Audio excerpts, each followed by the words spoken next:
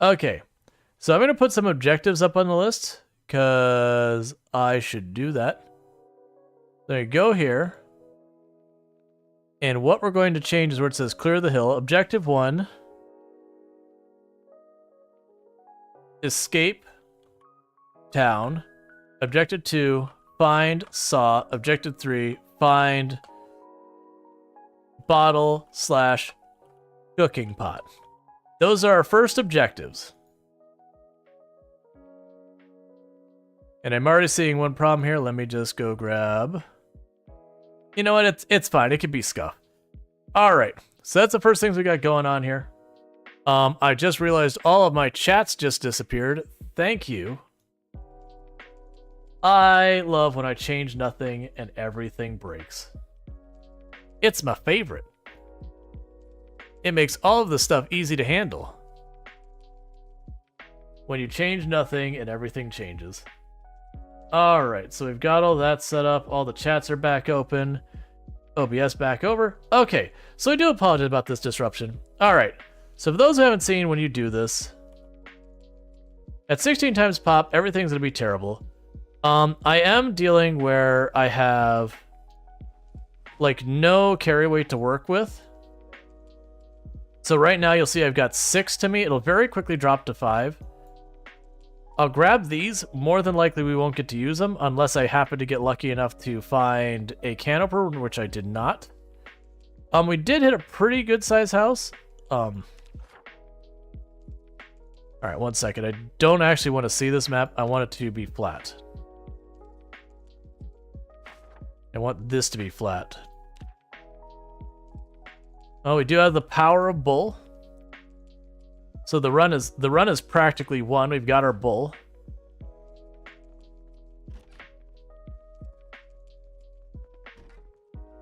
That's it. We actually don't have important things we need. Yep. Venus is still chilling. Ooh, we got ourselves a front fanny pack. We're going to wear the tank top and ditch the shirt, I think. It's a long sleeve t-shirt. Get out of here. Long socks? No thank you.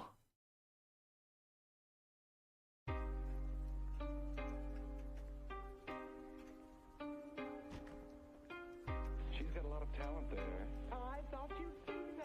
Okay. Back in Texas. So, we'll grab the blue pen. And that's what we got going on here. Of course, it's fog to begin with. Yeah, so wherever we are, there are zombies here of a decent amount. We do have to be careful. Oh, wow, we have actually really dense zombies here. Oh, that's not a good start. So we did trip and scrape ourselves. Alright, wherever we're at, we're really, really dense zombies. Right hand. It's always the right hand.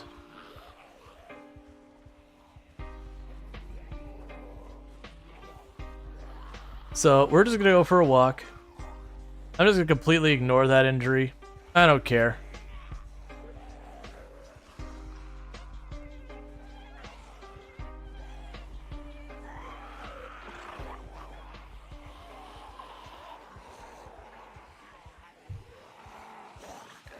And I haven't had to do this kind of thing in forever, so we are very rusty. I am deliberately not opening the map so that I can't just go, Muldrow's that way. Hi, Axe. Bye, Axe.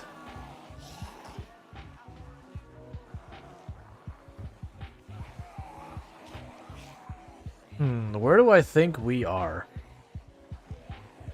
I could see this being at the outskirts of Rosewood. I could think this being the outskirts of Muldrow. Maybe West Point. I don't think we're near Riverside. I'm pretty sure we're not near Riverside. Oh, new character? Yeah, we're just gonna mess with doing some building stuff. Venus is still alive and well. Thank you for the follow. Welcome to the stream. And for those who are like, I just want to see RimWorld, why are you playing something else? This is something I do. Oh, I know where we are. I remember this zigzag. I hate driving this zigzag. But thank you for the follow. Welcome to stream. Yeah, I hate the zigzag. I know where we are now.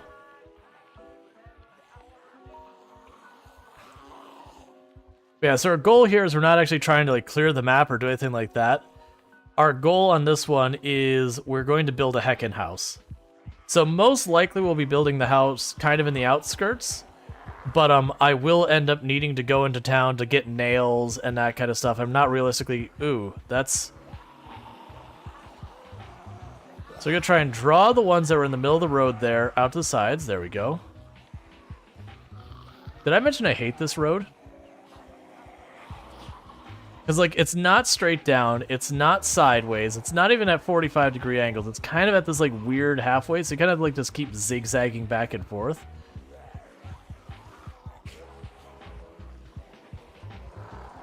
So we do need to be careful.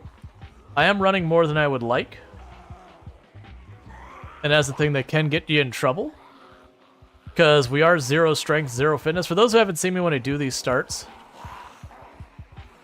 There's the skills I start with. So all those characters you've seen that I'm totally juiced with, this is the way they all start. Absolutely nothing. And horrifically overweight.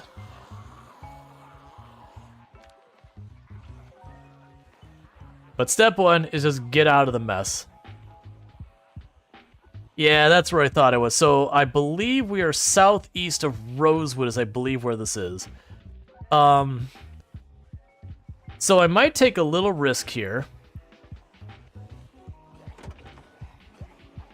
And I might try drawing the zombies this way. There's a drive-in movie theater over here. And I might just try to check a bunch of these cars. Oh, and where you see this injury, that's not a zombie injury. We tripped almost immediately. Because we were out in the boonies in Rosewood, and those forests, even on 16 times pop, get pretty gnarly busy. But my hope is to go to this drive-in movie, check the trunks of cars, because there's a good chance I could find some weapons, find some tools, find some water bottles or soda bottles. So a lot of the things we do want for early game can be here. The catch is, I'm going to be being chased by zombies everywhere. A lot of them are going to be locked.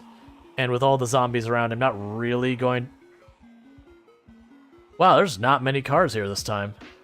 With those zombies chasing me around, there's a good chance I won't really be able to deal with, like, if a car's locked, I won't be able to, like, hop in the seat, unlock the car, climb out, go in the trunk, that kind of thing.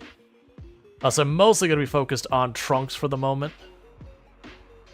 But we'll see. I might be able to ball them up and ditch them around something and then check the cars.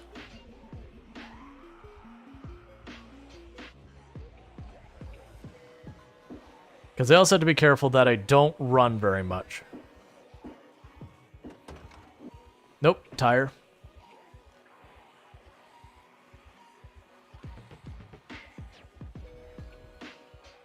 But just west of us, there's like a bus stop kind of place.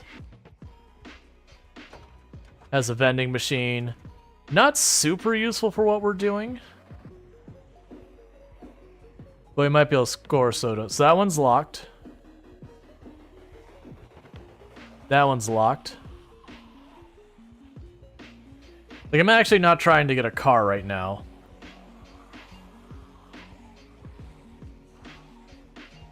We're just trying to score some easy early wins for materials.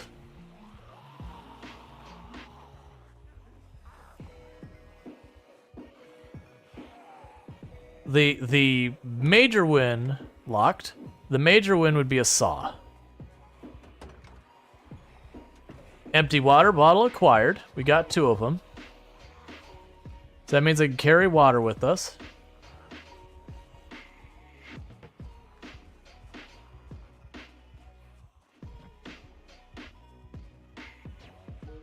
Then we'll check that car. And then we'll get out of here. Do you not take a class to start? No, I don't take a class to start because if you do, they'll give you skill points. Every class gives you skill points of some kind.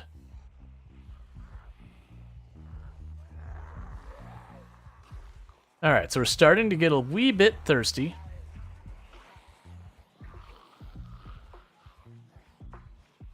That's what I'd hoped. Don't notice me, you. Don't notice me. Okay, there's nothing there.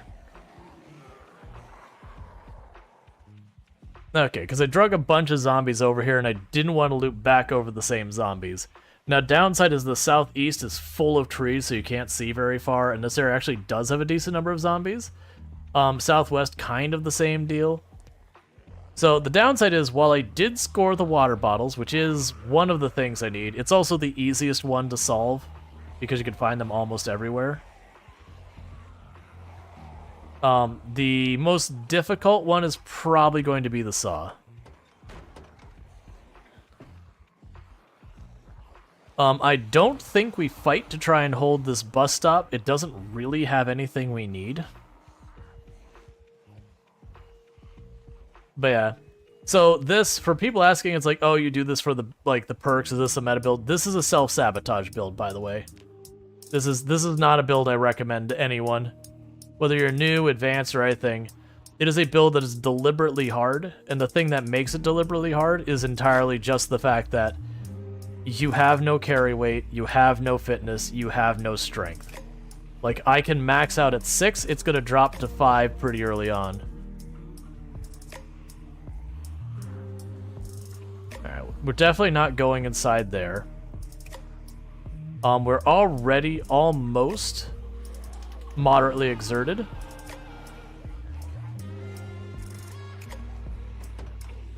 Okay, nothing there.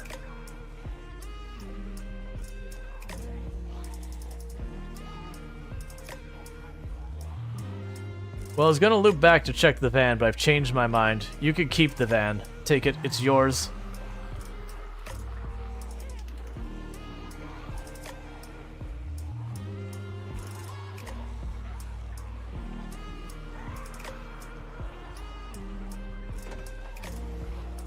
So that screwdriver would be nice, but I'm not actually, I'm not gonna go out of my way for a screwdriver. The zombies will deliver screwdrivers to me.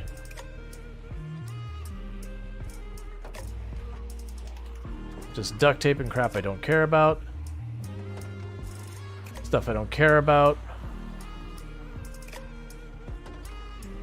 There we go. That's a trunk I want. We had a bunch of nails. We had an axe. There could be a saw in there. I didn't see one. But it looked like a carpenter's car.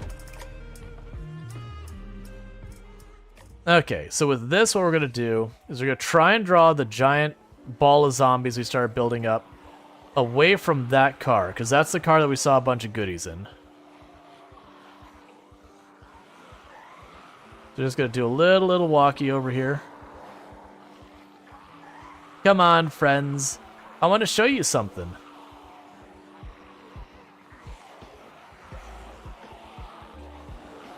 And that's how you slip away from a bunch of zombies, is what I want to show you. Hey, you, give me a minute. Okay. I'm not going to fight for that one. It just has the boxes of nails. I was really hoping we'd get lucky and get a saw in there. So we're going to ditch all these zombies. It'll be pretty easy. So all those zombies lost track of me here. Yeah, so I have a couple that'll see me go around here. So now I'm going to go around here. Now those zombies have seen me go there. And I don't want to be visible from this corner, so we're just going to keep running away from here. And now I should only have the maybe 5 or 6 who saw me over there. I'm not actually going to put a huge amount of effort into keeping them off me. It's just I want to get the giant ball away. We're going to move over. There's some houses down here.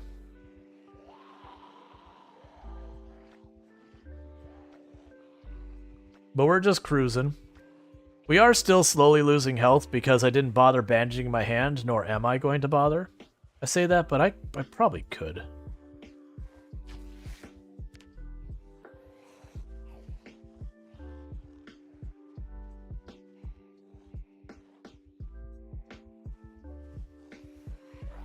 There, it's sorted. Okay. So this area is still pretty spicy. So we're not going to bar staying, because trying to go into houses with this much on you, it's just not worth it. You don't get time to actually properly check to get the goodies out. They'll just end up smashing all the windows and the doors and all that. So we're just going to keep going down this. Basically, the route we're going right now is towards the secret military base. Obviously, I'm not going to go all the way to the secret military base, because it is one of the highest density places on the entire map for zombies. There's nowhere to really ditch the zombies.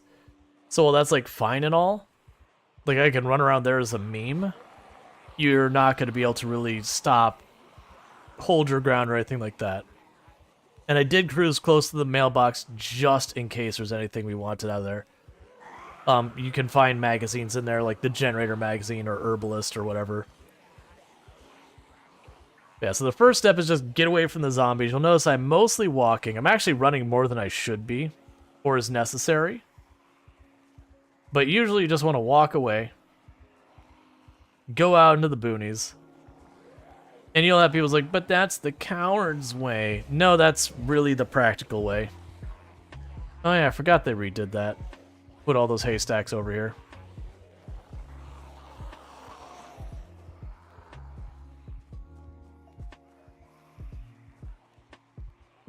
Alright. I know somewhere down here this thins out. I didn't know, because this wouldn't be uniform. No? Yes, this... I don't believe my mean setting was uniform. I'm suddenly wondering if mean was my uniform one. Because if mean's my uniform one, we've completely started this in the wrong way.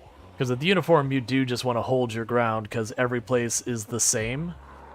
So you've got like the little pocket that the game spawns in to let you have a place to spawn. So you want to work with that little pocket to slowly clear around you. I don't think this is uniform. It doesn't feel uniform. Uniform would be expecting a little bit denser zombies.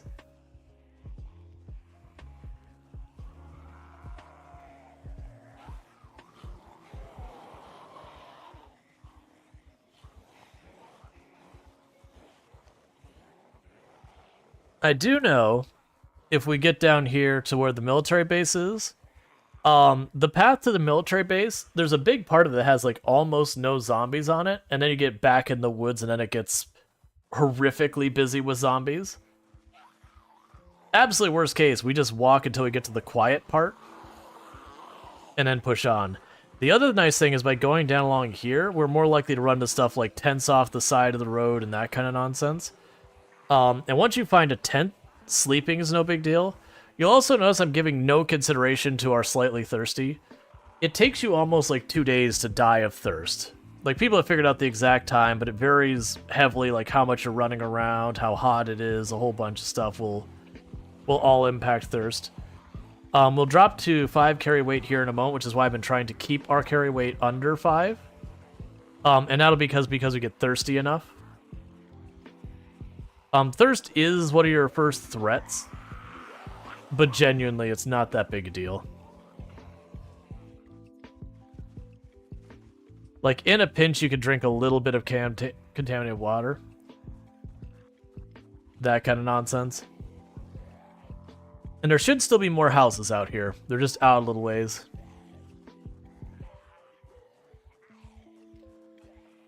And then plus with thirst, if it gets really bad, you could just duck into a bathroom, a house, whatever. Fill up your bottle real quick, and then get back out. Like, don't, like, if you're in danger, like, don't stay to loot more. Just get what you need and move.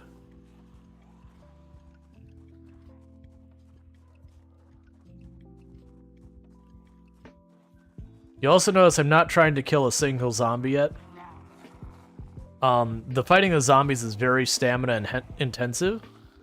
Very endurance intensive. And the issue I have is because my character is such low endurance that if I stop to fight anything, we're gonna have to like sit down and rest, and we just won't be able to, you know, sustain. Like, even just walking away from the busier cities and all that can be a thing where you push your character's endurance to the limit. You have to do like the little dashes to get around zombies like that, which I could have gone the whole way around, I just didn't feel like it. Alright, so pretty soon we should see the zombies thin out, And then we should have, it's something like 2 or 3 littler houses here at the end of this road. And then if you keep going west, the road will start turning northwest. And where it turns northwest will take you towards the road that leads you to the military checkpoint. Or not military checkpoint, the military base out in the woods. Like I said, clearly we're not going to go down there. Like, I could see memeing and trying to get down there to steal a military backpack, which would most likely result in our death because it is one of the most... I mean, I consider the military base road to be the most dangerous place in the entire map, even over, like, Louisville and the prison. People will argue, and that's totally fine.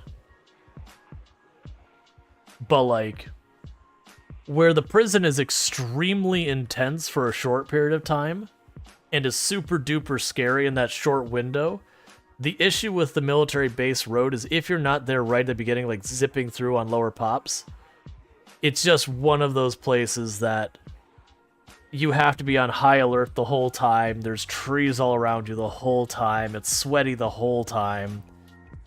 Okay, so it doesn't seem like the zombies actually thinned out as much. It's been a long time since I've been down here. And usually when I'm down here, I am clearing gradually, so I may have pulled them from farther up. So I probably want to take this road to north. I'm going to zoom this out just to show you. Yes, the road to the north here is the one that goes towards military base. I am going to take it. Because this does take us in a direction that we should start seeing less zombies, as long as I don't keep going towards the military base. There's a path that turns north a little ways up here, and if I take that path, it should be good. What's also interesting is this is already overgrown. Huh. Because this is a road that I'm used to, like, late game having to drive on here and chop down all these trees. I'm surprised. It could be my game settings on this one. Alright, so right now I actually don't need to have my inventory up anymore. There's nothing for me to loot. There's not going to be anything for me to loot anytime soon. Alright, so we've got a group over here, so let's cut left. I cannot see what's back here. There's a group there. Ooh, hi. Thank you, line of sight. That was scary. What's your settings for this run? We're on 16 times pop, multiple helicopters. It's basically the same settings as Venus. We just didn't start in Louisville. We randomed to just a little bit north of the drive-in movie theater by Rosewood. And then we're going to go stroll. We're going for a stroll in the general direction of the secret military base. We're not going towards the secret military base long term. I'm going to take where the road splits north. All right, so we're officially at moderate exertion.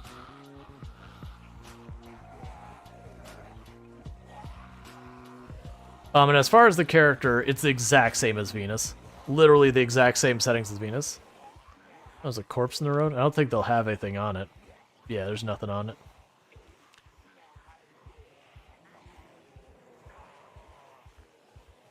Okay.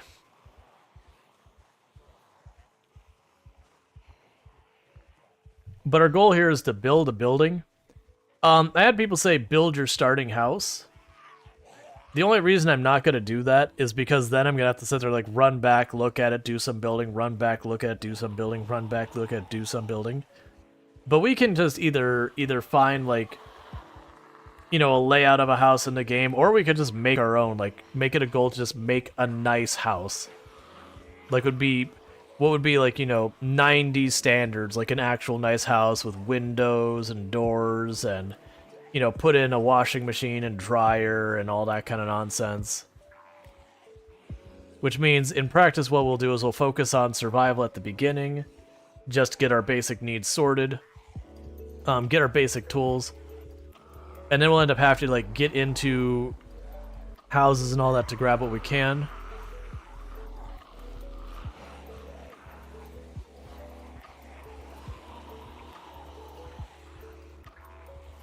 Some of them do, Toxic. So if you actually look at, there's multiple speeds of zombies. So the zombie that has the one hand out, that's a slower zombie. The zombie with two hands out is the faster zombie. The reason why the faster zombie is not in the lead is the one with the one hand out is in its way. But they're shuffler and fast shuffler. But they go fast shuffler when they put their hands out. It's, you know, that's when they switch to, like, whatever speed they are. For the record, the difference in them is not really that much, though, between Shuffler and Fast Shuffler. Okay, so we are getting to the point that we're getting overburned because we're getting hungry. We're gonna eat some chocolate chippies.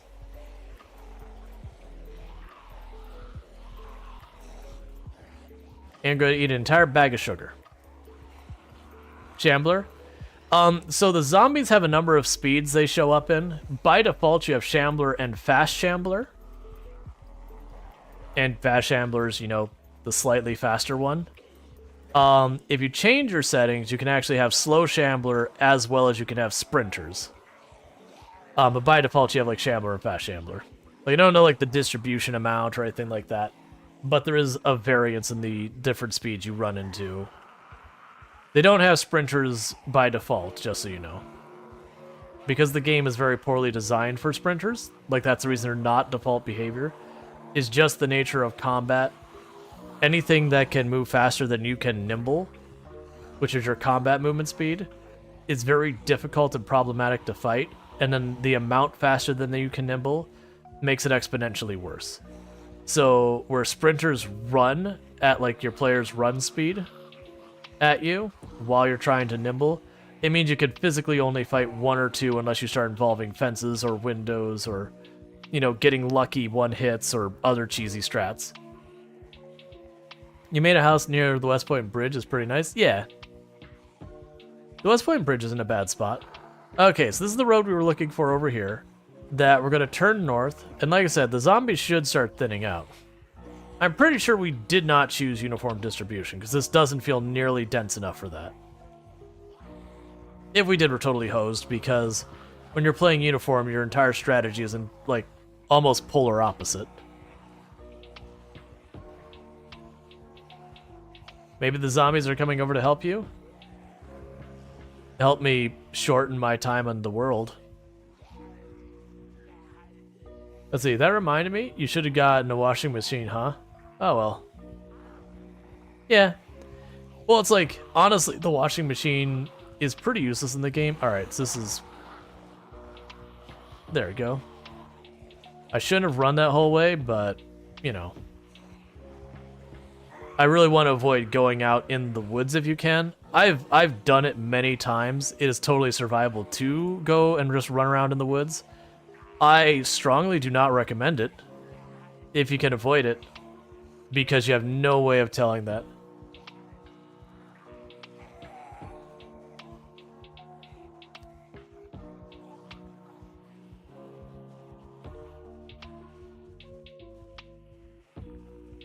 This is like, zombies are just prions. They could convert you into the lowest energy state you can exist. Yep.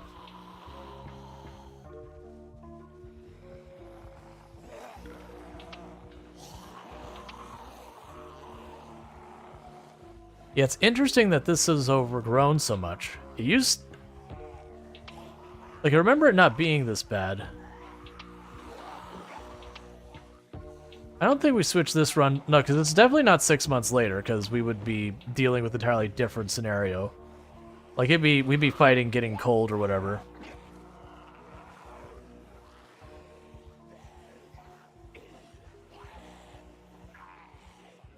Alright.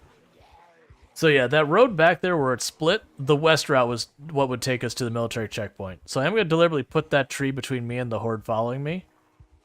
We should be getting to the point where we stop seeing any meaningful number of zombies. So we're now in the mode of trying to line of sight the zombies as much as possible.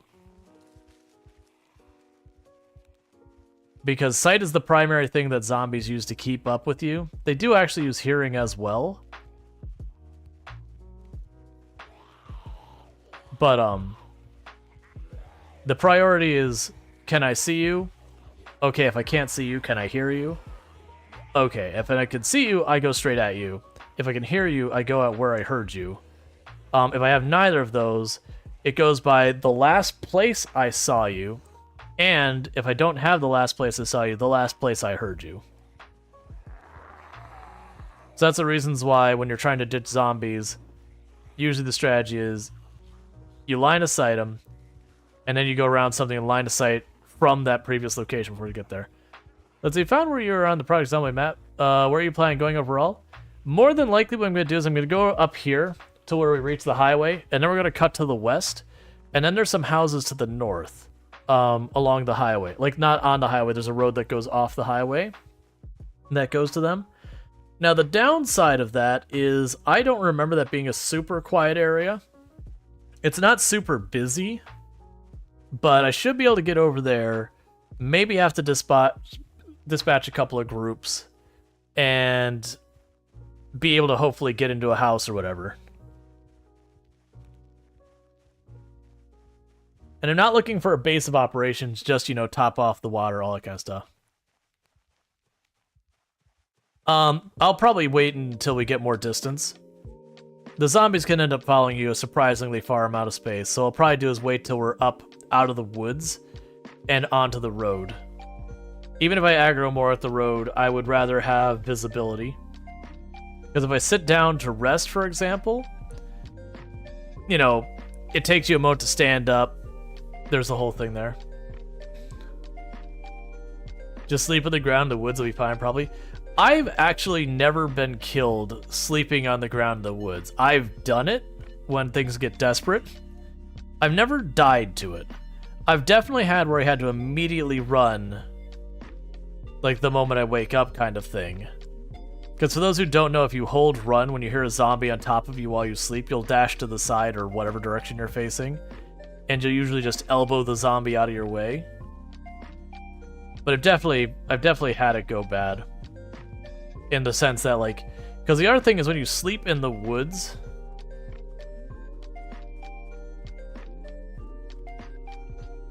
you always hold shift when getting up? Yeah, I know I probably should do the same. I just don't like having to keep my finger mashed on a key forever. It's fine. I haven't been caught sitting down in a very, very long time. Like, early on, it happened all the time. Or when I'm just, like, straight up not looking at the screen, I've been caught sitting down. Where, like, having shift on the key probably wouldn't have made a difference anyways, because, you know, being distracted. Okay, so we're starting to switch to where it gets to road. There's actually a nice open area here, so this seems like a good enough area to sit down. To recover some endurance. Yeah, well, I mean, you have to hold WASD. Because unfortunately, the move to the game, the move to this thing, walk to, you can do that and it's fine, but it makes it so it's very difficult to react if you get yourself in trouble with a zombie. It is a way you can fast forward while walking, so if you're impatient, you could just, you know, move to fast forward, move to fast forward, move to fast forward kind of bit. Or I think you can even, there's even a way I think you can like hold it to keep it going. But there's a whole thing.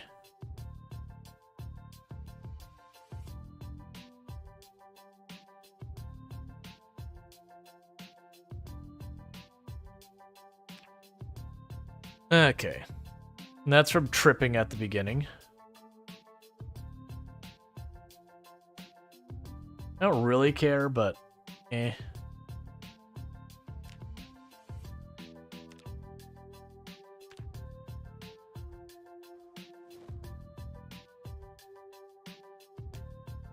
Okay, so we did have moderately exert disappear off our bar, but that doesn't really matter. I'm gonna let it go a little bit higher because more than likely when we get to our destination we're gonna be in for a fight, so I don't want to go into it with any exertion going on.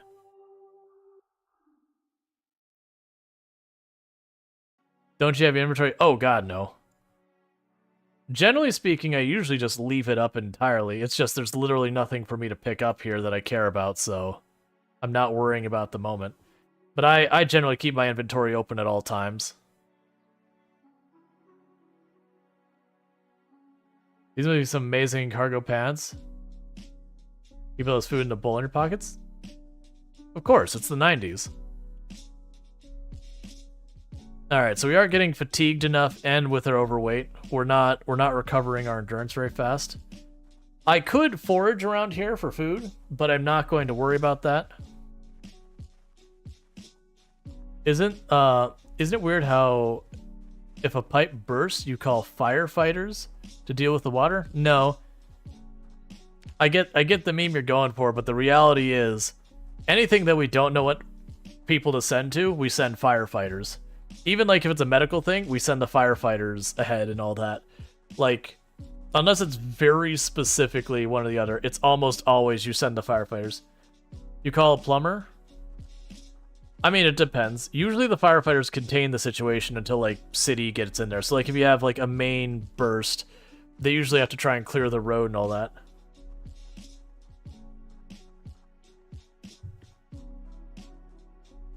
Yeah. Well, and the reason they do that is firefighters have the most locations, so they can usually get there faster than any other emergency services group. So you could wait an extra 15 minutes for the ambulance to arrive, or you could, like, the hospital ambulance arrive, or you could have the firefighter ambulance arrive right away. And they have most the same training, so it doesn't really matter that much which of the two you get. Yep, and fire's trained most broadly.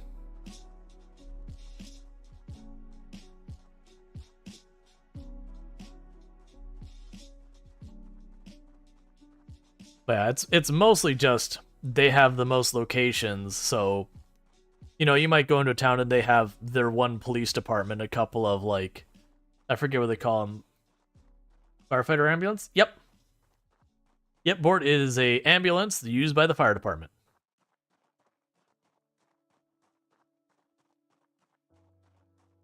Because when you go to, like, the typical fire department, at least here in the US, they'll usually have, you know, some number of fire trucks and some number of ambulances, and then, you know, like, a handful of just, like, regular trucks for their stuff. Yeah, they also have heavy tools. Yep. Yep, so if someone's, like, trapped in their car or whatever, they could just mangle the car apart. Jaws of life it. Meanwhile, only Rosewood and Louisville have fire stations. Yeah. But that's a video game.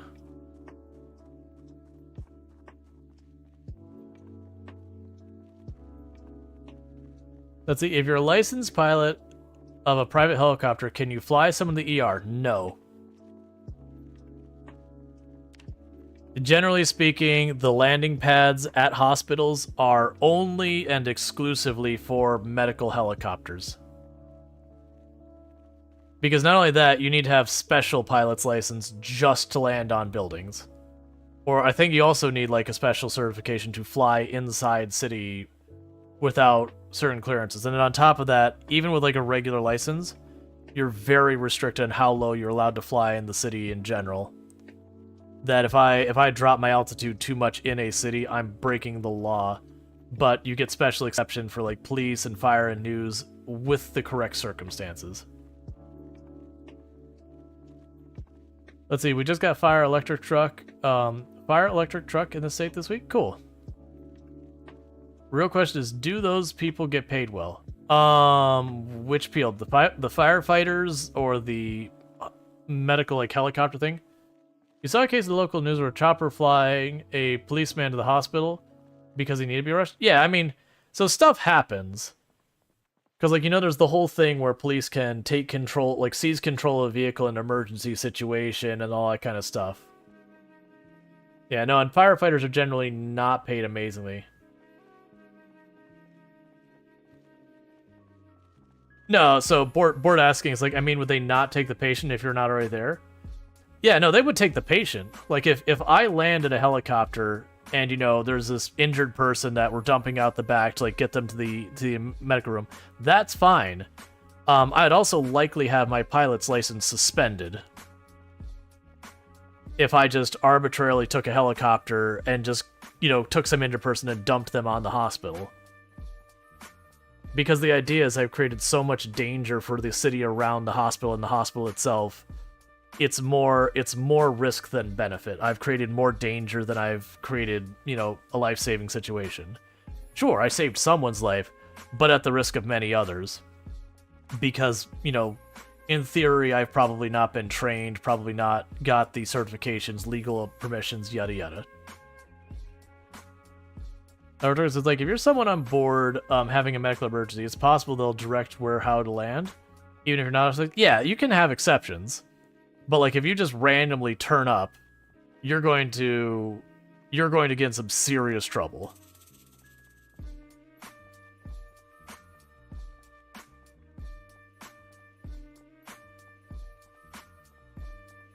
It'd be in line if, like, there is a hostage situation and police are on scene dealing with it, and you just decide to arbitrarily go, I can handle this, and then, you know, run and kick the door into the building while they're trying to negotiate and try and handle it. Your butt is going to jail. Because you put a hell of a lot of people at risk and all that. Like, it's just not what you do. You're not authorized to do it. You're not supposed to do it. You're making everything more dangerous. Could it work out in the end for the better? Sure. Absolutely. Is it likely to? Probably not. Like, that doesn't fall under Good Samaritan. Good Samaritan only protects you for stuff like if someone's bleeding and you try your best to save them, and in the attempt you actually make things worse, you can be protected by Good Samaritan because you were genuinely trying to help. But that's like for medical intervention kind of things, like first aid. And the lesson here is, be sure you have a friend who's a licensed pilot before you mess with me.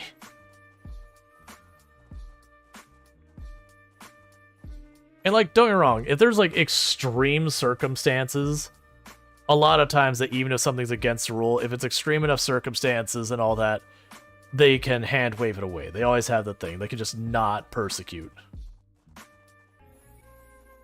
Yeah, CPR has one of the biggest Good Samaritan laws, is rhetorical. Yep. Because you can actually do a lot of damage to a person doing CPR. But at the same time, if the person's going to die, you know, you do your best.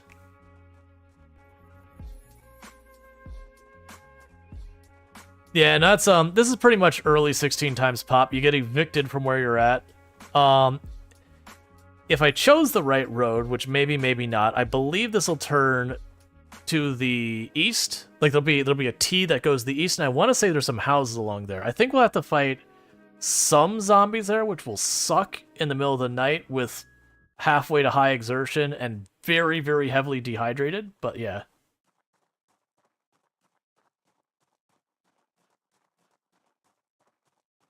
Let's see, man. Have some sort of issue where your right click, when drafted, will not spread out your units. It's the worst. You despise mod diving.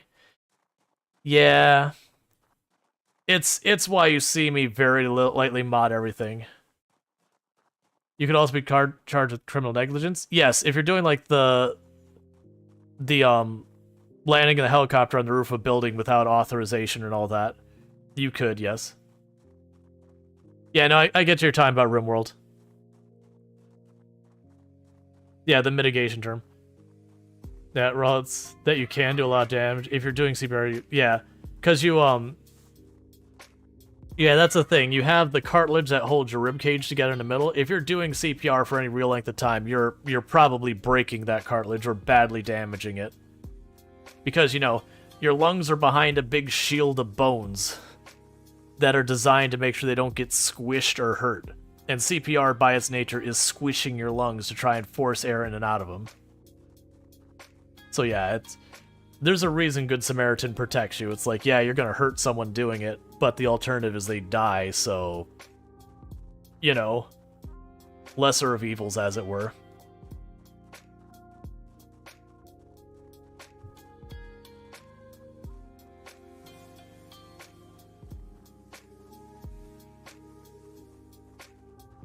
Most emergency intervention is not gentle.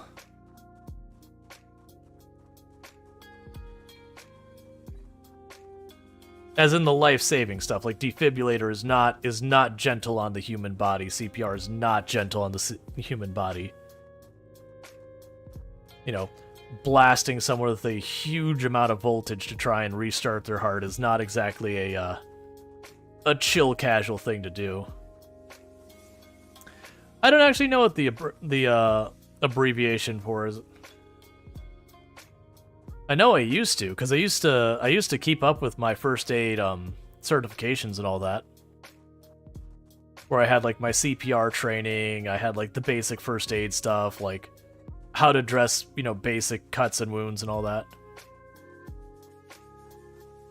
Yeah, cardiopulmonary recitation. Gotcha. The thing is that if you have a current CPR training, you are legally required to render aid if necessary. Correct. As you're not talking about RimWorld, if you steal a car but was to rush someone to the ER, but you broke the law. Let's see. Let me read that because I got zombies up ahead. You're not talking about if you steal a car but you want to rush, or you have to rush the hospital to the ER, you broke the law, but you're saving someone's life may mitigate the charge. May. Yes. That's the thing. You broke the law. They have entirely the choice of hitting you with a maximum charge for Grand Theft Auto, reckless driving, public endangerment, everything else that could fall in that category. Or they might go, you were rendering aid, we either hit you with a lesser sentence or no sentence at all. But it's one of those things that you're at the mercy of what they decide to do. And you go, that's dumb, whatever. That's fine if you disagree, but the reality is that is what it is. Alright, so we did get a watch. We got multiple keys to the same car from the looks of it. Alright, Iggy Maid, you take it good. You take it easy. Thank you for hanging out and all that. Yeah, it's get a good lawyer. Alright, so that gives us a weapon. These are both wrecked, so I can't get inside of them.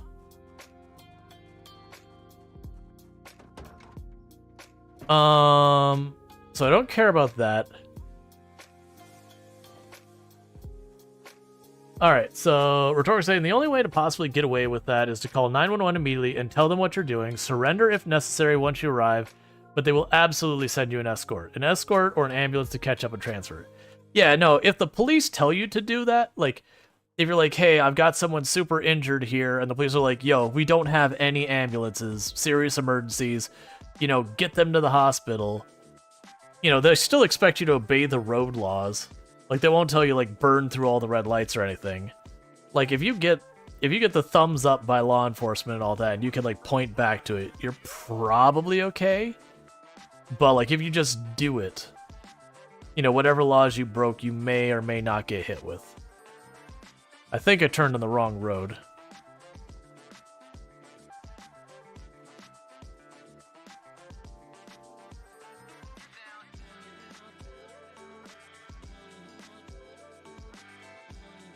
So this wrench is the most damage, so I'm going to use it first because it'll break fastest. So we can ditch the extra weight, because right now we're over encumbered, so I'm actually going to be burning endurance just walking around. Is that the T-junction you mentioned? No, I think I made a wrong turn. But that's part of why I didn't pull up the map to confirm it, is it's more interesting if I have to go this way. It's also those things that I have these canned goods. I can't eat any of them because I don't have a can opener. You read once, the answer to every legal question is, it depends. I mean, the answer to every question is, it depends, usually. It's just, how much it depends has a lot more wiggle to it, depending on the situation. Alright, so if I... No, I might be on the right road. I think the turn is north here, and like I said, I believe there's... It's only like one or two houses, but there's a couple houses on the east side, and if I keep going north from here, like a long way, you get to the abandoned village, city, whatever it is, where it's just like a handful of houses, a lot of them burned down and falling apart and whatever, but there's like the one hunter's place. I don't plan on going all the way up, because that's almost all the way up by Riverside. We would have to pass, there's the military surplus store. I don't plan on going for the military surplus store right away. And the reason why I wouldn't bother going after the military surplus store is while you can get a very, very low chance of finding a military backpack, which would be exciting, it is a pretty dense place zombie-wise.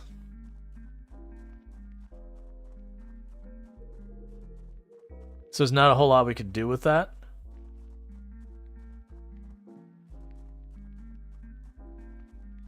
Alright.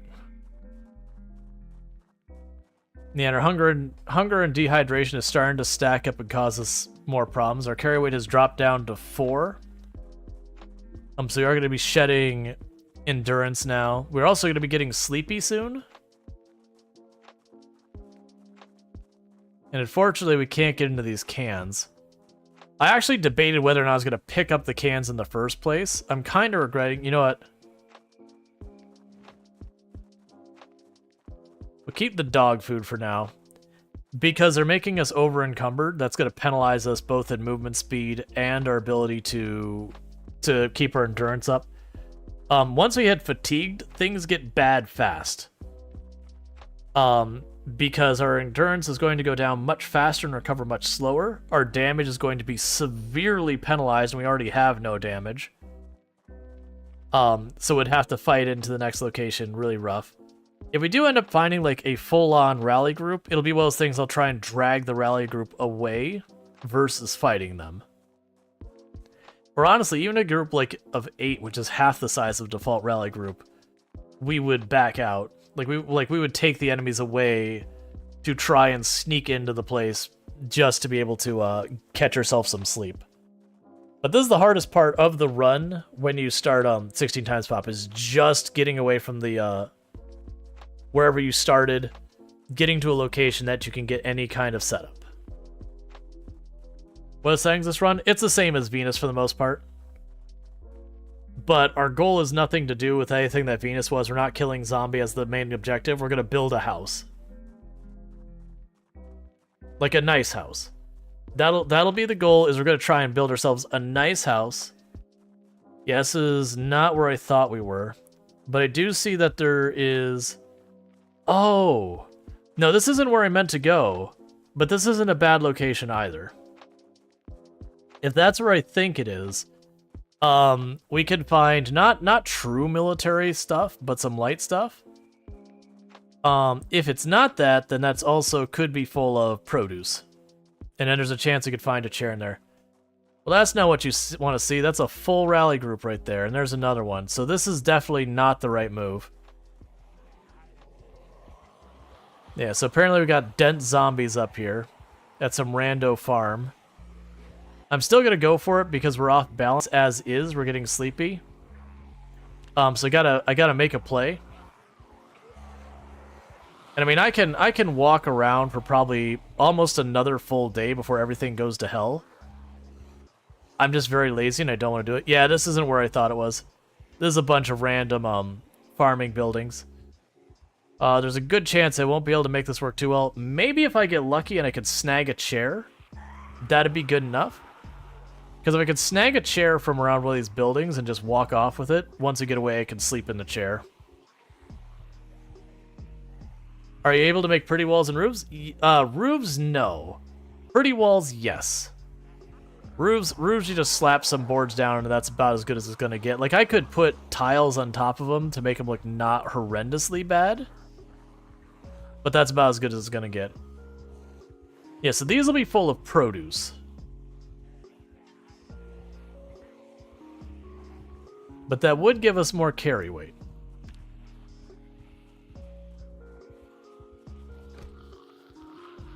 Alright, you're locked.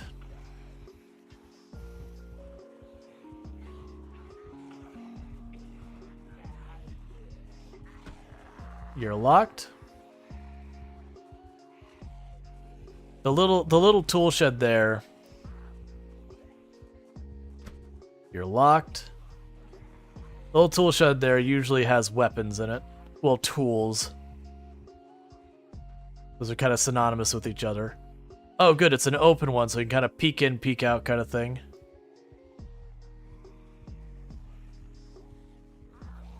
We might also get lucky. Some of these will have a sink in them.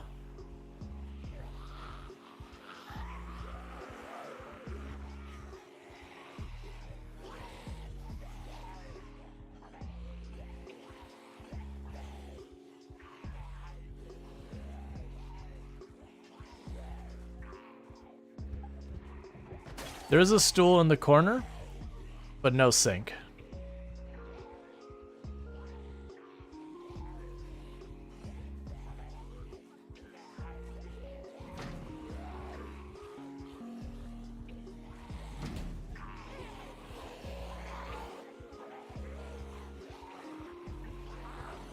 This is pretty annoying.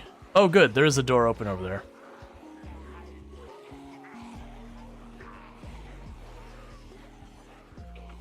Because those also often have a sink in them. So that, we could probably find a chair in there. We could probably find a sink. We could probably find most of the things we want. So what I'm going to do is I'm going to deliberately make a ton of noise. Walk around this way.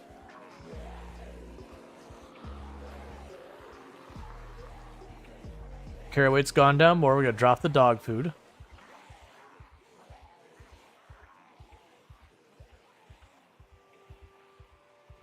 So let's hope there's not a really good group right back here. There might be one right there. It's looking really discouraging. There is. No, it's not a full rally group, but there's a handful. Don't mind me, zombies. We're playing a little bit of a dangerous game here. But we are hitting that point of thirst where this is time for a dangerous game.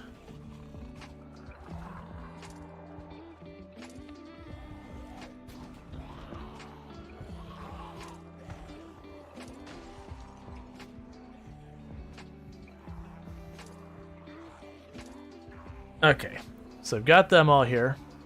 Let's hope they're not making too much noise that we die right here. Okay.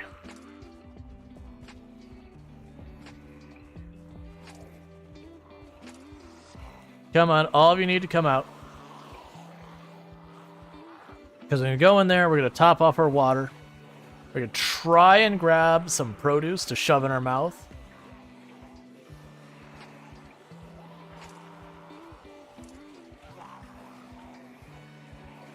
Now, I don't want to go around that same building we wrapped around before.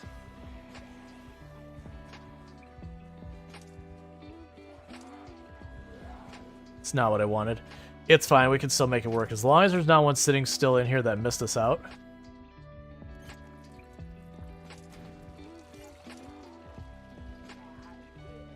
Okay, so we got a water bottle sorted. Why is there no produce in here?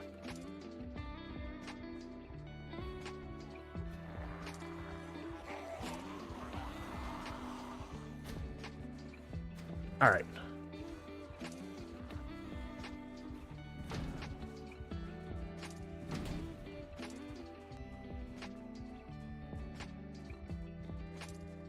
Okay, so I want to steal one of the chairs out of there.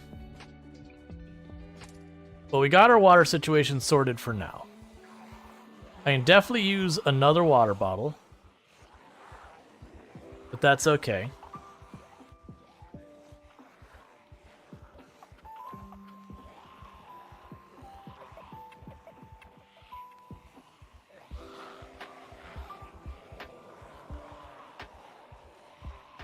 Survivor takes water, zombies, and I take that personally. Yep. But it also made it so we're not super duper overburned again. I'm surprised there's no produce. Usually when you go in, these are full of they're full of produce. That's interesting that they opened that door as well.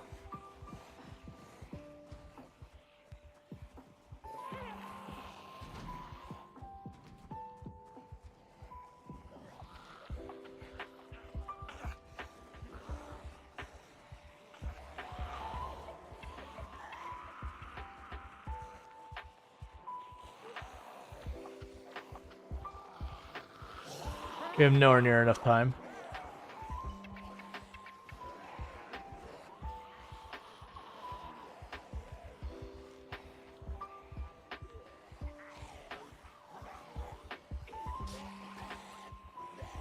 Elbow our way past.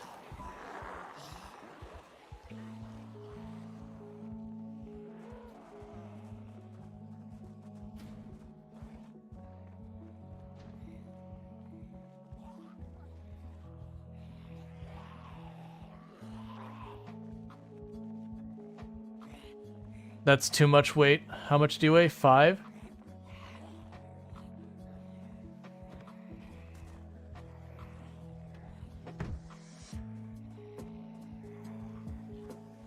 Okay, so this is a really dangerous game we're playing now because the issue I have is that chair weighs way too much for me to carry.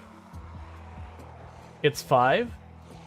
Honestly, drop the wrenches. Drop the wrench. Drop the wrench. Oh, come on.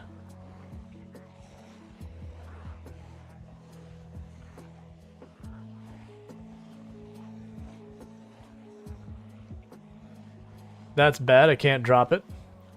So yeah, we may have just killed ourselves. Because what's going to happen is we're about to hit high exertion. And I can't just drop the chair. You have to put down the chair. And so I need to ditch the zombies, but right now they're moving almost the same speed I am. Hey, real friendly. Yeah, so we've just killed this character. Because I'm now trapped with the chair in my inventory, and I can't ditch enough weight to not have the penalties.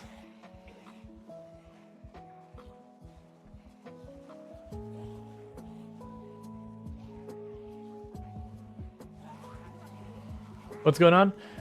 We were just messing with the character to build a place. What I'll probably end up needing to do is do a reset.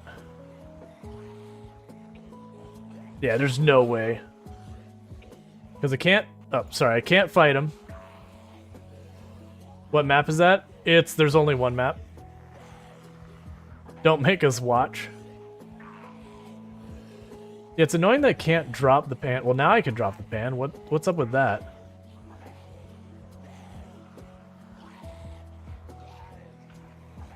Okay, we've somewhat solved our problem, but not really. I did manage to get the chair into my hands, so that... Oh no, I almost never run mods. You know, the whole thing. If you have to ask if I have a mod, the answer is I don't, usually.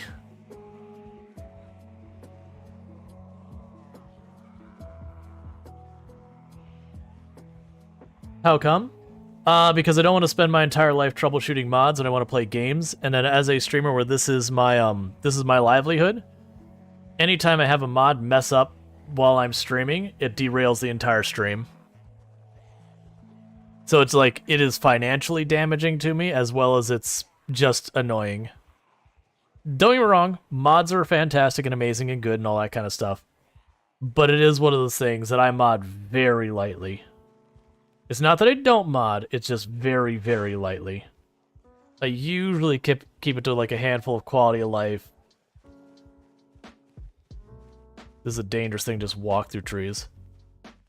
So the issue I have is I'm slowly draining endurance. Once I go past this line, it's bad news bears. Like right now, even not being overburdened because we got to high exertion, it's bad. So the hope here is that I can get over here, away from all that, drop the chair, rest in the chair and catch a quick nap, and then we have the ability to assess where we're trying to get to. Because we definitely missed the turn. Let's see, we can't see the line. Oh, see the lines? Yeah, here. There you go. Yeah, so that there is our endurance. And you'll notice with my mouse over that, it's just going down steadily. That's what happens when you hit high exertion. That's the reason why high exertion is so dangerous. Is until you hit high exertion, if you just don't attack things, it usually recovers.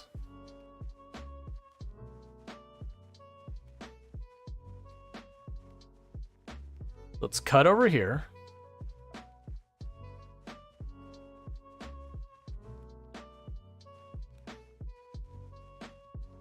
Because I'm just trying to make sure the zombies behind us lose track.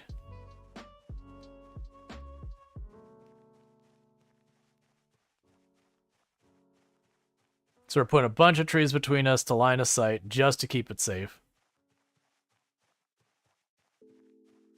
Let's see. So I've seen you wear that PoE shirt before. I could tell it was parroting Evolutionary Man. But you just noticed the first one is laying face down. It's hilarious. Yep.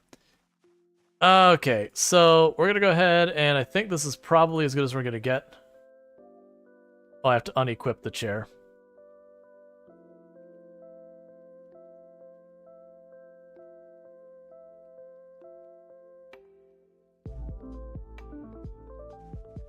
Alright, risky sleep is risky.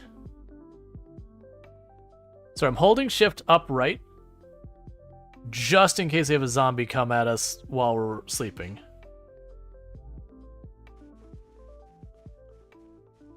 So I didn't get fully rested, so we'll sit down real fast and recover the rest of the way. And with that, we're back to basically where we started this round. Only difference is we're quite a ways down in our hunger. Our thirst is actually totally fine. And I've got one of the 2 water bottles I managed to fill up while we were inside there. What I'm going to do here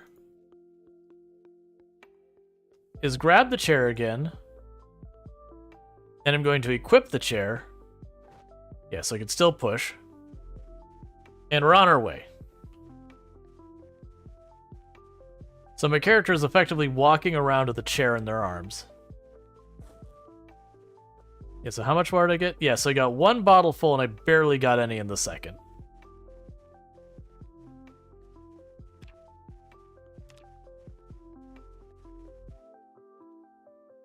Ho ho. Yeah, we're not playing the mushroom game. Didn't they remove producing spawn from the warehouse last update? If they did, that's news to me. That said, it's usually not relevant to me, so I could also see completely missing that detail. It would be weird, like, that's a weird choice to me for them to do that. Because it's only good for, like, right at the beginning of the run. After that, it doesn't really matter. Yeah, all mushrooms are edible once. Yeah, that's the...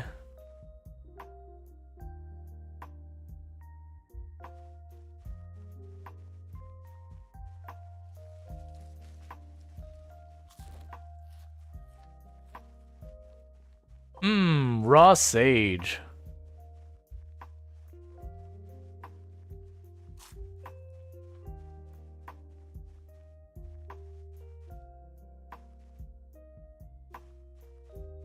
Twigs.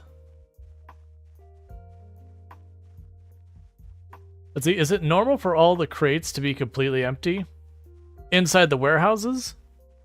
I mean, I don't know. I don't loot buildings very often. Like, they used to have tools way back in the day. And then when Build 41 came out, they switched them all over to having produce instead. And then usually what ends up happening is shortly after the beginning of the game, the produce all rots and that doesn't matter anymore.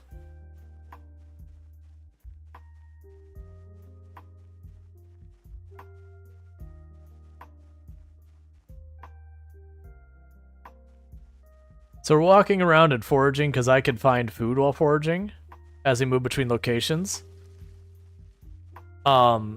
And I am trying to slowly work my way north along this farm.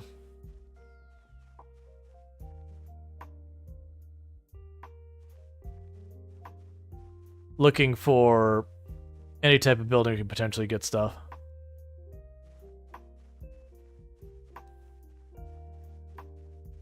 But you'll notice I'll actually discard a lot of things. That, like, you know, people take, like, chipstones and sticks and all that for making axes, which is fine. That's a reasonable decision.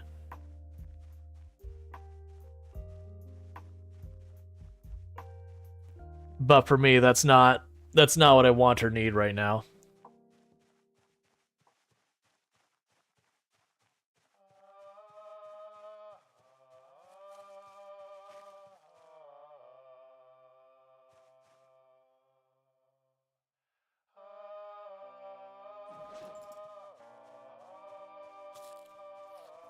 Eat ourselves a little pill bug. Because depression basically means nothing.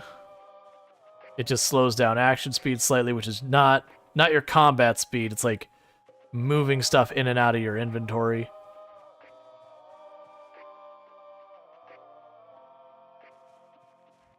We're also leveling up our foraging, which means we have more chances of finding other good stuff.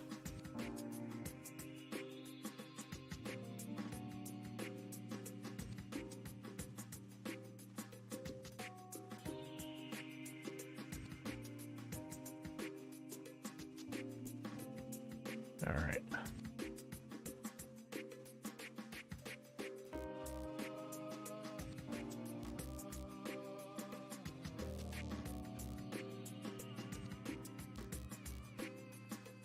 We're getting very hungry.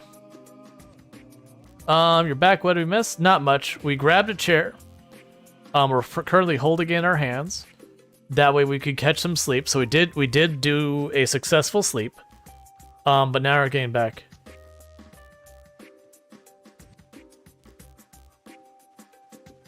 Basically, land Grimm's basically in both relation and taste. Interesting. Surprised we're not finding any. There we go. Foraging one.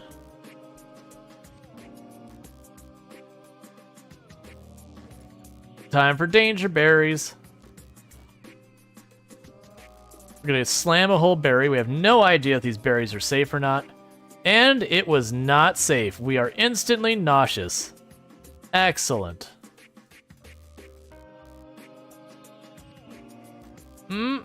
Poison berries. One berry should be safe for us as long as they don't eat more.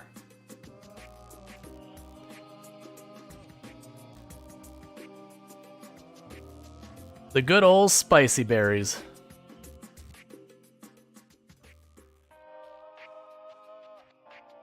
Alright, so with that, let's put down our chair.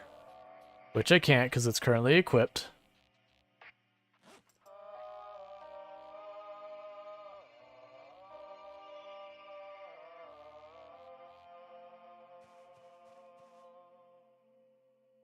Oh, weird. You can't put it where there's the stocks. I never tried before. Apparently I can sleep here. Holding shift to run just in case. Oh yeah, we're turning that off.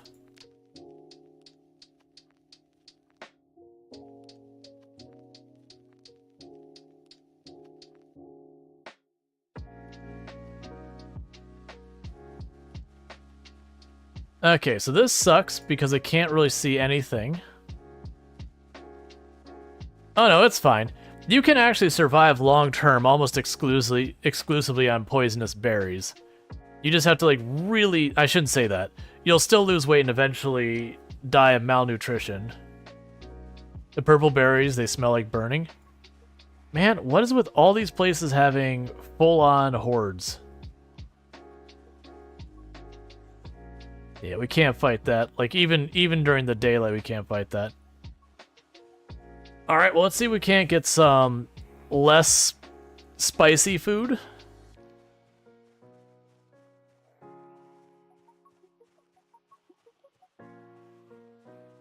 Like, a while back, they added a bunch of zombies to a bunch of the random farms out in the middle of nowhere. Because it used to be that's what you do, is you just go to the farm and it's fine. Which is fine. Usually what I'll do is once I get a couple of things, I get some weapons and whatnot, I'll go and clear out some building or farm, whatever. But yeah, like full on hordes to like get some like random little farmhouse is not worth the time or effort. The big thing is I can't really see what I'm doing.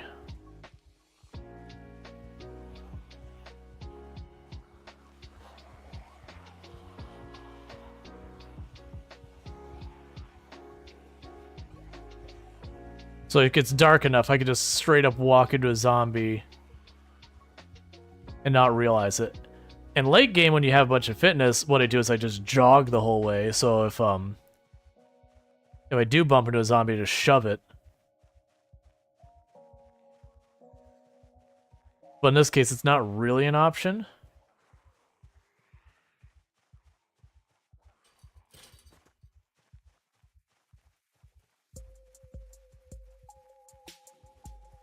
Guess we're too low fitness. Oh, that's not real.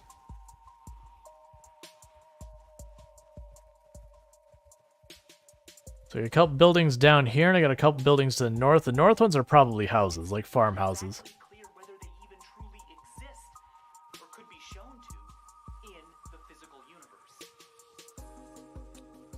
If they do, if one day physics finds a use for them, that's great.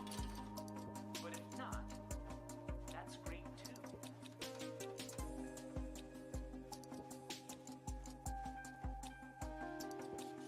All right.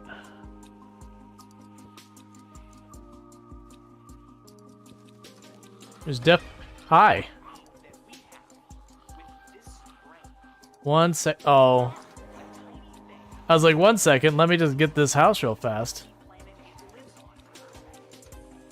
So the problem is I actually have like literally no weapon. Discovered something Oh, that's a whole horde down there. Let's go north instead then. But yeah, so that's the reason why you're not seeing me fight anything. We are weak, obese, and unfit. Now let's take a little sippy sip of that water. Oh, good. Questionable berry. Let's slam that joker down real fast.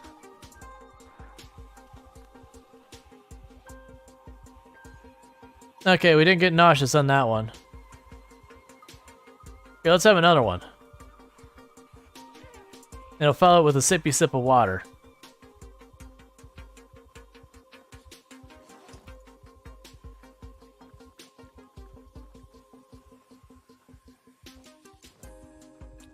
Okay.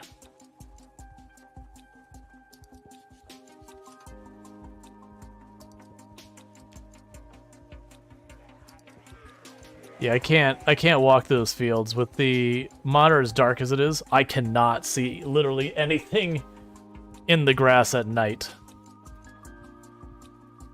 That's why when you see me playing on Venus, I usually will never stay out after dark. Oh, let's go this way. This way is more likely to lead me to more stuff. Because we're probably not getting too far from why thick skin. The way I think is my traits are self-sabotage. They're not strategically smart. They're not meta. It is literally a bad build. It is a very deliberate, unintentional bad build.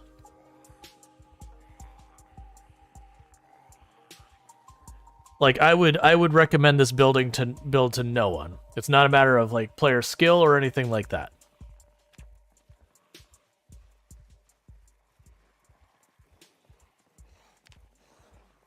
But the advantage you do have with thick skin is you have a small chance of just not taking injury.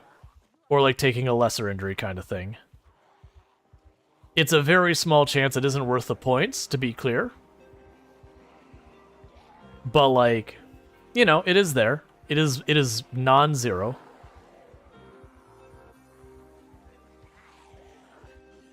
But yeah, now the problems with this build more than anything is the complete and utter lack of fitness is probably the biggest sin of this build.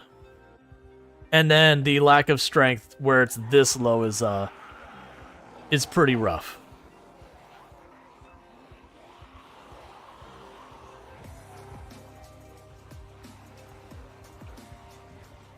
Okay, so let's go check out, see if we can't sneak around this farmhouse here. I'm also deliberately not going to the places I know I can go to. Like, there's the military boot camp that's over by Rosewood. That's a really good place to start a run. Yep, don't need those.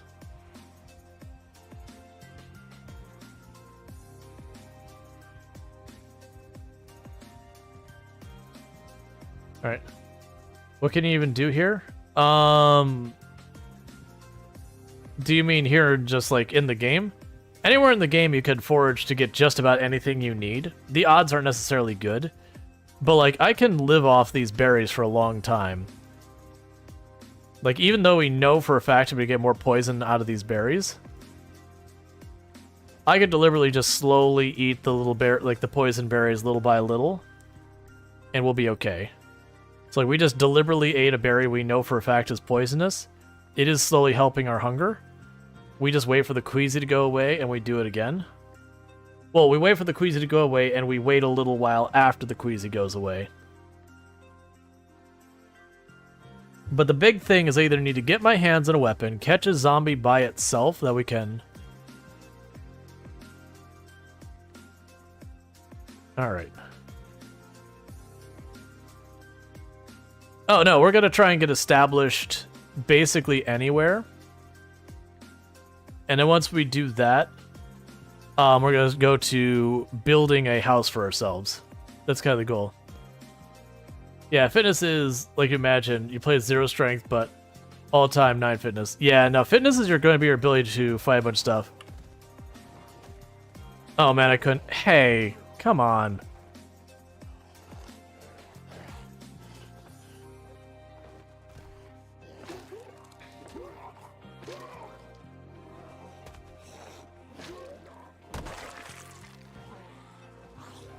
Okay. I was hoping to get, like, cheeky steal stuff, because there's a good chance there's a duffel bag in the back of this ambulance.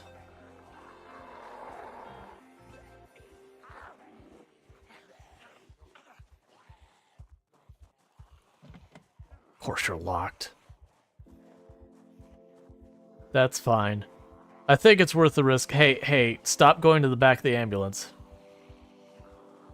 I think it's worth the risk on this particular one to try and get into the driver's side door to open up the trunk, because it'll most likely have a medical duffel bag.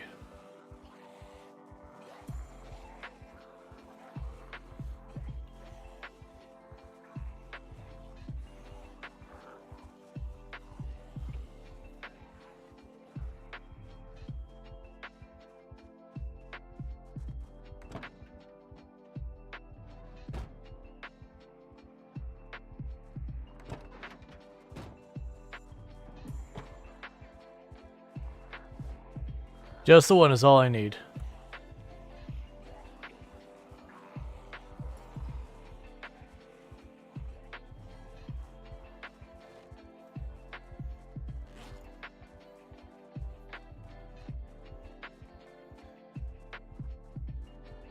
And we got ourselves a duffel.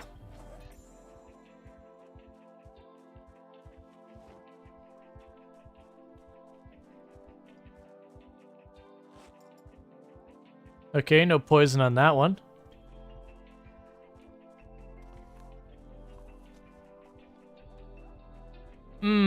Poison berry. Alright.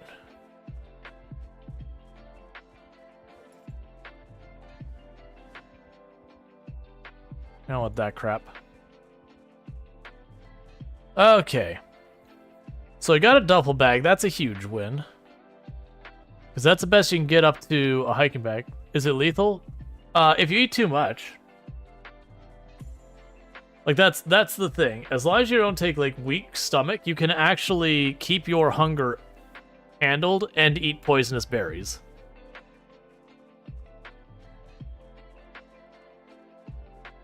Ooh, we moved up to sick. That's not what you want to see. Maybe that first berry did have a little bit of poison. Playing a dangerous game in that one. We're only in danger if we hit feverish. If we hit feverish, that's a bad time.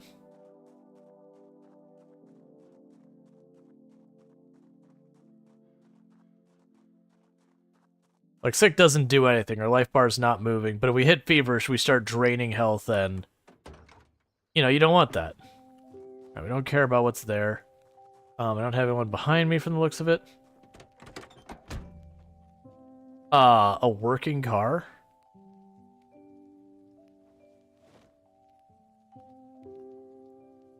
Oh, it says a dead battery. Hey, Alex, Timmy, how's it going? Oh, we got a wrench, so we have ourselves a weapon now.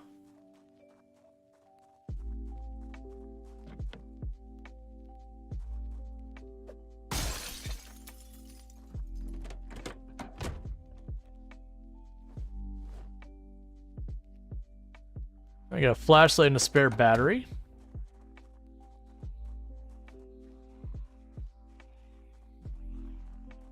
Okay, so... Put the chair in her backpack.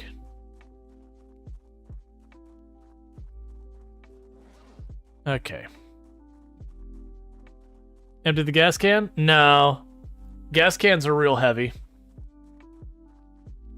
Lugging a gas can around when I don't have a car to take it to is not worth the risk of carrying it.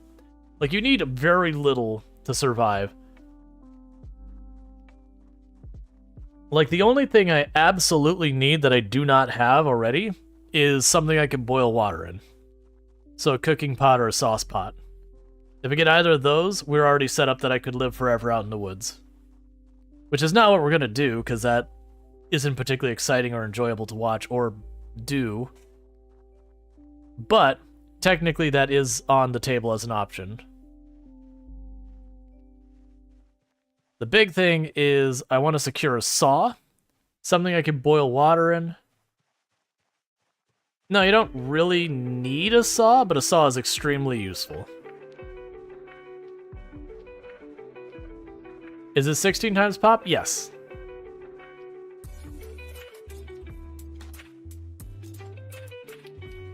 Because I found every time I play with less than 16 times pop, I get bored.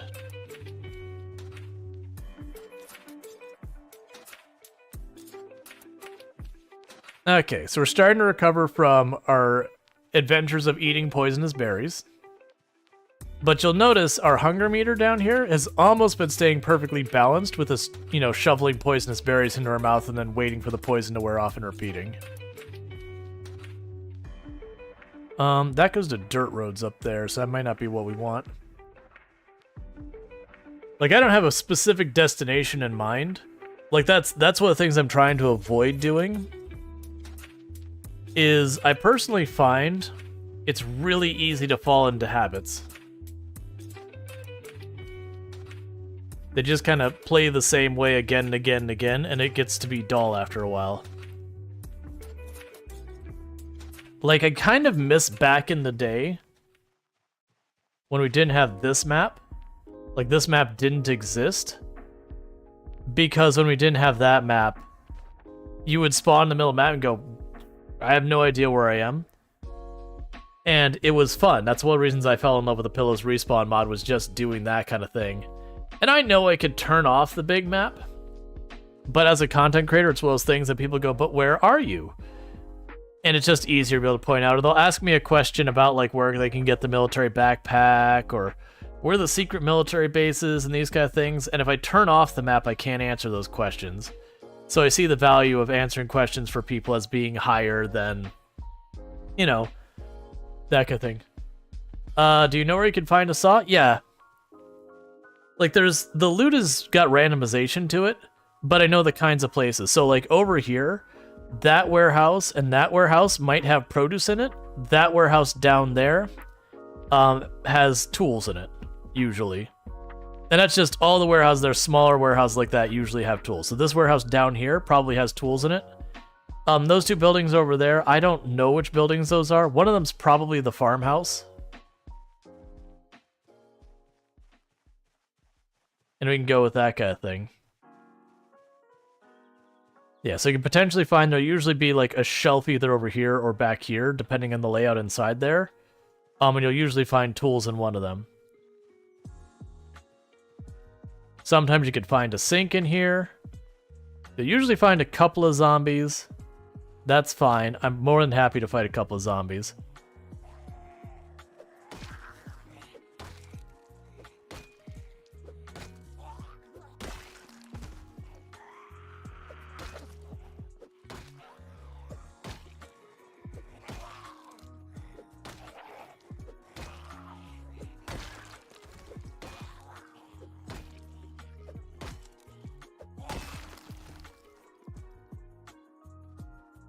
Could you let me check? I want to get dressed, lady.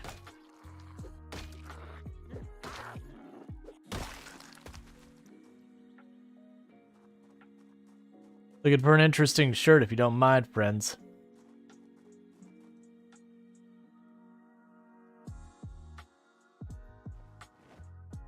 I'll put the meat cleaver on her right belt.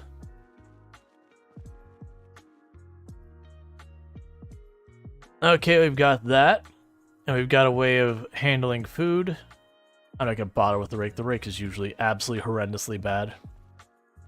Alright, so there's plaster there. That's all the things you need for houses. We can use the gravel for a road. Here we go. So we've got our saw, we've got our screwdriver, we've got a shovel. We've got a pipe wrench. We're basically set. So the problem is, I can't actually carry this much. Yeah, no, this is pretty typical for these buildings.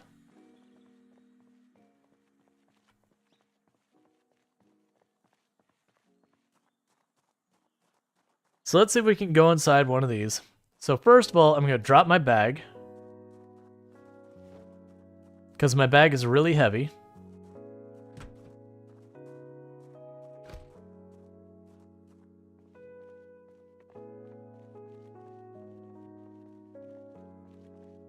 Huh. Yeah, did they just, like, delete all the produce out of those? It's, like, it's a weird choice because it wasn't that powerful. Like, you get a bunch at the beginning, but without being able to freeze it, it would just rot really fast.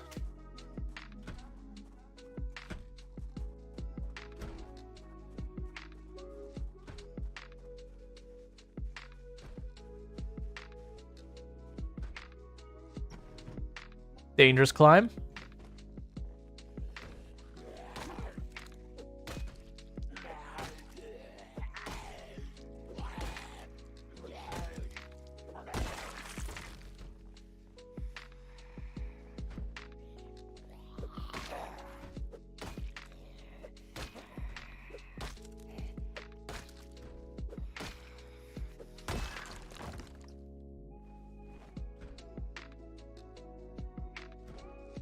There we go.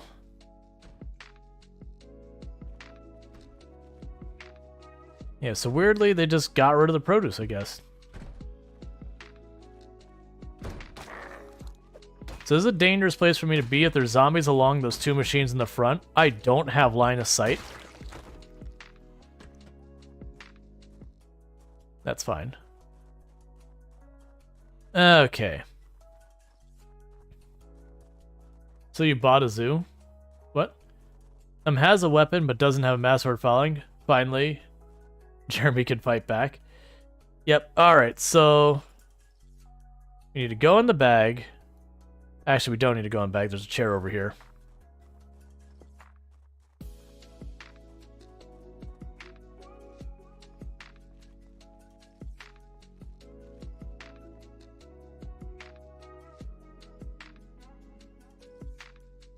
That's a dangerous leap, but I'm doing it anyways because I don't care. Okay.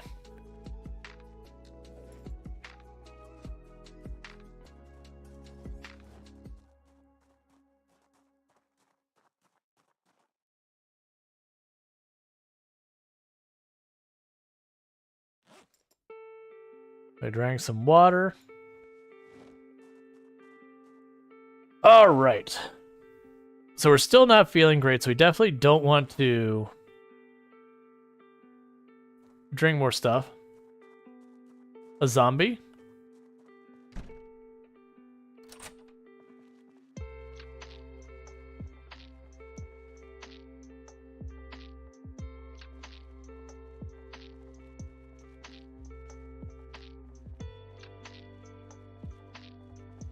Okay, so we can go ahead here. And we'll grab her chair out of her bag.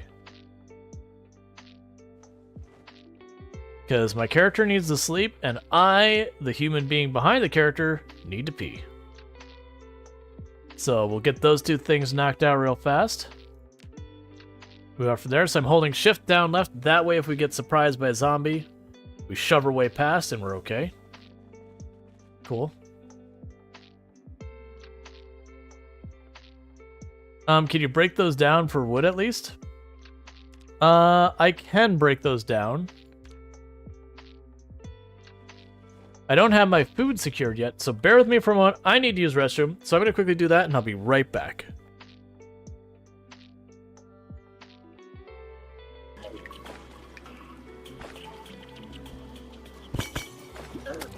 No, no, no, no. I got hit by something else. I saw the trigger too. And I got... we should do that our characters haven't done? Let's have a lantern. A sky lantern thing. We've done this, I think, 3 or 4 times in this run, and we have had not a single one that has been a positive experience. So, we'll see if this one's better. It's the first time we've had one with clear skies.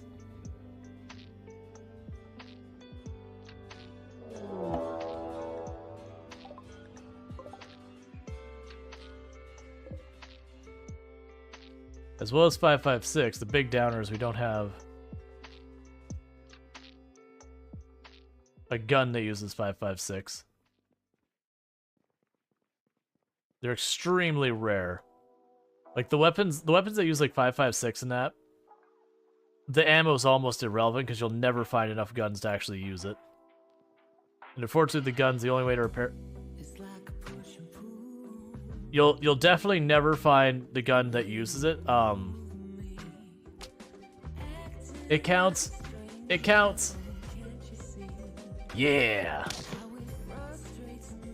Your child will be 100% safe in that treehouse. I wish it kept the treehouse up there. And we could build a bridge that stands. Oh, not that one. Need to move myself up. There you go. Yeah, we can break those down. I don't really need the wood yet. I need to secure food first. Man, we are a very heavy load, which is not great. How is our skill going, by the way, for strength? So it is going along all right.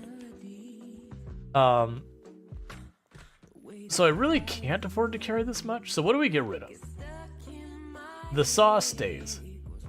So the plastic chair is what we're sleeping in. That'd be the easiest one, honestly. And it might be what we even ditch. Alright, we're ditching the chair. Because I should be able to find another chair if I need it bad enough.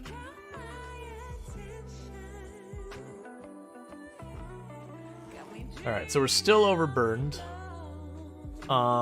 Put that in our bag to lower our weight. Put that in our bag to lower our weight. That's 1/3 of a pound, so we're ditching the pants. We don't have the carry weight for our pants. The shirt is 1/3 of a weight, so we're gonna get rid of our shirt. There we go. Now we're not overburdened. What mods are you using? Exclamation mark mods. We'll give you the list.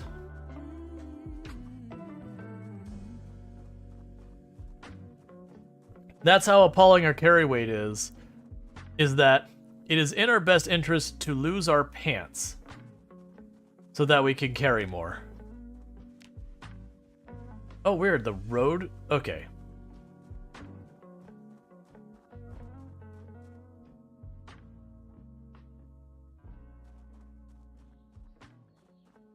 Now, almost all those mods are UI mods. About the only one that actually affects gameplay directly is Pillow's random spawn mod. And all that does is you don't get to choose where you spawn. Yeah, I live a dangerous life, but I'm not eating a centipede raw.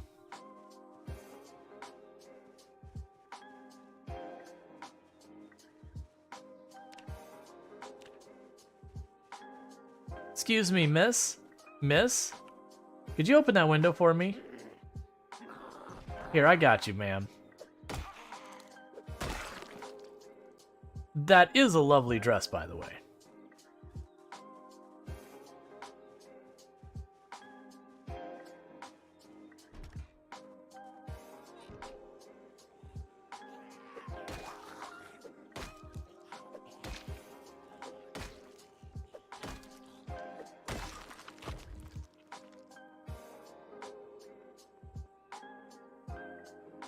Oh, good. Tailoring 1. And we got our pencil.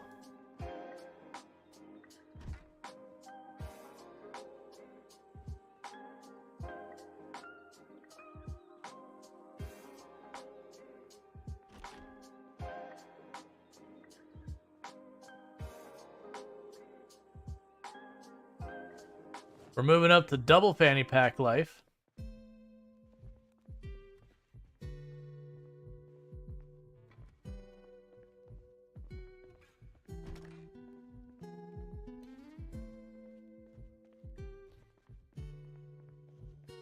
Oh, do I see what I think I see? Can opener, canned beans. I'll eat my sardines right from the can here. Thank you very much. It's been out in the past hour. So, do we decide on the building? We have not decided on the building yet. We're still in that early phase of just stabilizing our stuff. But we've got some good stuff here. Because I got another can of sardines, which I will eat that right here. But I got a sauce pot and a cooking pot. For the record, we are on default loot. I haven't done anything one way or the other with the loot.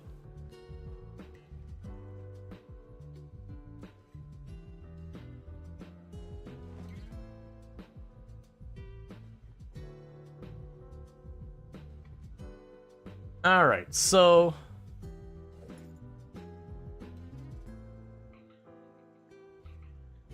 we're gonna open one of those cans of beans.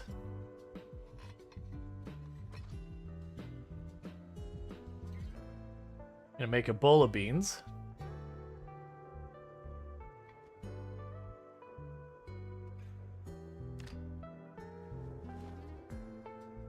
And make yourself stuff. Do you prefer making houses or taking over them? Generally speaking, I don't really do much of either. But my preference, like I do like building them. Like there's a run called Dr. Ellen Ennis. I believe that's the one I've got fully uploaded on YouTube. That I actually build my entire like main base from scratch with like a showroom and everything. I haven't really done that on a meaningful level since then. It just boils down to it's very time consuming, and in the future after that run, I kind of had my objectives of what I wanted to accomplish, and that didn't really align with it. Okay, so there we go. We've got that. Yep. Oh, if I'm going to build a house, I'll build it near a lake.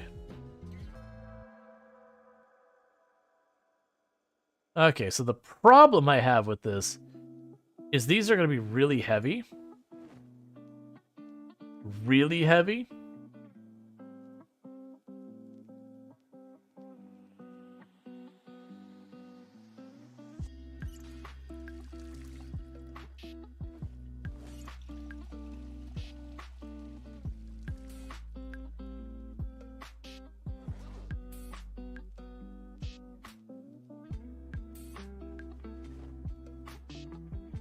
Okay, is moving some of that over? Okay.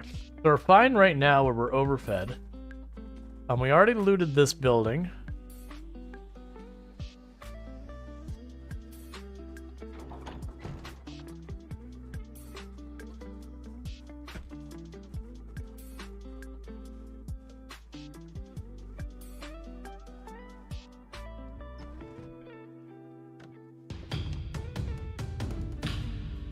Hey, Alto Funk, how's it going? Hope you had yourself a good stream and all that kind of good stuff. How is your fanny pack weight too? Because we have the organized trait. But thank you so much for the raid. Let me go ahead and get you a shout out. Alto Funk. And were you playing some Project Zomboid tonight? It actually won't tell me, but it seems you've been playing Project Zomboid the Front and Warcraft, World of Warcraft recently. Alto Funk is having a good time in Project Zomboid as well. Excellent. But I do welcome in raiders and everything, so I do hope you've had yourself a good stream. What would you say was the best part of Alto Funk's stream today? You guys off to bed? It's been pretty late. Gotcha. No problem at all. If you gotta go like self-care and all that, Alto Funk, don't worry about it. Venus, our main character, is still alive. She's at 168,000 kills right now. But we had a vote to see if people wanted me to just thrash more zombies or to do something different, and people wanted to do something different. So we've started a brand new run. 0 to hero, 16 times pop, multiple helicopters, all the normal nonsense you're used to seeing on this channel. But the goal here is we're going to build a fancy house. We're in the very, very early game right now. I already did find my saw, and I've got my hammer, and I've got tools for farming, and yada, yada, yada. So we're in really good shape, but... Okay, wasn't actually expecting to find anything in here, but I guess we're here now. I don't care about most of the thing. Like, the griddle's a weapon I could use. That's fine. Okay. Let's see, to be frank, Rual, you could have done this with Venus too. She needs the carpenter work. Nah. Because there's not a very many places I can build in Louisville that it won't just get destroyed again and again. I do think I'm gonna put the time to build in a house. We'll put in the outskirts somewhere where it won't get attacked regularly. It's one of these that there's no window to get in. Okay, I'm not gonna smash the door, I don't care that much.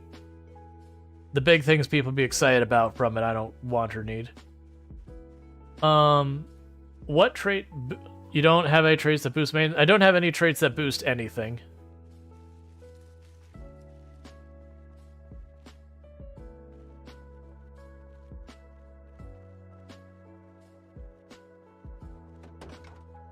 Yeah, no, she would have an extravagant house.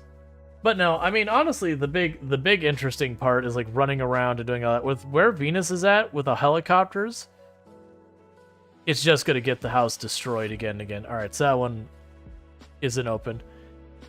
So then the question is, I've got my tools now. I don't have nails. I have to take apart a bunch of furniture and all that for nails. The question is, where are we building our house? 0 to hero build when? We are 0 to hero build. I always run 0 to hero build. Like, always, always.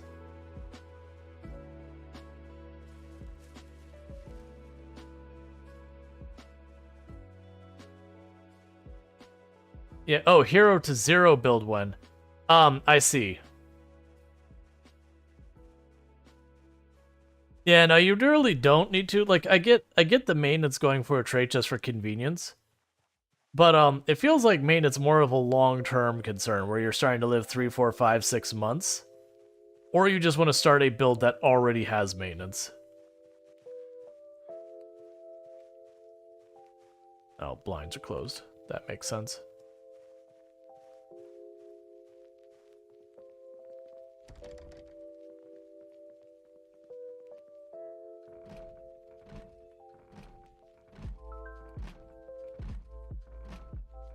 Come on, put those noodle arms to work.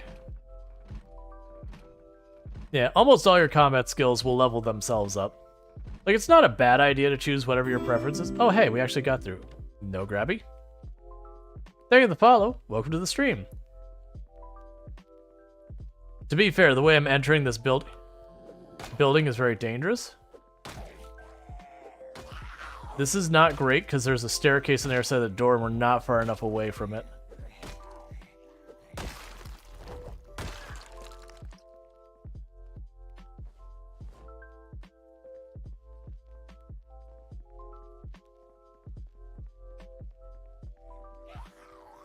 And that is why we want to be careful. Let's try and move in the middle of the area where we got more space.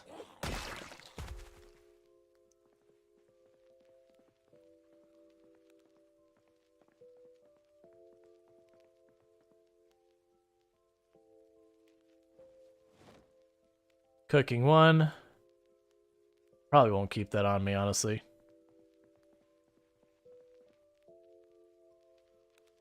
Yeah, honestly, those books, they're heavy. I don't care about those skills much.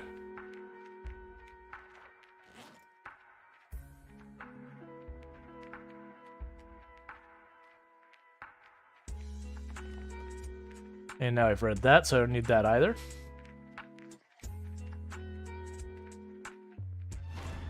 Hi. Please die. I'm really nervous about being this close to a door. Oh no, Venus is dead. Rip in pieces. Hey, such a cookie. Thank you so much for the biddies. And Venus is not dead. But you know. Ooh, potatoes.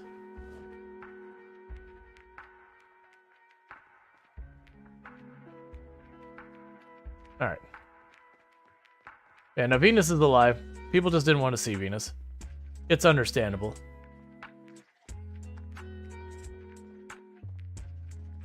Okay.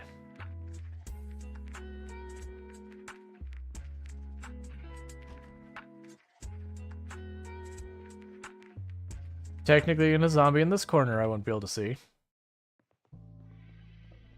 Alright. Oh, and we're not wearing clothes out of a meme. It's literally our carry weight is so little. I ditched the clothes to give myself more carry weight.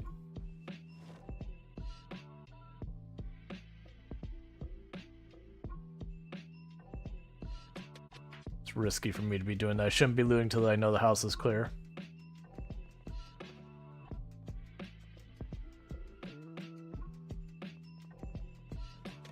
Alright.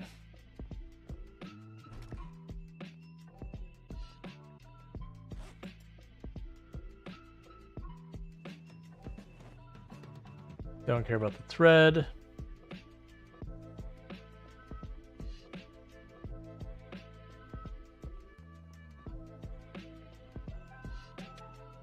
Okay, let's get to a chat. Imagine having back pain from the literal shirt on your back. On your current playthrough, you have wood stove inside and the back of an ambulance. Yep. I remember when I first started playing, I would go out of my way to get the wood stove like all the time. It's like, no, you don't understand. I need it. It's important. It's not. It's super not.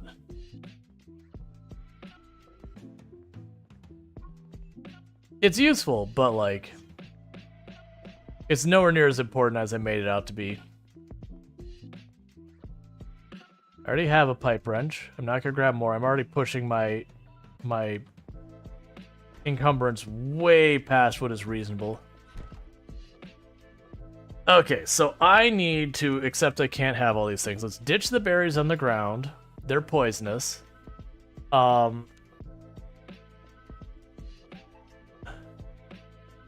Let's drink some of the water. You found like day 3?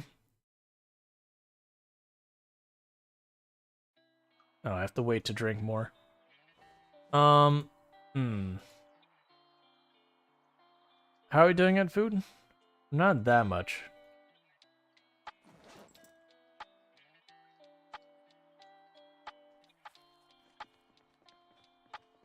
Basically, I'm just being too greedy and grabbing way too much stuff.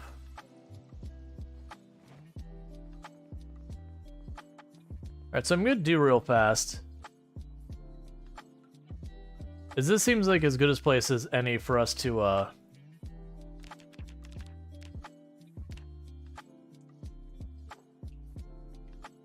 go to sleep since it's getting to be close to midnight. Your greed will be your downfall. We didn't in any way secure this place. We didn't in any way clear out around the building, so we are doing a dangerous sleep. It's fine. No one really cares.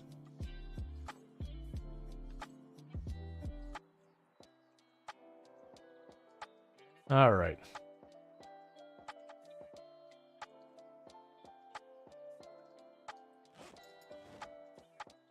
Put that in our back.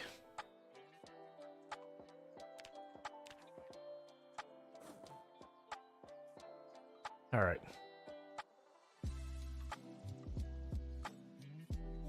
All right, my fanny packs, that'll help. Yeah, so we're still at heavy load. That's really not what you want. You want at lighter than that.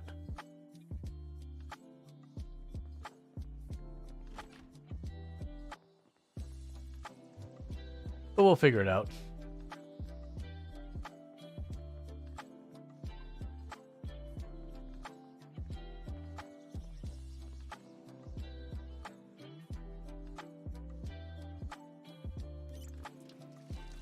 Okay.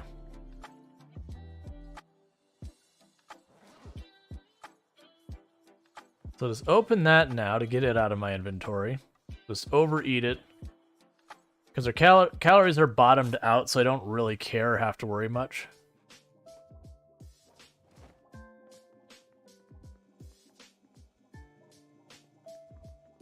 Okay, so that dropped us to fairly light load.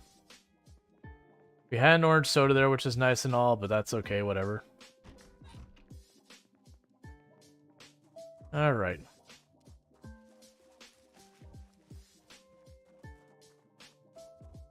And we move on.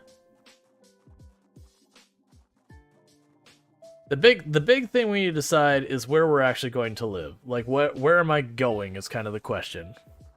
The goal isn't to be, like, right at a city. Like, I don't mind, like, running into the city, killing everything to, like, go get stuff. That part's fine. But right now, I don't need to deal with all that nonsense.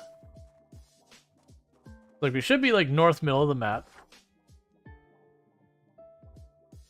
No, actually, just west middle of the map. So we're right outside Lake Paulus. You should have several bases. Well, no, the goal right now is to just build a base. Like, we can... This isn't going to be a long-term run. I just want to make this one thing clear.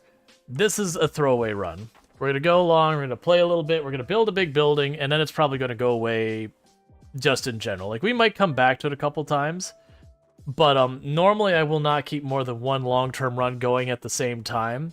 Because one is every time I play the other character, I spend almost the whole stream having the first, like, whichever run I'm not on, people ask me if they died, and it gets, like, you get why people ask it doesn't upset you or anything, but it's like, you get kind of tired of answering it.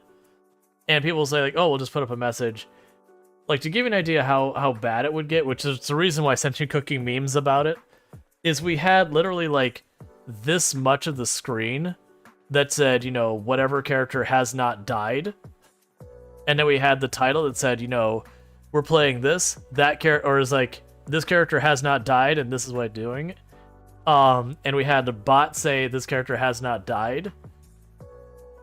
And we went through, like, all that kind of nonsense, and basically, like, everything saying, like, the character hasn't died, and we would still regularly, throughout the stream, get the, oh no, did the character die? And you get why people ask. They hop in, they don't see the character they expect, and they don't read any of it, even if it's covering up, like, 2/3 of the screen. But I would have people pop in and goes, oh no, did Venus die? Oh wait, never mind. Why is the Coke gold? What do you mean the Coke? Did you mean the soda bottle? It's like Fanta, which is like orange soda. I think it's even called orange soda because it's not Coca-Cola in the game because that's a brand and you wouldn't be allowed to do that without violating trademark. I'm honestly surprised I haven't had any serious asks about... Oh, because it's caffeine free. Because where I'm at right now in the world, it's like, what, like 2 a.m. here? 1:30. So if I'm still drinking caffeine, I'm not going to sleep tonight.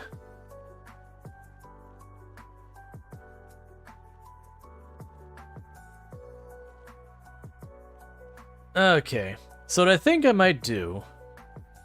How about this? How about we live...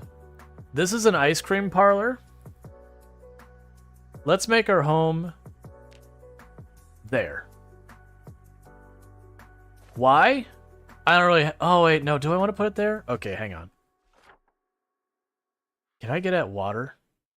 So, I don't want to necessarily go to Lake Fallis. And I built... Like, I had a base here in one run, so I could use the gas station and that. Which is fun. This spot is pretty dense with the zombies, and I don't want to have to clear, like, half the city just to start building. Is there... I could try... I haven't gone and built out in the woods in a long time. Let's do that. Let's go out to the woods. So here. We'll mark our map to make it easier for me to find it, so I don't have to go through a huge hassle. So we're going to do real spicy build.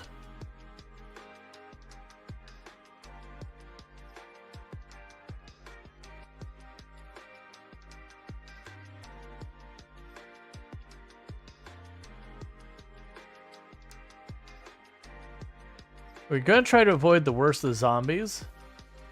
Like, I'll go into Lake Fallis to get my supplies and we'll fight and do all that stuff.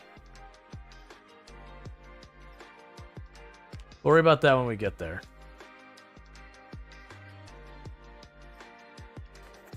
Okay. Oh, we can check these cars. Alright. But yeah, that way we'll go out in the woods. We'll be chopping down trees. Every time I run out of nails, I have to like run into town or nearby to try and scoop up some nails. There's a hardware store in Lake Fallis that is probably going to be a good choice for us getting probably a good like 5, 6, 7, 8 boxes of nails. And I moved from saying that we're going to make a specific house, so I think we'll just Thank you, make... Randall for 1812 for subscribing for 22 months. Hi Rual, how it's going? Hey, Randall Thor. Been subbed to the channel for 1 year and 10 months. Up 1 second. But thank you so much for that support. It does mean a whole heck of a lot. Thank you, Randall for 1812 for gifting a sub to Scooter 388. I really do appreciate that continued support. I hope you enjoy your advertisement-free viewing as well as access to emotes. And it's going good. And thank you so much for the 5 gift subbies to go with that. Thank you, Randall, for 1812 for gifting a sub to Meso Lost _Sarah. So thank you, Randall, for gifting 5 subs to channel. So Scooter388, me, So Lost Sarah, Mortimer Drac, Sotero. Thank you, Randall, for 1812 for gifting a sub to Mortimer Drac. And other Nick79, you now have yourself some access to some nice advertisement-free viewing as well as access to emotes. So thank you so much for that support. It does mean a whole heck of a lot that you would support Thank you, the channel. Randall, for 1812 for gifting a sub to Cetero. With such generous gifts and all that. So thank you again for that support. And it's been going good. We're messing with the new run just because, like, Venus is still alive. Thank you, Randall, for 1812 for gifting a sub to other Nick79. Yeah, so Venus is still alive, doing Venus things. We had a poll at the beginning of the stream and said, hey, would you like to see Venus or would you like to see something else? And people like something else. Ain't no party like a sub party? Absolutely. But yeah, so it does mean a lot. You know, everyone tuning in contributes, people subbing contributes, the bits contribute, you know, chat contributes, everything contributes. Okay, so locked door. Thank you, Zidian _ for gifting a sub to Simspan 333. Thank you, Zidian. Hype train is go. Choo choo. Thank you, Zidian, for gifting 3 subs to the community. So SimsFam33, Prof. Dr. Wild. Thank you, Zidian _ for gifting a sub to Professor Dr. Wild. Lucky gentlemen, you all have yourselves some nice advertisement-free viewing, as well as access to the emotes. So thank you so much, Zidian, for those 3 gifty subs. It does mean a whole heck of a lot that you continue to support the channel for all this time. Thank you, Zidian _ for gifting a sub to Lucky Gentleman. So I really do appreciate that. And thank you, Randall Thor, for the 200 biddies, boosting up that hype train a bit more and all that. So I really do appreciate that. Hype. So thank you so much for that. I actually have a plan for something I intend on doing to make hype trains more fun and interesting down the line on the channel. It's going to be something that doesn't happen anytime soon. I'm going to have to commission assets. It's really unfortunate he's standing there, because if I jump through that window, I die. Okay. Spoopy tree was shaking.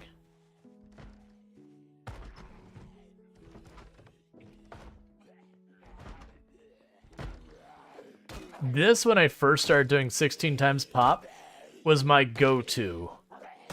My go-to strategy was to get to this location. There's all these cones that weigh like nothing, and they help a little bit with hunger, and they don't go bad ever. But that's not the secret I would have. The secret is this parking lot. It shares this ice cream parlor, and it also shares a like local produce place. You always get bowls here. Oh, there's no ice cream? What? What kind of place is this? You run a disaster. Oh no, Venus is still dead. Rip, rip, rip in pieces. Ooh, woo, ooh, woo, ooh, woo, ooh, woo. Thank you, Sentient Cookie, for the 100 biddies. Really do appreciate that. And again, is not dead. I must have had some setting change, because normally you'd go here, you'd grab all the produce out of here, and you'd have like literally more produce than you could carry. You'd run up here, and you've got the 2 giant freezers, so you'd huck all that produce in there, and that would have you basically set for a little while after the power went out. And if you still ran into trouble, there were some warehouses, and you could just go with that. No, Venus didn't die off stream. Oh, you know what? I think. Oh, I remember. We have our settings to act like it's a full year after the apocalypse. That way, all the perishable food is just instantly gone. That's what's going on. I was like, what is going on? Why is there, like, no perishable food anywhere? Right. I did have extra stuff to add difficulty on this run. I just forgot about it. Go ahead and munch on some cones here, don't mind me. Hey, Nalutic, can I get a shout out for Nalutic? For those who don't know, Nalutic, another content creator on the platform. Plays a variety of games, but played a bunch of Project Zomboid in their past and all that good stuff. Definitely someone worth checking out if you're into it. Also plays stuff like Overwatch and that in the past as well. I don't actually know offhand what you're playing at the moment. I'm not sure if someone got that shout out. I would do it myself, but you know, this is happening. So plan for this is we're gonna go out in the woods east of Lake Fallis with the intention of just making stuff happen base building wise. You're recovering from surgery? That's no fun. You're on mobile having trouble? Understood. I can try to get it here in a moment. I am thinking where I was like, oh, I'll just cut across this field. That might be way spicier than I actually expected. I have no idea how dangerous these woods are going to be, by the way. I know the woods by Rosewood are an absolute nightmare. And in West Point, it depends. I don't really know Lake Falls woods, how they are to the east. I've never had a reason to just go, you know, spelunking. Oh, not spelunking, that's caves. Just go, you know, trekking out into the woods in the middle of nowhere to the west of Lake Fallis. We'll find out. If it's spicy, we'll likely almost die. So thanks so much for the hype train. That gives me enough of an opening real fast. Let me get that shout out. So shout out for Nalutic. Says, recently you've been playing... Well, Project Zomboid's what you have on the schedule. Okay. Zomboid is always spicy? Yeah, I mean, later on it gets a lot more easy to manage, but it is one of those things that when you're streaming Project Zomboid, you do end up having a thing that, like, once you're in a dangerous place, you can't really look away from the game for any meaningful period of time. Gotcha. Understood, Senju Cookie. No problem, Nalu. I do hope things have been going good for you and the wee little one and all that good stuff. Trailblaze and Hellraising in the woods. Yeah, so the plan is to go build out here in the woods. We'll, you know, run out there, that's where we'll live. But we will make it a regular thing to run into town, steal nails, furniture, floors, whatever we decide we want. You really need to add hype train emotes. You've had them all for like a year. Yeah, this is true. Wee Baby is good. Chonkers. I'm surviving. Yeah.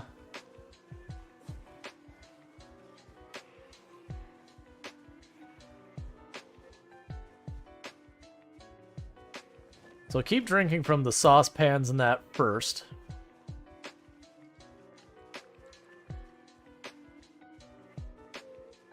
Gonna slowly lower the weight of those.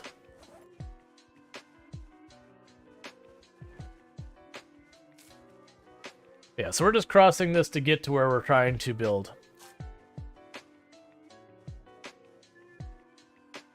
Now, the real catch at the beginning when I get up here is when I first get up here, we're going to have real problems because I don't have an axe to cut down trees or anything. But what I can do is I can sit there and start trying to get what I need. But the good news is I can kill some zombies, get their clothes, tear their clothes up, make axes, chop down some trees. You get the idea. It'll be a slow and steady process. We'll start clearing the area. I think the first thing we'll do when we clear the area at all is I'm gonna try and get some plants down right away. Not to say your non-work gaming has been hardcore World of Warcraft. Nice. I know there's been a lot of people. I debated doing that, but I got really mixed signals from the community about it. There's like a handful of people who seemed really excited about the idea of hardcore World of Warcraft. But for my audience, I got a lot more that are like they really didn't want to see it. But that's just, you know, individual audiences and whatnot.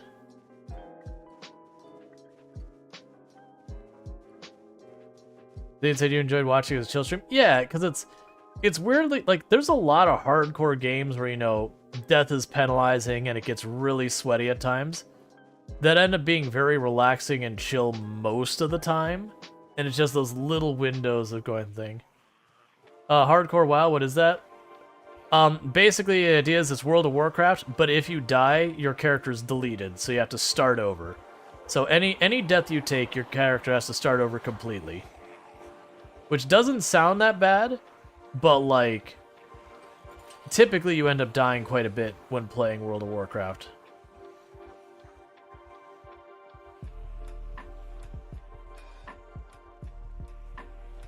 Like, there's especially certain areas that get really dangerous. Like the, if for example you're playing as like the humans and all that, like the Alliance in that area, there's the Defias people, and they can throw nets. The number of people who get killed by them is ridiculous. Because you'll be like, okay, I pulled two, but it's fine. And then one comes up next to you and you see that net drop and you go, oh. And then there's just no way of getting there. The deadliest places to go end up being caves. Yeah. Thank you for the follow. Welcome to the stream. Yeah, generally speaking. Areas where you can get yourself caught inside where you have to run through a bunch of enemies to get out. You have Red Ridge up on the hills back there. Those places get real spicy. Good night for Zomboid? Yeah. Yeah, to be clear, we did get a pretty solid raid earlier.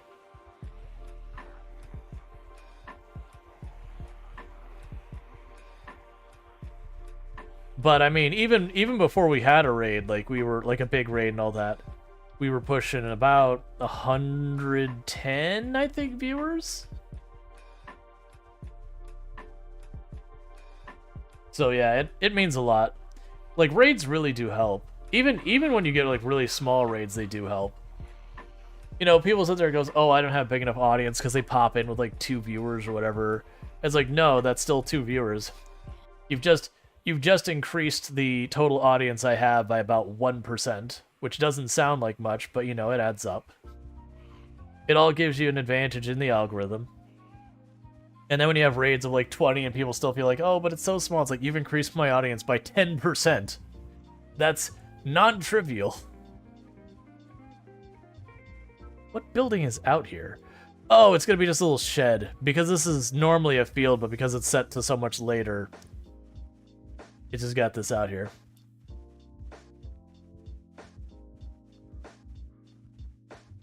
This little one's gonna have a bunch of hay in it.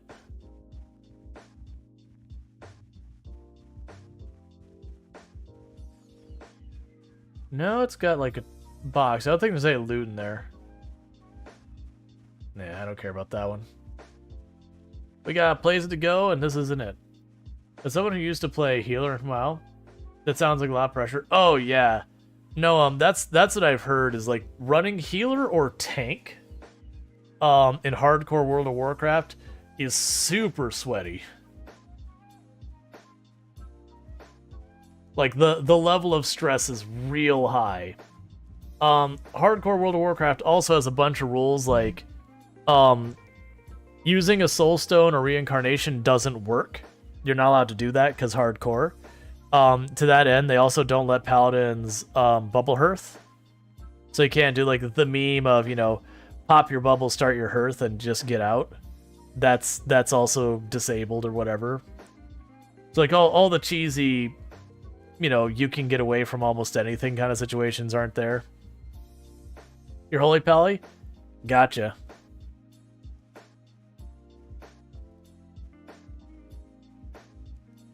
I do feel like the time I played Paladin, when things went sideways, it was one of the times I had the best odds of getting away from a bad spot. I think the only one that was better was when I played Shaman. Because if you went healer spec Shaman, you could toss a lot of instant cast heals, go Ghost Wolf, and like take off again. You know, pop out, in cast heal, Ghost Wolf, and take off again. But you, and you die because of other people? Like MJ? MJ killed you what? Twice? MJ.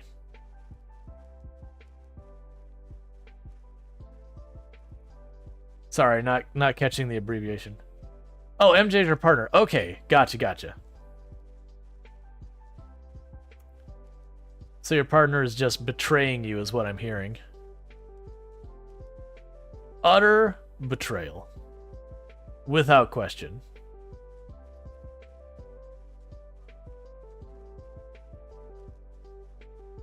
Hey, Insane Spork, how's it going? You getting me murdered?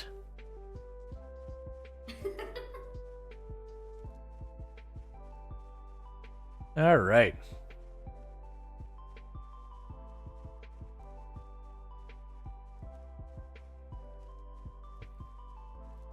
All I need, chat, is infinite money. That way I can commission all the things I want to do.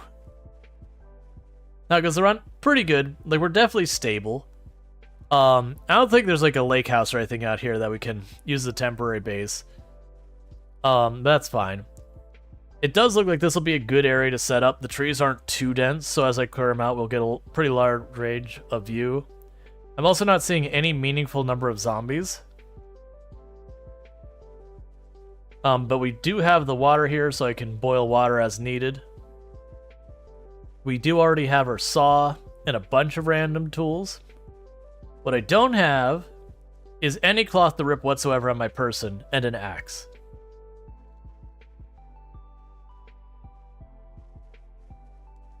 Let's check the area out. Make sure there's no zombies. We're not very sleepy. We'll choose a spot that we want to start making our move towards. You know, we'll kill some zombies, rip up some clothes, come back here. Work on stuff as able.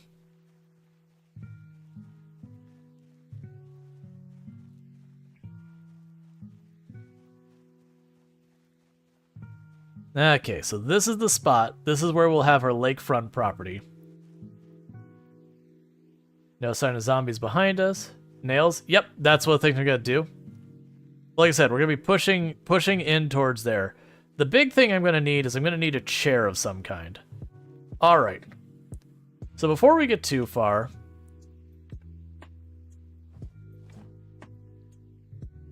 let's get these seeds in the ground. Oh, that's not what I don't want to dig graves.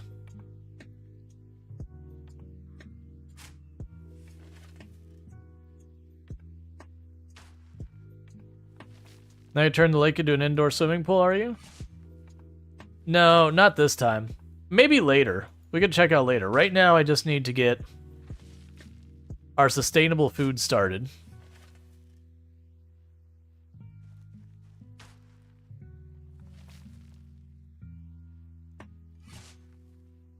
Because that'll be a couple things I can get out of my inventory.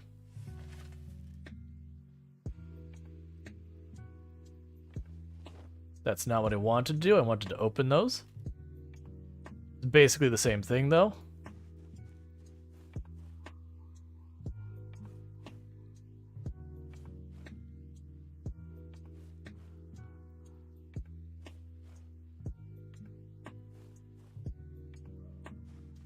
Okay.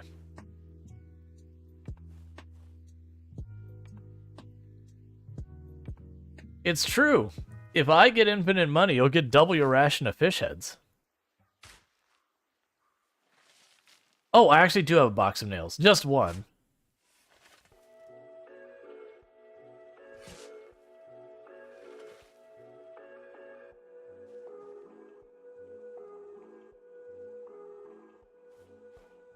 Maybe the pants are unnecessary.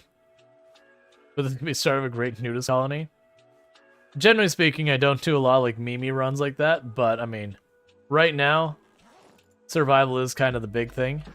Oh good! Some nummy worms. I'm just gonna drop those on the ground for right now. The Wrigley spaghetti is for later.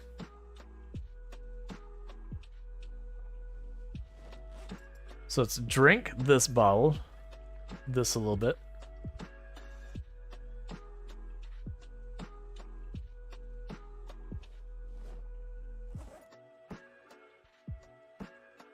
Okay, I also had strawberry seeds in here somewhere.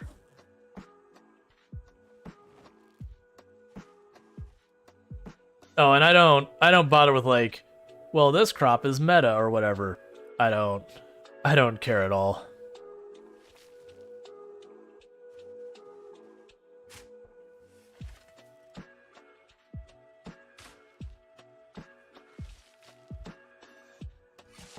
Okay.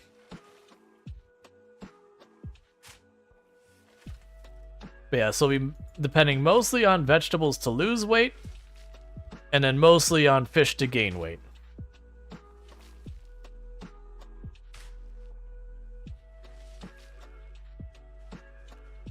But part of the reason I'm doing this is then I can use this shovel and this hoe as a weapon, get them broken, and get them out of my inventory. This is making us very fatigued, by the way. It is surprisingly rough on your fatigue to plant stuff.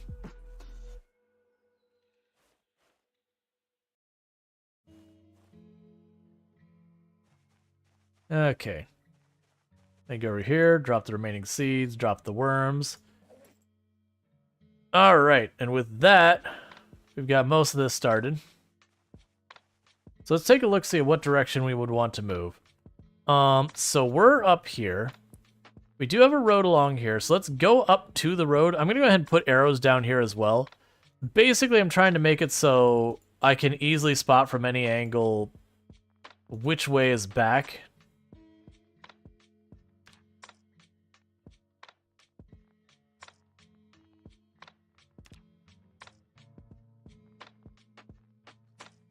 All right. So go up here, because what I need is any type of furniture that I can use to sleep. We had a chair, but we got rid of it. Let's put this back in our bag.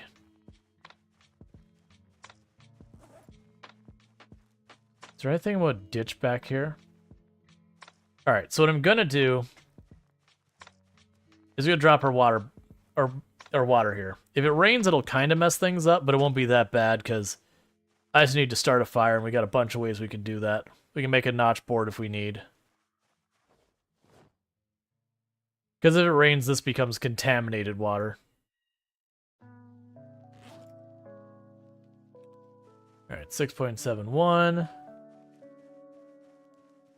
We could drop the mushroom soup here. It'll keep the canned beans on us for something to eat. And the rest will stay on us, that's fine. So I've lightened our load a bit.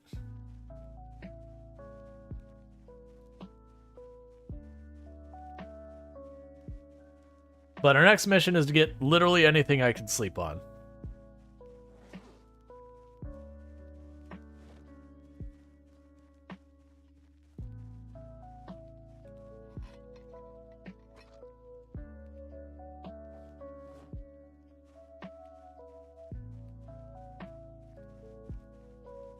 $24 hunger? I think half will do.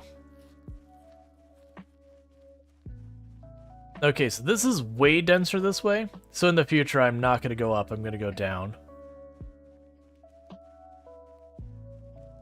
Oh, is it one of those things where it's just like one wall? Okay, it's just like one wall of dense. That's fine.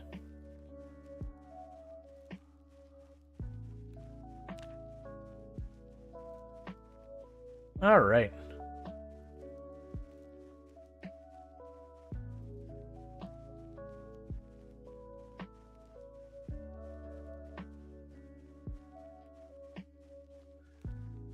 So it's maybe a danger run into town where we just kind of go to the back alley of town, find some patio chairs, shove it in our bag, and run away.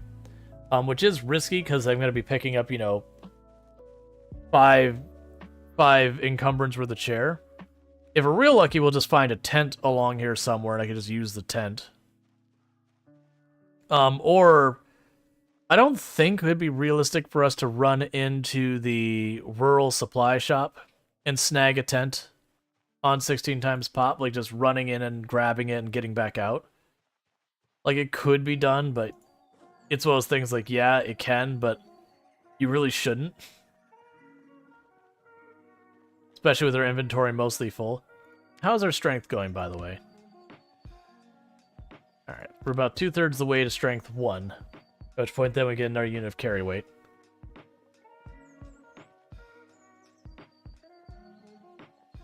Some of the things I want to grab... Oh, like, first of all, let's go to our objectives. We've got a couple of objectives we've knocked out. So alerts overlay. Objectives. So we have escaped town. We did all those things. Okay. Secure... sleeping... thing... Secure fire. Those are our next two objectives. Is to secure a means of making fire, and to secure literally anything I can sleep on. Because you sleep on the ground, you don't fully recover at all. So that's just kind of a thing. What's the durability? Okay, so shovel's in perfect condition, and this is already kind of worn. Let's just finish this can of beans off.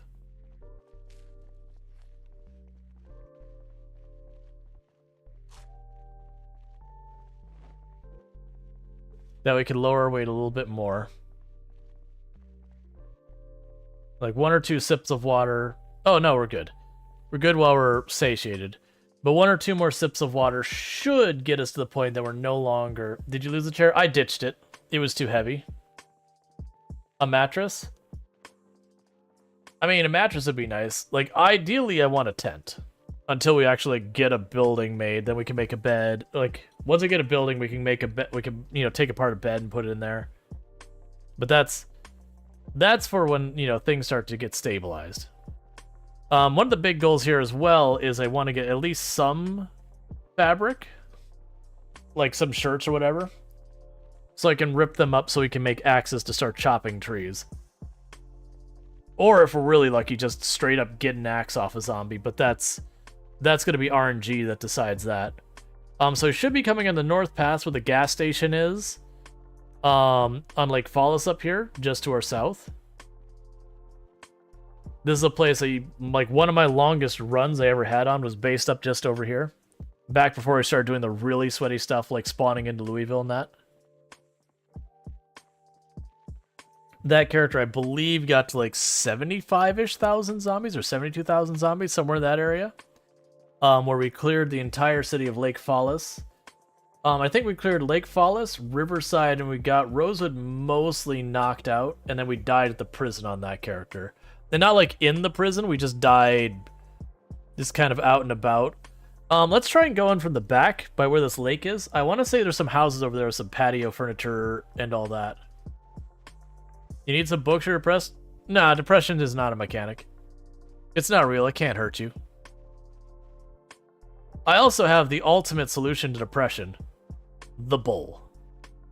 The bull solves depression. Not even a meme. If you have a bull, depression is just not a mechanic you gotta worry about. I just haven't had anything to really sustainably eat. Yeah. Burning something. Oh, Gosaberg. Yep. The formerly known as Ekron. Can you get a vehicle to transport you're carrying? Yeah, if we're lucky. A bull solving depression feels like a RimWorld mechanic, doesn't it though? Okay, so this is probably going to be spicy. Oh yeah, that's a spear. I don't think we fight. I think we literally just walk through the forest, aggro we aggro, get our chair, because that's the most urgent thing now is the chair. Because once I have a chair, I can sleep.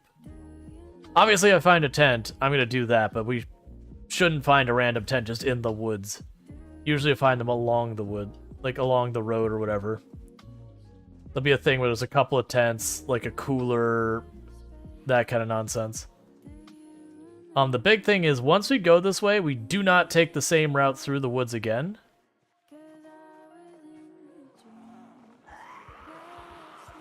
Because we're going to dump all the zombies behind us in the path there. Oh yeah, even Lake Fallis at 16 times pop is a spicy. That was the reason I was like, I don't see us just wandering into the rural supply store and taking off.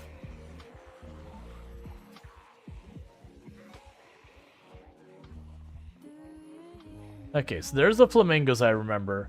So one of these places, I can't remember if it's the front or the backyard, I believe has just like the plastic PVC chairs that were what you saw a lot in the 90s and all that. I had to do this where it's like a full year later where all the trees have grown in. It's an absolute disaster.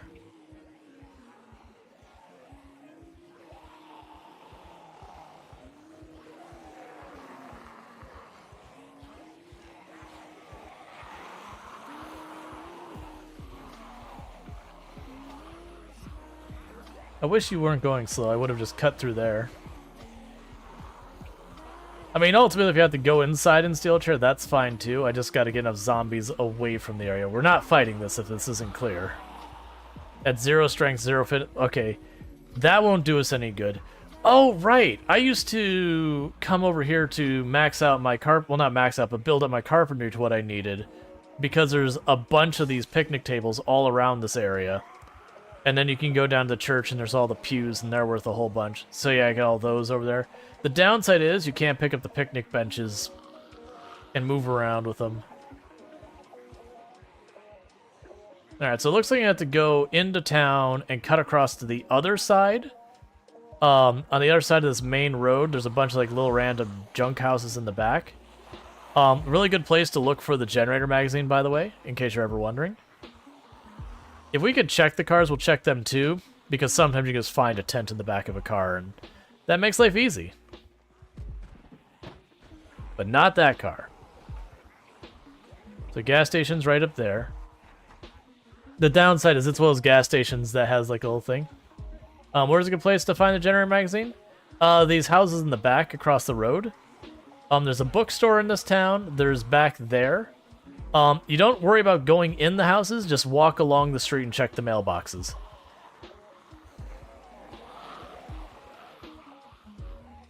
We made mistakes in how I approach this. I started this way too fatigued. That's fine. We're already here.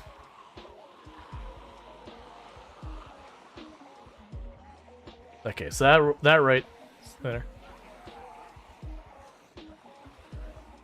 Yeah, there's a little pink bookstore down the way. That's a good place to check. There's a hardware store. I don't want to drop one of my other tools, but it's in the bag, so I have to stop moving for my character to be willing to do it.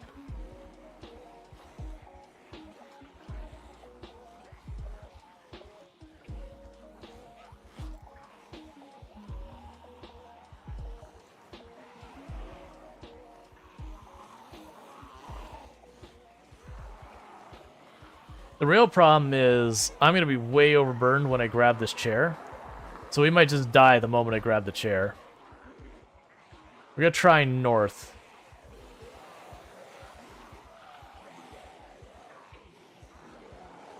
Get this out of our face so we can possibly see. There's a chair over there. I saw that zombie sneak along there. There's a chair right there up in those trees. That's going to be real hard to make that happen. That's got a picnic bench. That won't do me any good.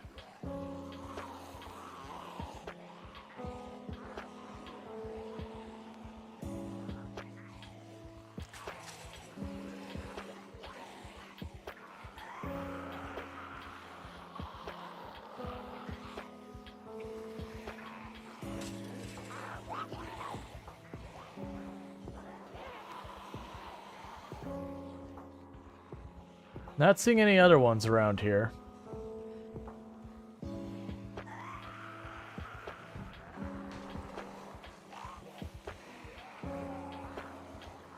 Okay.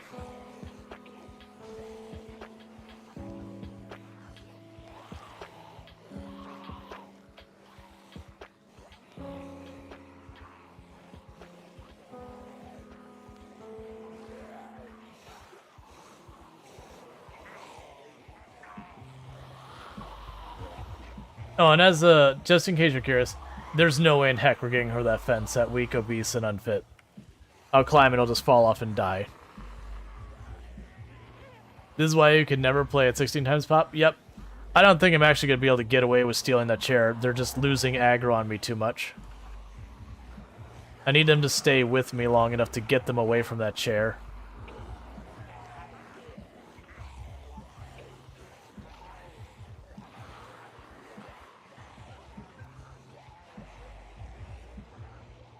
I was hoping there'd be one in this backyard right here so I could jump the fence and deal with it that way.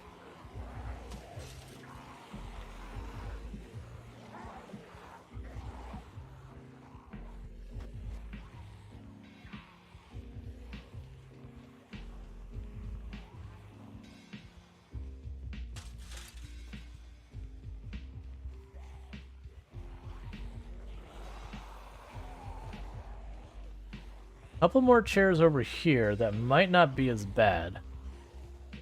Because I can use the fence to ditch them real fast. Hey, you, whole group. Whole group, right here. Whole group. Come on, friends.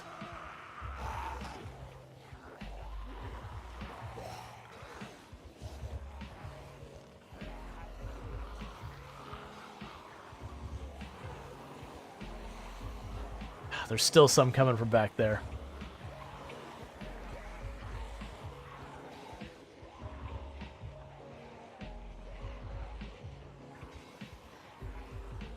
There's at least 4 zombies? I don't know. Doesn't feel like 4 zombies. You sure?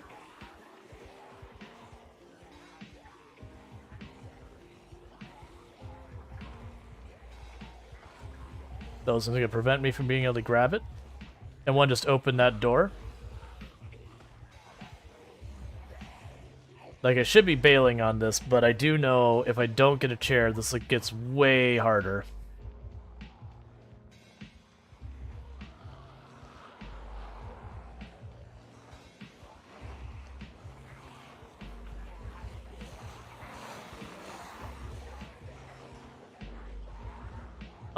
We might get lucky.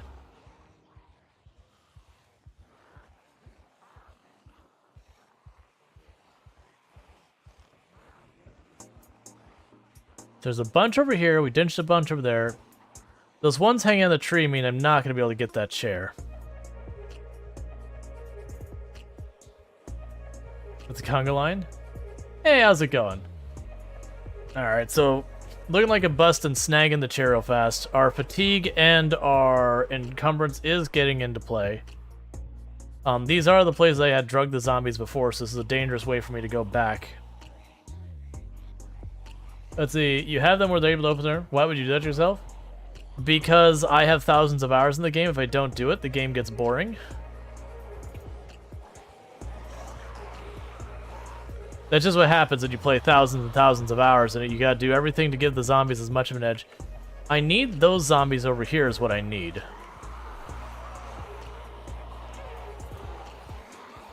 Like, that's my problem, is I'm grouping them up, but I'm not getting them grouped up enough. Oh, that is how we die. Sweaty, I didn't want to do that. Yep, it's over. Doesn't back it. Okay. Yeah, and this is because I crossed over where I'd already gone by. I was being selfish about it. It's fine. So, quit to main menu. And a new run starts.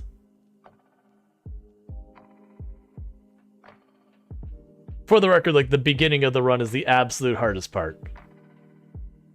Oh, come on. So, solo. Custom game. Next. Random casual start point, do this. And casual just means there's different things. 16 times pop mean. Yeah, so we've removed all the stuff. We're making it so it's like a year has passed. The helicopter keeps coming back. They can open doors and windows, and they have maximum but no respawns. And we choose rough start, which means we start with 0 fitness, 0 strength, and 0 anything. It's not Venus. We didn't even acknowledge the character's thing. Venus isn't dead? I think you're just doing it. Yeah, no, Venus is not dead. Venus is alive and well. She's at 168,000 kills. Something like that. We just, I asked people what they wanted to see, and they were just like, they didn't want to see, oh, please tell me this isn't where it is. Oh, okay. I thought it was in, Louisville's like, oh, wait a second, please no. Okay. So the first things we're looking for is any kind of bags, tools. Oh, we got bumpkins, because this is a hotel. There's nothing here. We might get lucky, though. This is all one building. Usually don't find anything worthwhile in the hotels. My best bet is the front office. Okay, I can live with this.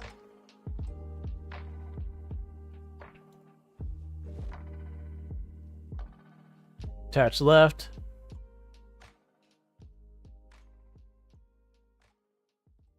Attach right. Got a lighter. Got some ripped cloth.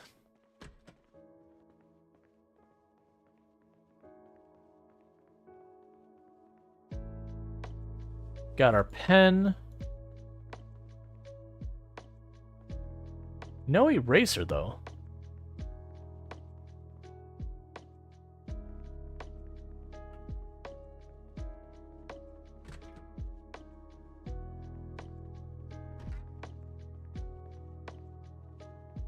Got ourselves a snack.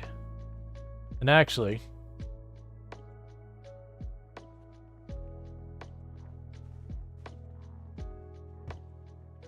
take one for the road.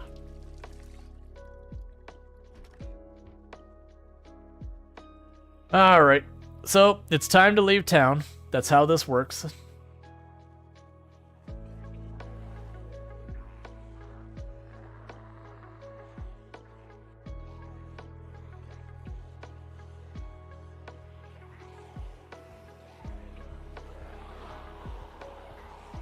I was trying to draw them down just a little ways so I could sneak right along this sidewalk.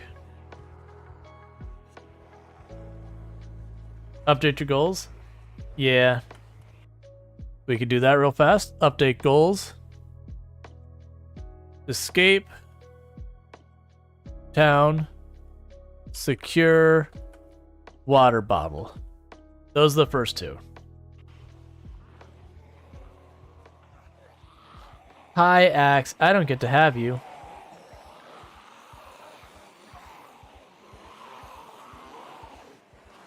And keep in mind, as far as zombie density goes, this is the lowest of the towns.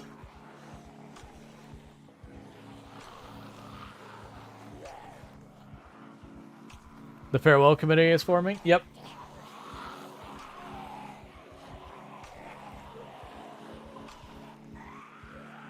And I am deliberately going west. Generally speaking, with Riverside, west is where you get to the least amount of density of zombies the fastest.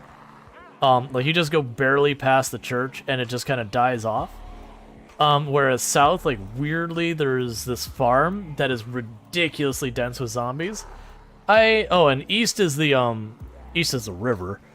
But east you have, like, the really bougie, fenced-in houses. Well, townhouses, they're not really that bougie. But they're like townhouses, they're all fenced in and nice. That place gets pretty thick.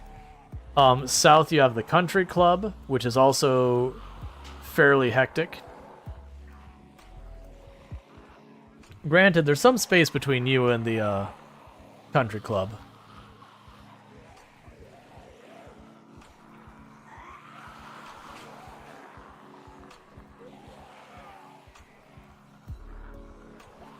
Stop making me run. Okay, truck. Let's see what you got.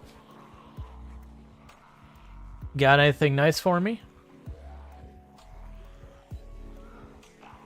You have a wrench, but I don't need to turn back for wrench. I'll probably end up chucking that. Let's see, have you heard about the new mod that patches the zombies despawning multiplayer? I have not heard about it. My understanding, though, is if you disabled that, the performance of your server tanked hard. Because, like, that's the whole reason it despawned the zombies in the first place, was a performance tune. But you'll probably be fine if you're just playing with, like, 1 or 2 other people, or, like, a very small number. But if you're talking about any decent amount, it'd be a whole thing.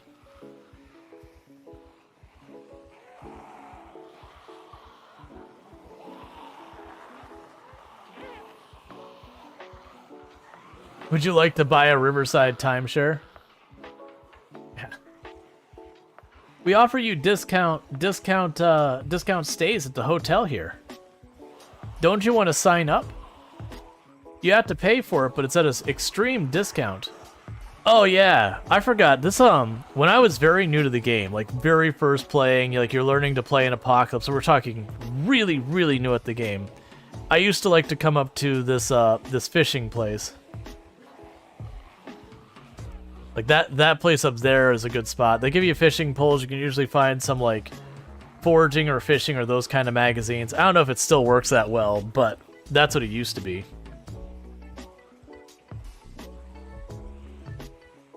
Wasn't there somewhere out here there's a cabin out in the woods out to the west here? I know there's one in West Point. Actually, no, I think I'm mixing up West Point in this one. There was somewhere out here you could also get a wood fire stove. Because that's the other reason I kept doing that, was just getting a stove. Like early on, it's like, oh no, I need the wood fire stove for when the power goes out.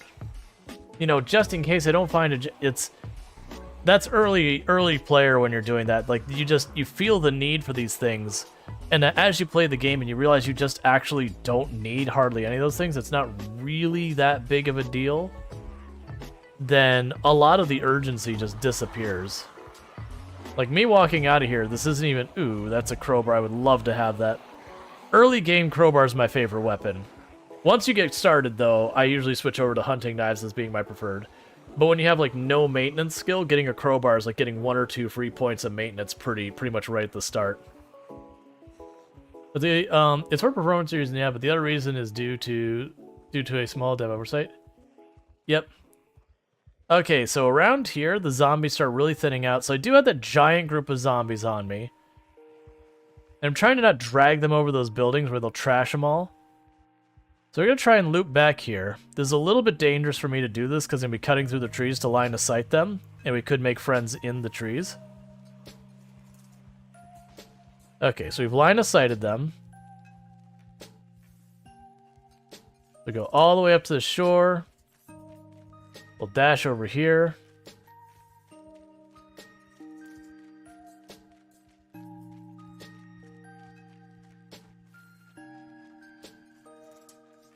So yeah, so they've lost track of me. So we're gonna circle around here and try and, hit some of these houses.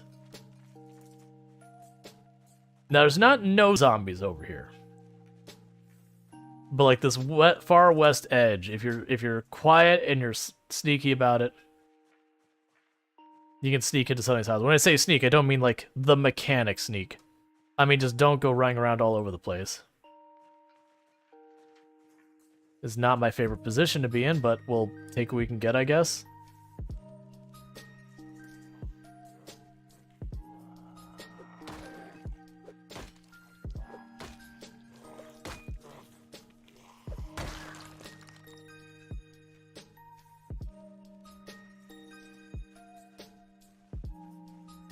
Okay, I was just making sure there wasn't like 10 more zombies right behind them that I was gonna smack them, think we're good, and then, then death. Alright, so let's get these two.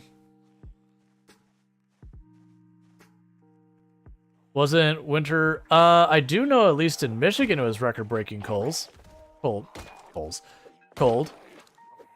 So I'd only assume it was like the same storm. Like, I think it was just a thing here in the US.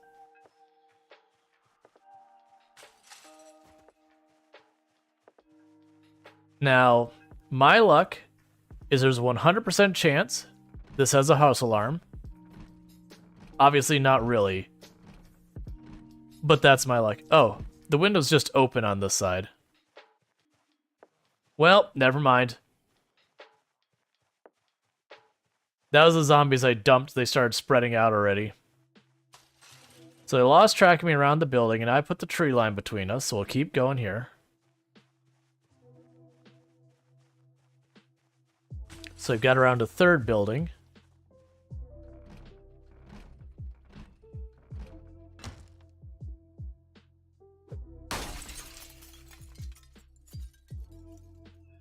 Dangerous climb. Okay. There's our eraser. Okay, we've hit pay dirt.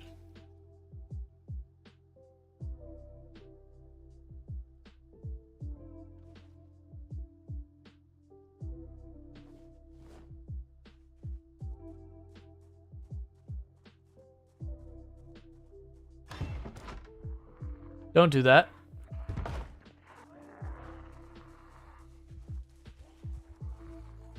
Alright, that's fine. We got a crowbar out of it, and we got a fanny pack. I'll juggle my inventory and get us out of here.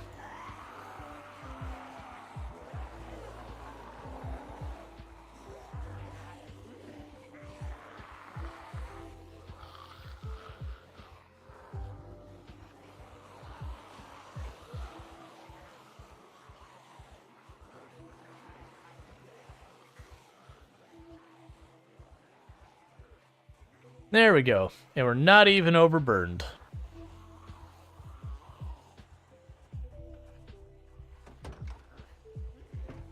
We don't have any food or water, but you know, those are minor details for Take a tomorrow's. sip.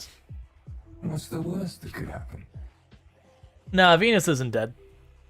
We just had a vote and people wanted to see something other than me just banging on zombies. That looks like it's in great shape. And it's locked. Which surprises no one.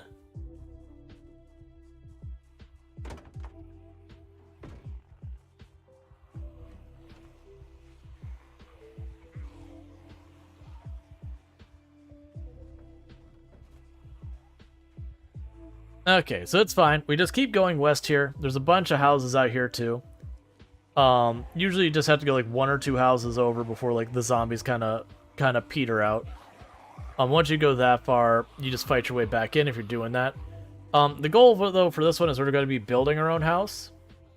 So it's not about clearing towns, it's not about killing tons of zombies. We're going to try and get set up, get our basic tools, all that kind of nonsense. We just might go and like figure out like how far the next house would be if there was another house. Maybe build out there. The big things we're gonna have to come into town for is looking for a saw is one, but stuff like nails. Later on plaster. We'll see how far this gets. As a reminder, on the 14th when I go to stream, we're going to be playing Coral Island because that's its 1.0 release, so that's what we'll be doing for that stream. Probably for a couple streams right around there. Like, it might be... I haven't decided yet how I want to deal with it. If I just want to, like, go hard for a couple of days in Coral Island and then start splitting streams, or try and force myself to split streams right away, so I do, like, you know, half Coral Island, half something else, so I don't just too hyper-focus on it. Because what I do know, there's a lot of people here who like Coral Island. There's also just as many who are like, that's really just not my jam. Now let's eat our cockroach. Snack for the road.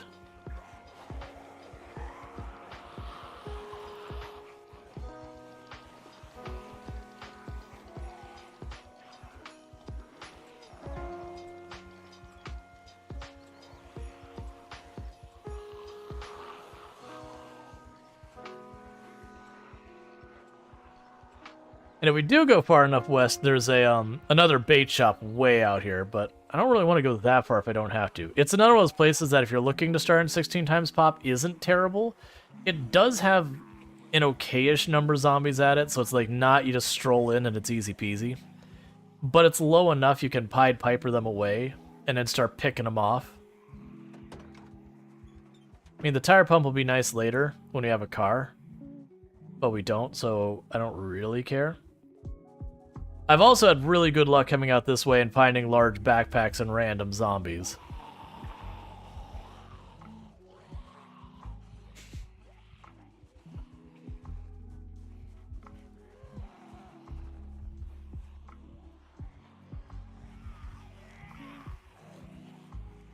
Yeah, so here's the first house. This should still be pretty sweaty over here.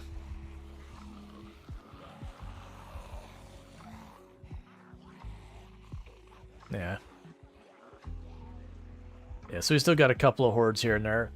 Like, if I was desperate, I could Pied Piper them away from the house, get some sleep, wake up, start killing, that kind of thing.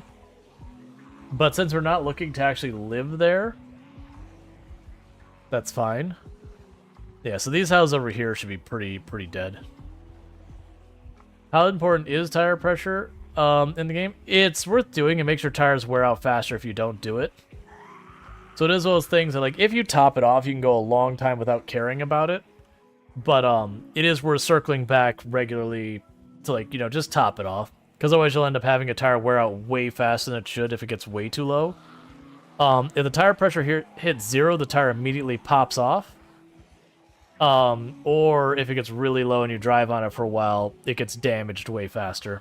Which, if it hits 0, it pops off. And then you're rolling around on 3 tires. And it doesn't go well.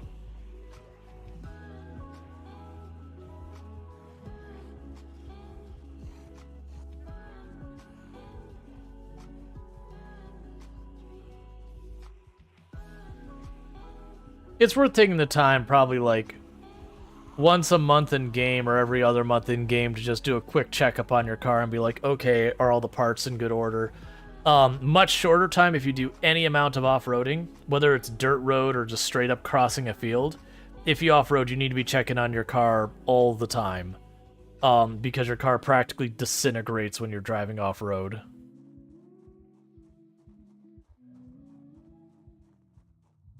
There's some cars that are a little bit better about it, but they're all pretty terrible.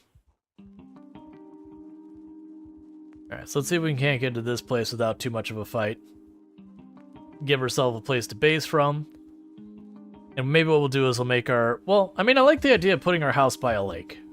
Like, find a body of... Or by the river. River could work, too. Just have a body of water nearby as our water source. Build our house from there. Our survive forever zombie apocalypse house.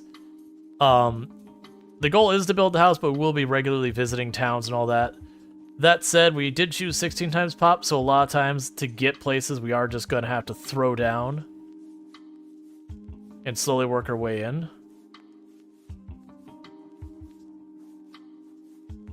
No problem. I have over 3,500 hours in the game. Hey, thank you for opening the window, man.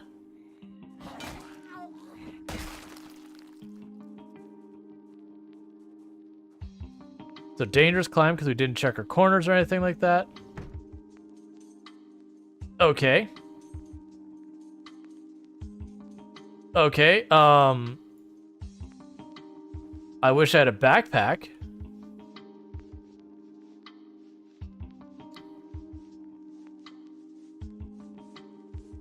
There's so much good stuff in here.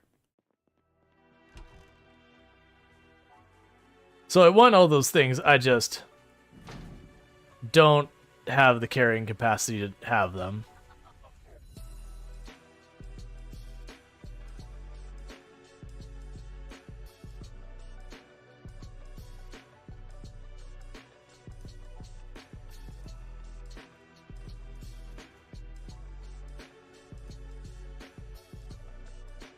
In my luck, is this house will have an alarm.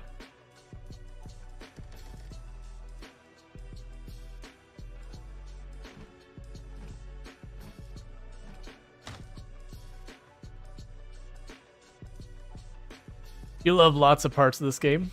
Yep. Oh, come on.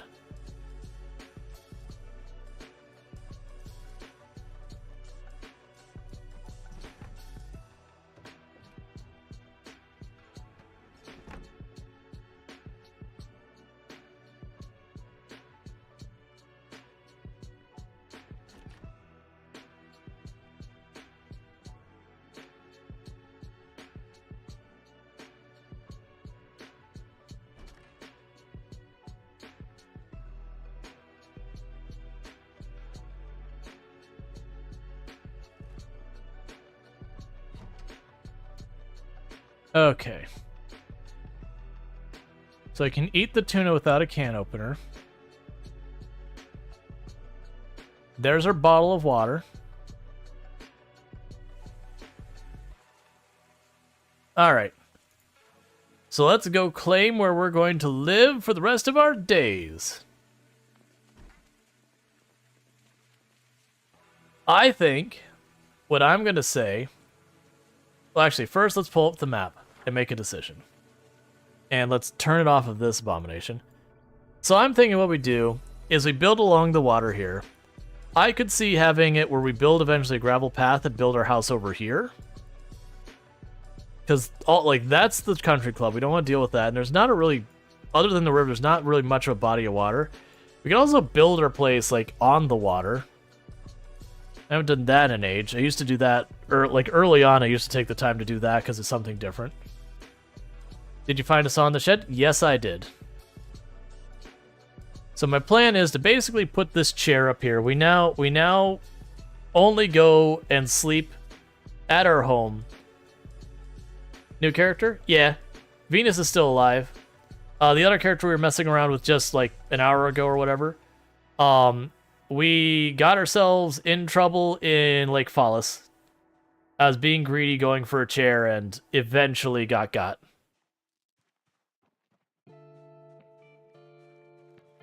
Okay, so we don't have everything we need, but we've got our start. We've got the saw, that's a big one. The big one we're missing right now is we are missing something we can boil water in. Now that said, you can kind of sneaky get away with some drinking of contaminated water, you just have to be careful. Like I showed with the berries earlier, you can kind of juggle it, and you'll be okay. You don't want to do that if you don't have to.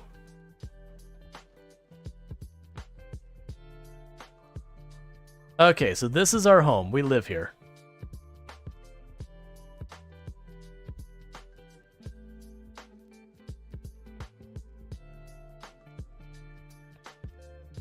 You could have weaved that horde, I think. Just a bit too cheeky flank angle was all. Yeah. No, I was being greedy. I just didn't want to... Like, I wanted to have my sleep situation secured. As you can see, that's the first thing I went after here. And technically, this is the kind of chair that the zombies can destroy. The plastic chairs are non-collidable, so the zombies can't destroy them. You can't use them to block stuff, that's the whole point. Alright, so let's pull up our map. So right here, that's home.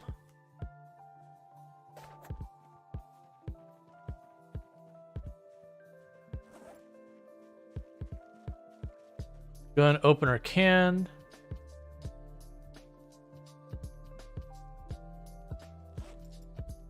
Oh no, it's not a circle. There are a lot of people I know who like Project Zomboid who just cannot stand RimWorld.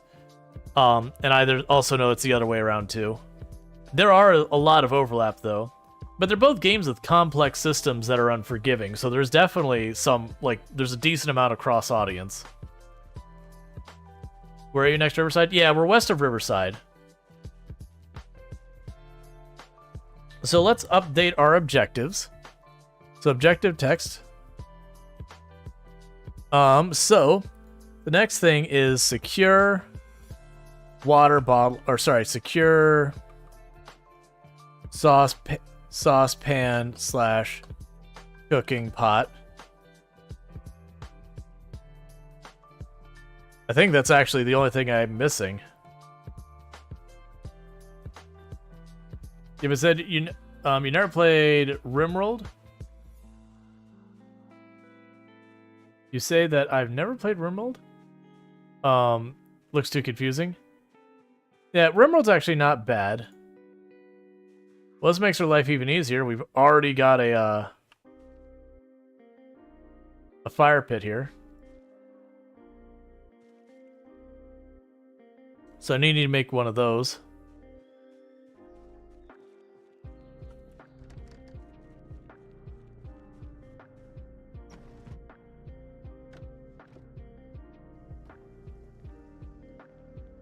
So clear the building first, loot second. That's what I should be doing this whole time.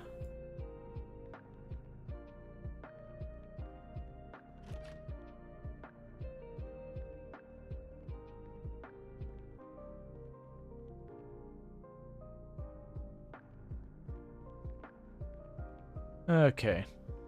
Oh, good. Some nice fresh lard.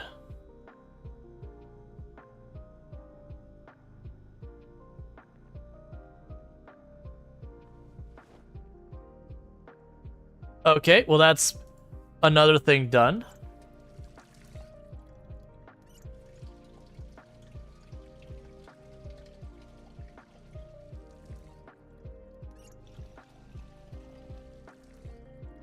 Well, chat, we win. Game's over. Already won.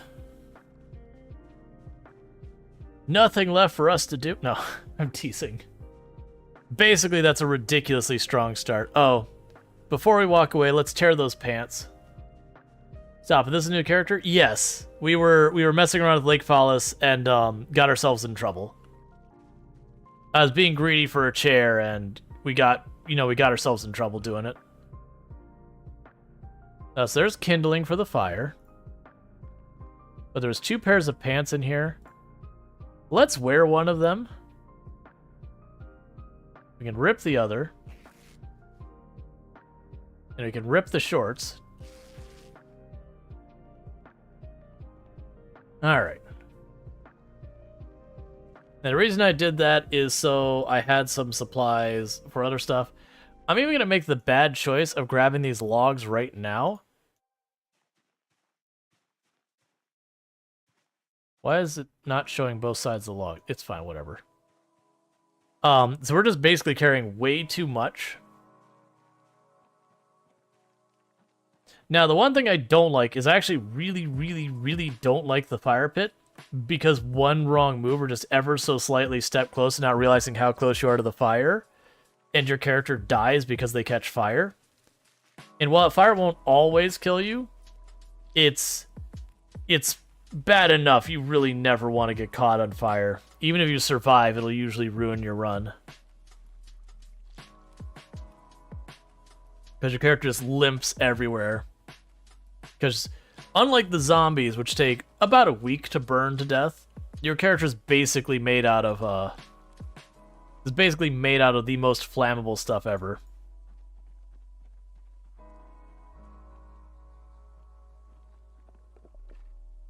Okay. So there's that. We can drop our food there. We will add fuel of a log. We'll put the saucepan of water in the fire because for whatever reason that protects it. Let's see. Yeah, no, Venus is still alive.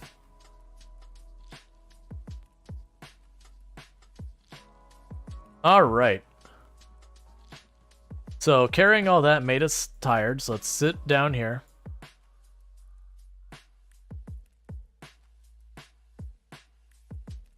So the next big mood for us is to try and get some axes to start chopping down trees. We still need nails. Do I have a hammer?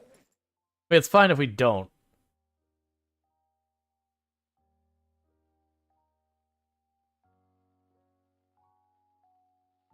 Okay.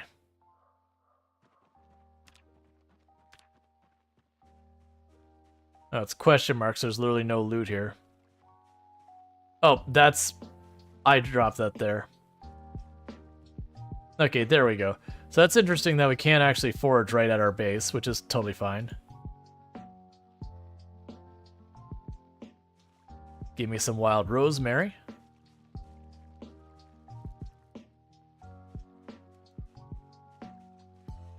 Sharp stones are your answer? Yep. Well, we need sharp stones and sticks, regular stone and stick. Because a sharp stone and stick I can make an axe, and a regular stone and stick I can make a hammer.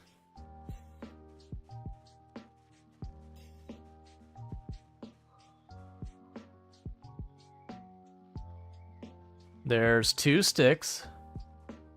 So we're looking for stones now. And the road has an extra chance of having stones on it.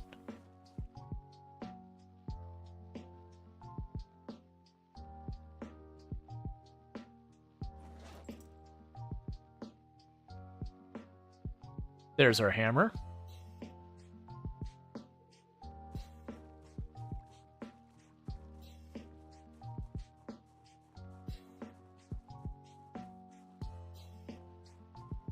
I'm going to double check in here to see if we had one. There's our sharp stone.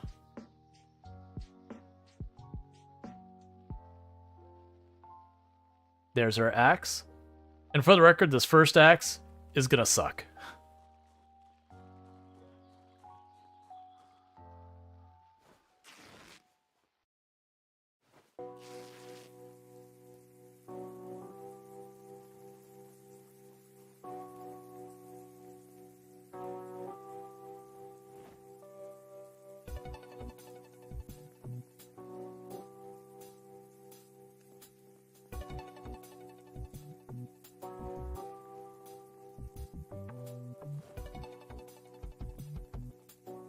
Oh, right!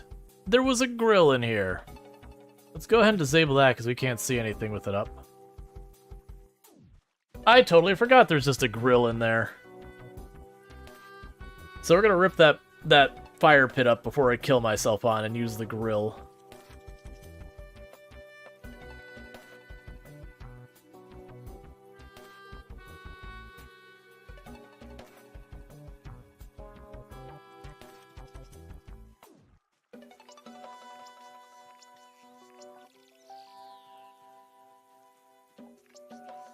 Now, the next big thing is going to be getting nails. Because I made that hammer and I have a saw, I can go to those houses and all that, and I can just start tearing apart couches and basically everything but the walls themselves. And in some cases, even the walls themselves, if they're wood walls. But we'll use that to get nails. We'll use the nails to start building our home. I'm not going to worry too much about trying to get a bed yet. Bed is a luxury item for later. Right now, I just need to start being able to build anything. So what I'm going to do, I can place this item right here.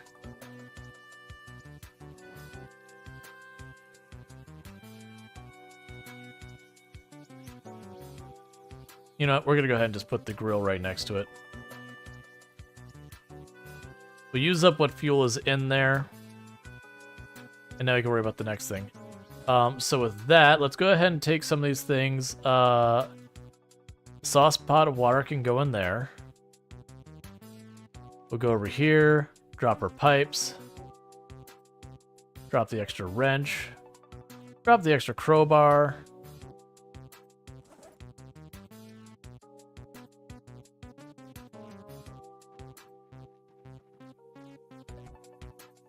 So, oh, we have the shovel we'll drop. The dirty rags, the clean rags. We'll enjoy our rosemary, just eat it straight.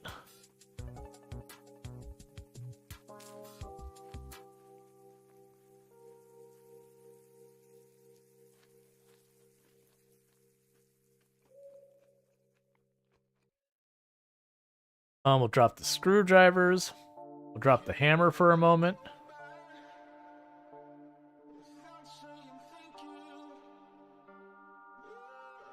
Okay. And we'll sit, we'll rest, we'll fast forward.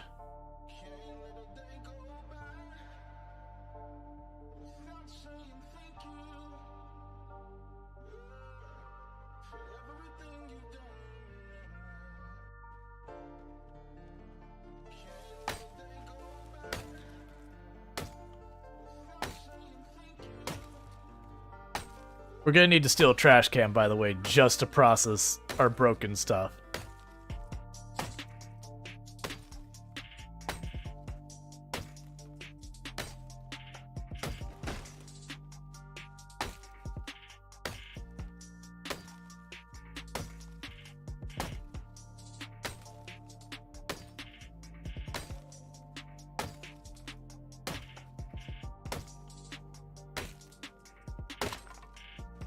Alright, so there's that.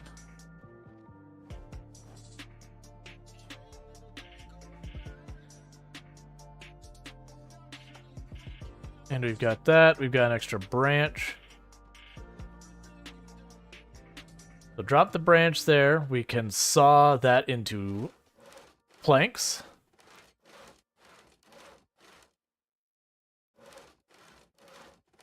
there used to be a bug in the game. Well, not a bug, but it's just a very unreasonable design choice.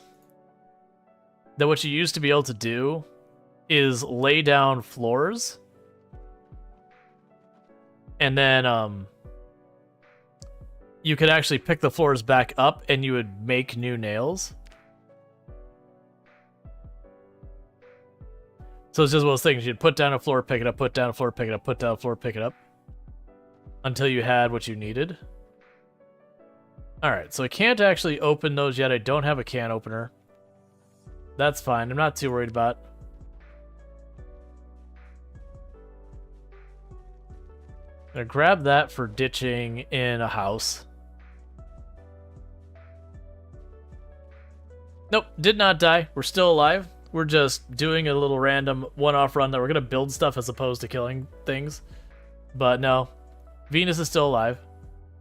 Oh, nummy, nummy, numb. Gotta eat this cockroach right now. Oh, hey, zombies. I figured I was gonna have some of the ones I dumped show up over here.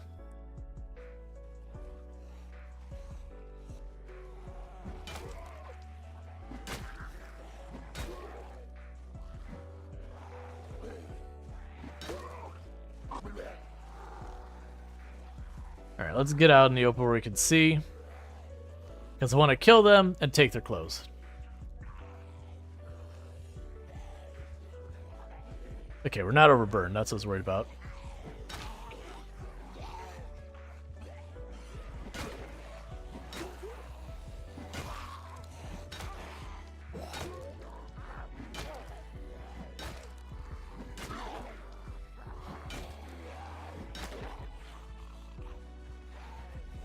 Alright, loop it back around.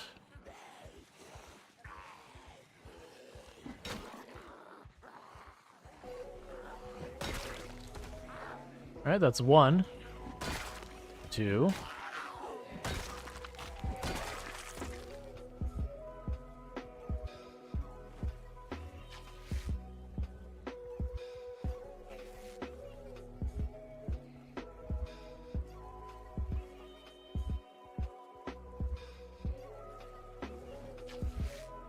Alright, and the reason why we're ripping all their clothes is this fabric.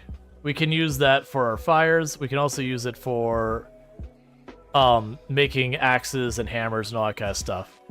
So we're going to end up using a decent amount of that. You can also technically use it to make log walls. I almost never do make the log walls. Like, there's nothing wrong with them. The log walls are just as good as any other wall. But, I don't know. No watches on any of you? Come on, man. It's the 90s. You always had to have your Casio watch, was it? Oh, yeah. No, it's, like, the nimble especially is the really rough part. The nimble is awful.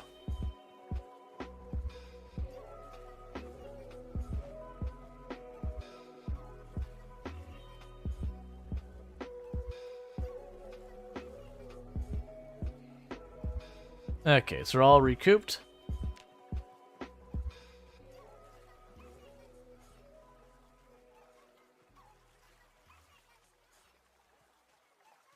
And we go back to looking for stuff. When I go back up, I should take our axe and put on one of the corpses so it disappears when the corpse goes.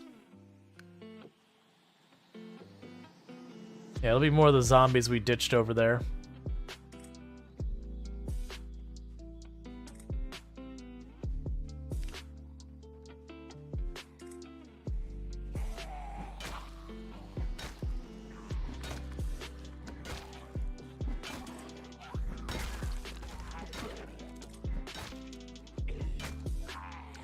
So definitely want to check the farmer, because the farmers have a chance of having seeds on them.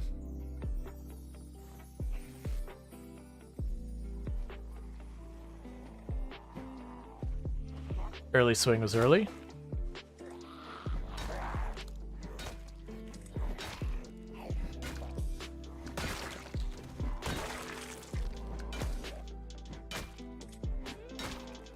That's vanilla. You can change the outline to whatever color you want in vanilla. You just have to take the time to do it. It's under the accessibility settings. I don't actually recommend white, and the reason why not is it's great until it's winter and then everything is white.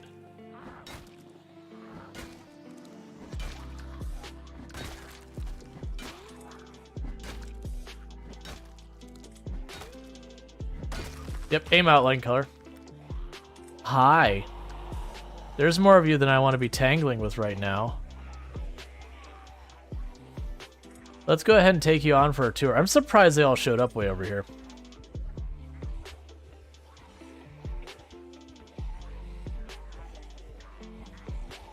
You've heard gentle green, that's fine.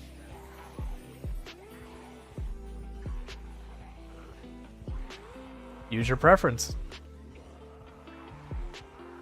That's why the setting's there.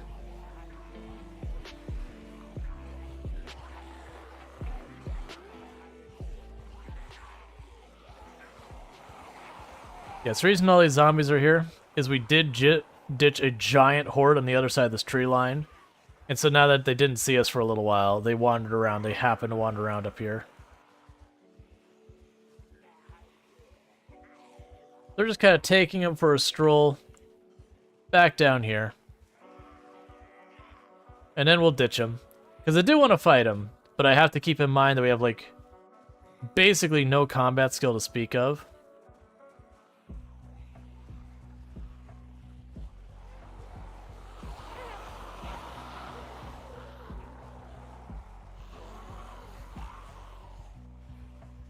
Alright, so let's run over here.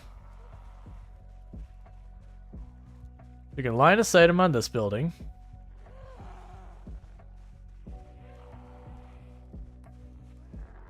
There's a lot that are wandering out here. I'm trying to keep as much trees between us. I shouldn't be running nearly this much.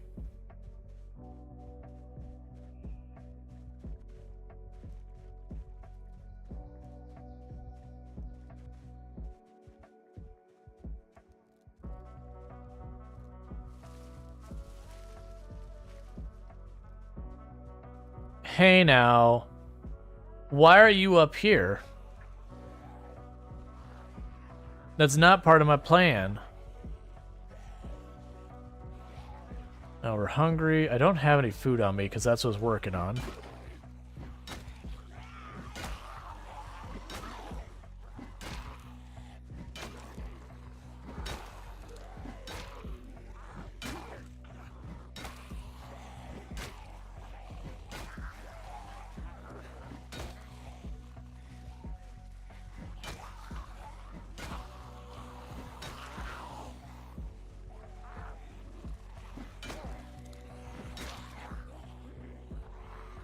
Okay.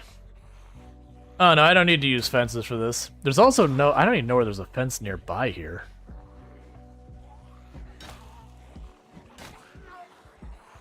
No, we can kite him. It just sucks because I'm taking the damage penalty for exertion. That's the reason I ditched those ones. I wanted to avoid the damage penalty, but I wore myself out too much ditching them.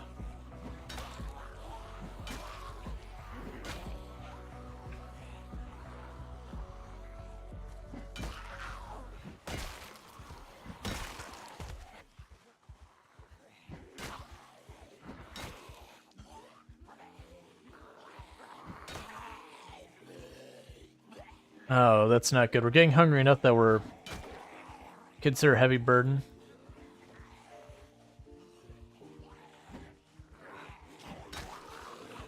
Ooh-hoo-hoo.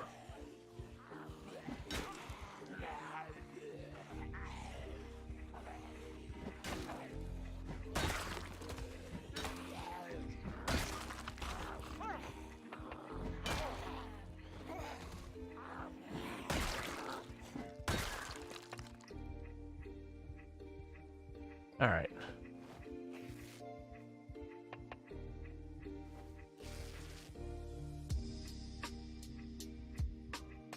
There we go. We finally got a digital watch. Okay.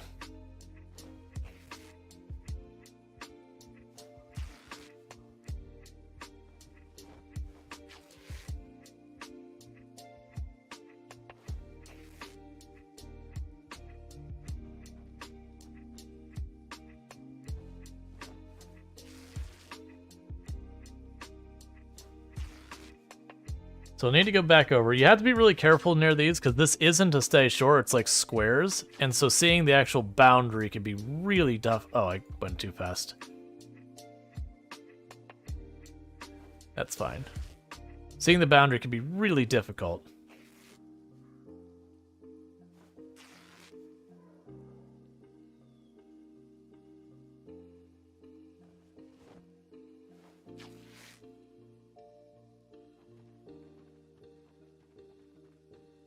That's where I ditched the other cloth.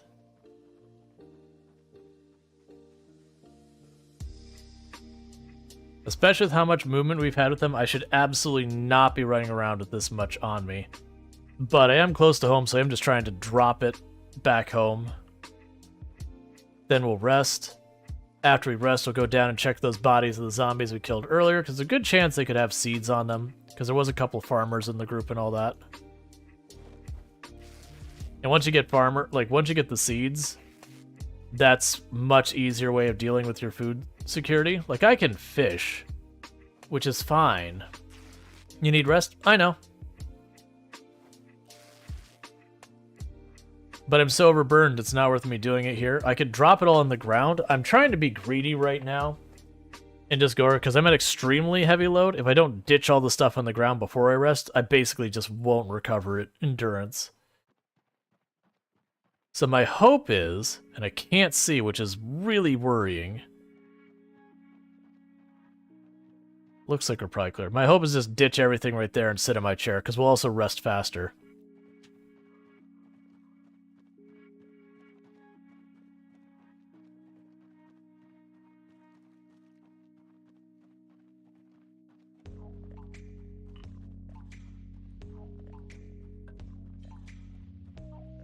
We have a zombie over there.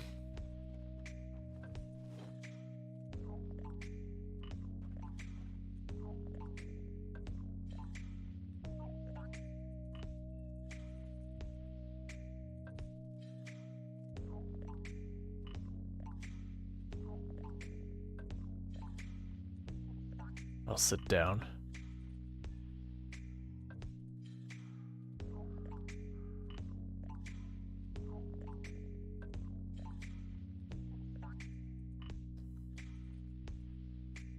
Yes, we're still slightly over encumbered, which is a problem. We're also very hungry.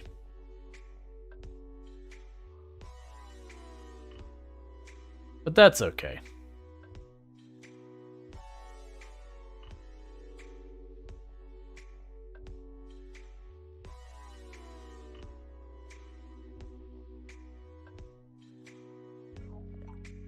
All right.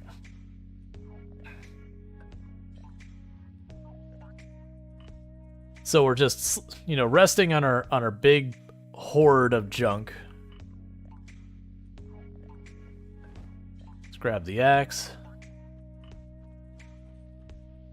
Ditch that on a body.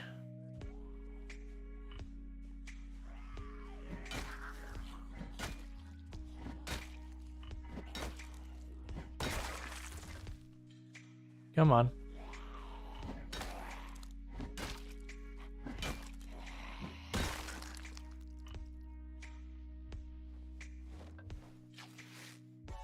And there was one down there. I don't really know where it got to.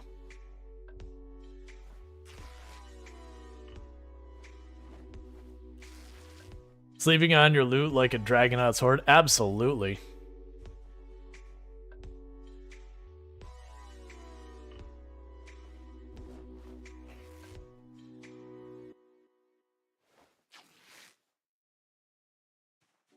Okay, let's drop this off.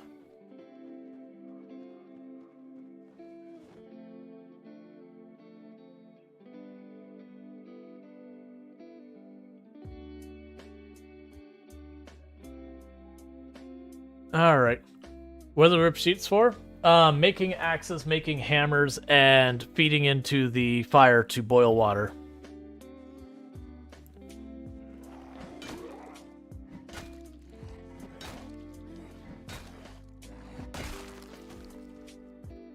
Hey, strawberry seeds.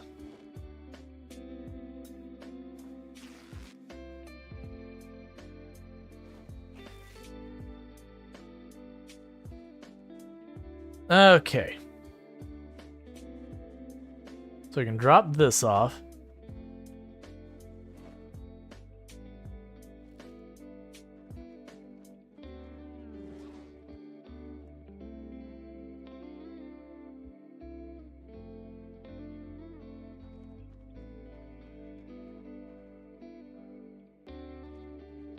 Start getting this all set up.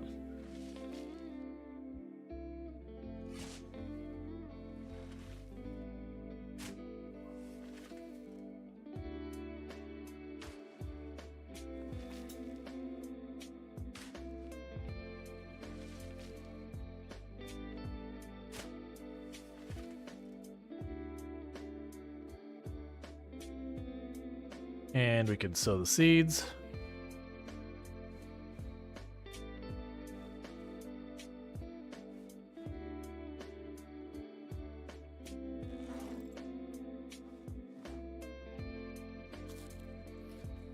Alright, we can snack ourselves a little bit on these worms. It'll definitely improve our mood. No question about that at all.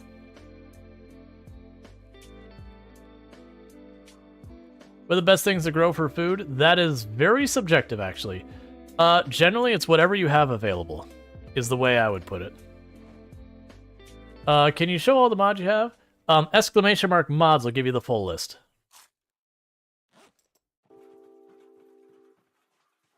Alright, so I should sleep. But then I'm gonna wake up. Nah, we'll just sleep. Because saying if I don't sleep, we'll probably be in trouble. So what we're gonna do is this is a dangerous sleep. So I'm gonna hold shift and straight to the left. That way if zombie wanders on us, we just shove it out of the way.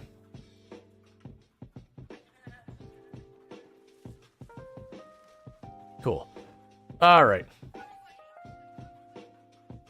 So let's try and go down here.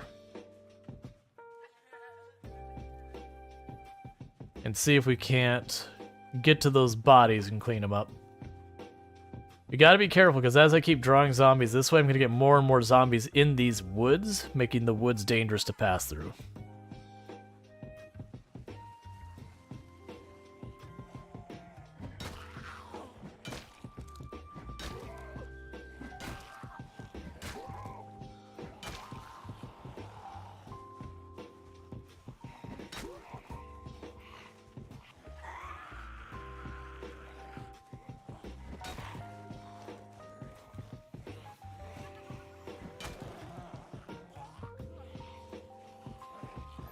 Wiggling to get them to single file.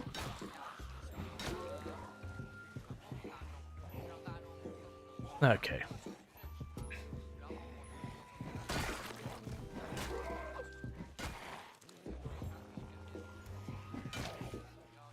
All right.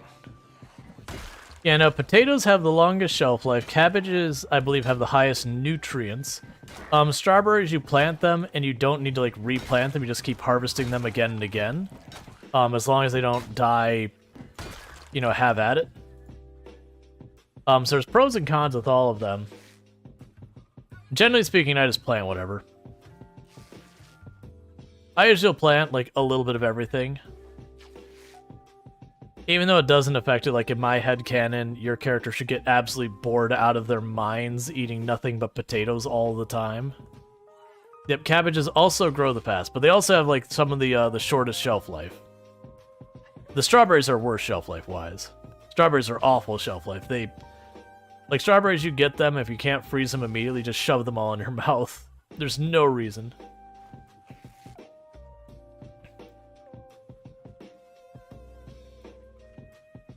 Yeah, I've been playing a bit of PZ lately. Just on and off.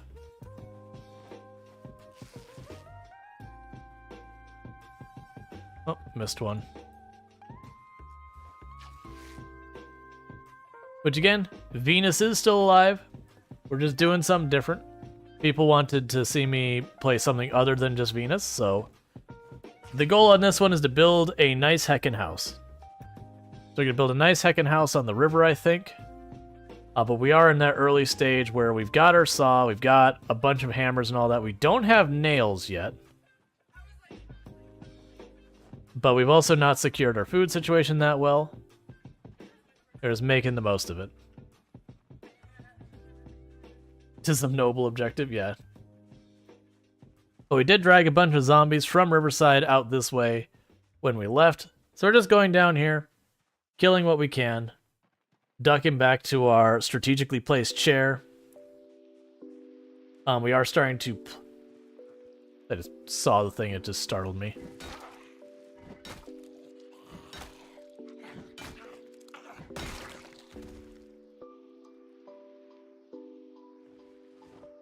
Okay.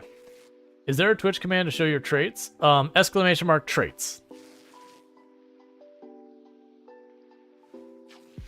I believe that's what you do it.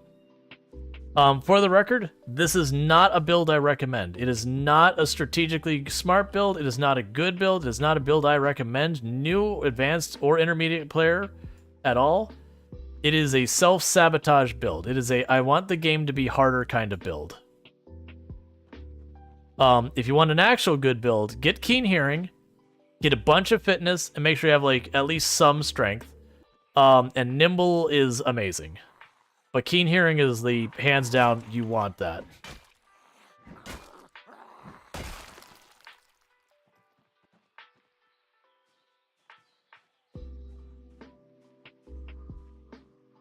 Alright, let's pull them one by one, get them in a pile, kill them all.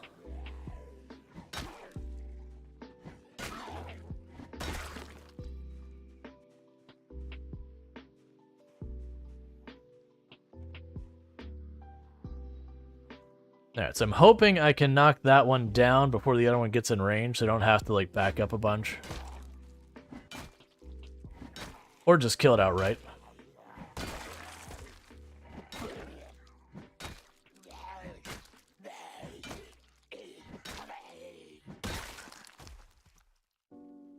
Alright, so we're gonna do this. Rip clothing, craft all. Because when you do it that way, I don't have to go to each inventory. My character will just find the cloth nearby and start ripping.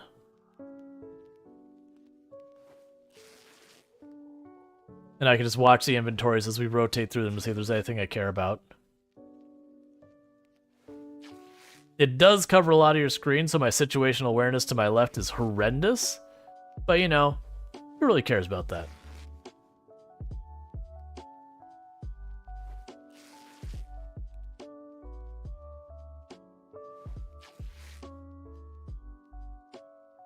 Oh, the other reason to rip all these clothes is every time I get thread out of ripping clothes, I get a little teeny tiny bit of tailoring. Not that I really care about tailoring, it's not that important, but you know, if I'm doing it anyways. Yep. Hey, Vitas. Yeah, no, I'm aware, Green. The first one I wasn't worried about. This one because there's like 12 of them. I was gonna get out of here. I'm kind of hoping we'll see another stack of seeds here, but I think it was the one of the overalls there was the one I was hoping would give it to us. It's fine, because we have strawberries and those are fine. It just takes a little while to scale up strawberries.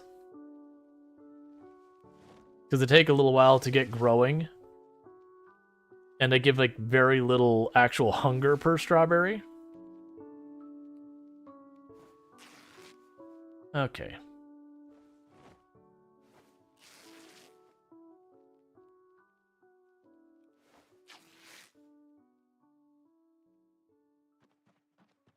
Alright, so let's drop that off. Because ideally, I don't want to fight at night. We definitely aren't going to forage at night. You take a severe penalty to how far your character sees when foraging. And it also makes your situational awareness really terrible because it's just too dark to see anything.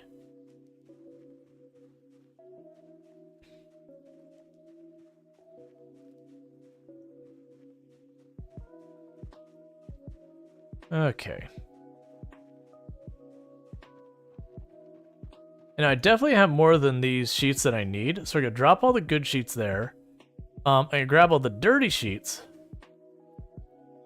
And you walk over to this fire, we're gonna say, hey, barbecue, I'm gonna add a lot of fuel to you. Hi, wifey. I'm heading downstairs. Mm-hmm. I love you. I love you more. Stay handsome. I can't stay what I'm not. Love. Love.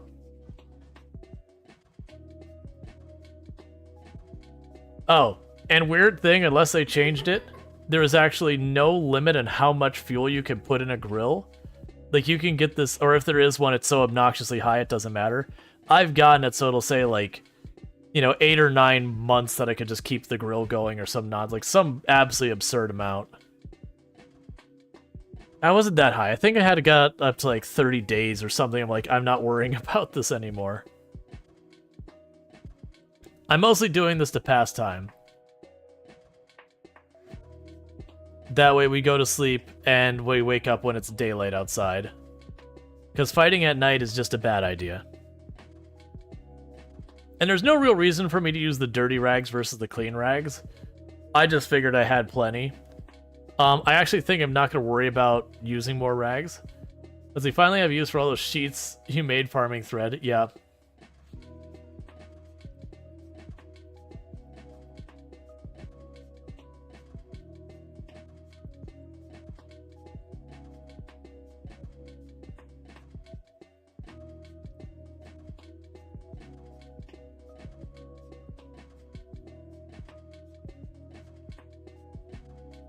And we're good. Drop the thread. That should be plenty late enough, so we'll hit sleep. Then we go hold shift into the left, just in case the zombie strolls up on us while we're here. What did? So you noticed, I didn't get bit.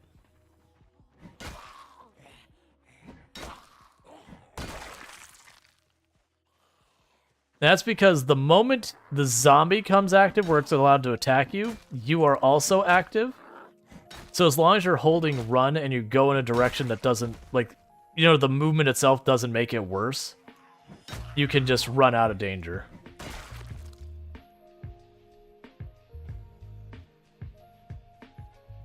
But yeah, so the moment you're a zombie where you're sleeping or you're sleeping someplace you know is dangerous, just hold shift into one of the sides, and like I said, if things get bad, you'll be able to just run away. The big danger is, like, if you bump into a zombie, which locks you into running in a direction for several steps, and that drops you in front of another zombie, you can still get yourself killed that way, so don't think it'll just get you away from everything. Could you not? I'm trying to rip up clothing.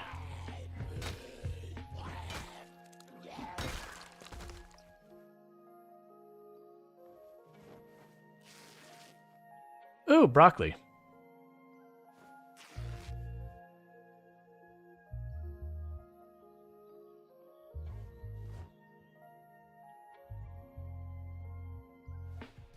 All right.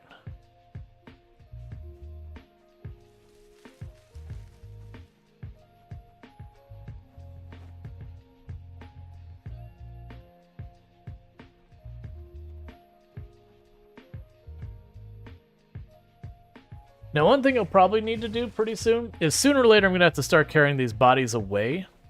Because if I sleep too close to bodies, we'll get corpse sickness. These are definitely in range. It's whether or not there's enough of them. Oh, hey. Did you already tear up the hat? You did. Oh, well. We'll get the hat next time.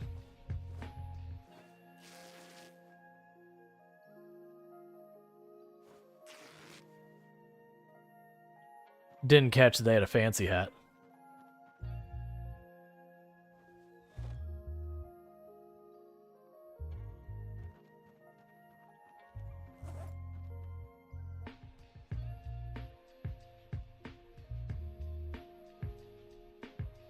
All right.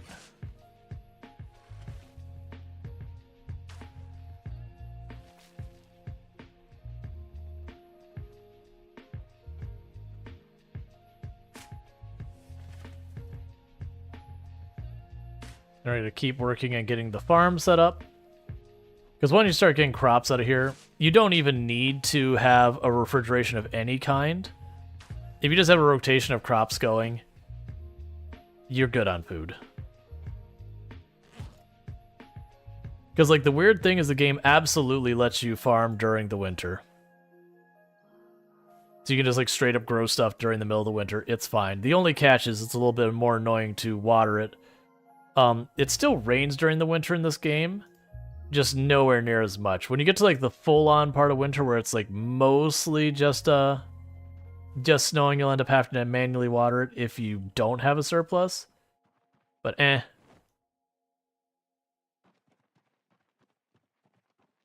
Alright, so put that in our fanny pack. Alright, so I think what we're going to do is we're going to grab these corpses.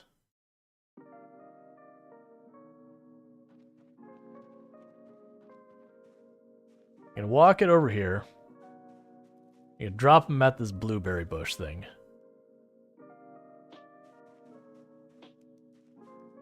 Like I said, I'm just mostly trying to not have too many corpses by where I sleep, so we don't get sick.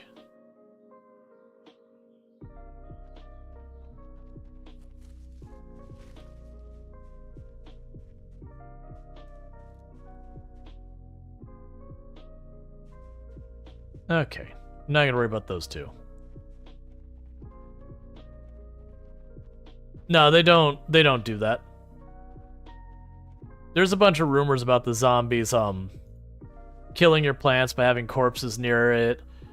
They can trample your plants by walking over it, but like them lying near your plants doesn't hurt them.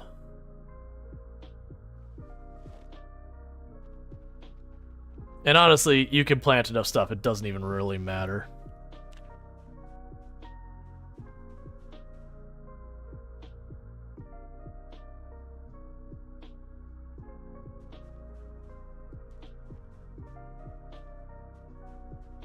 I look forward to having more strength, by the way.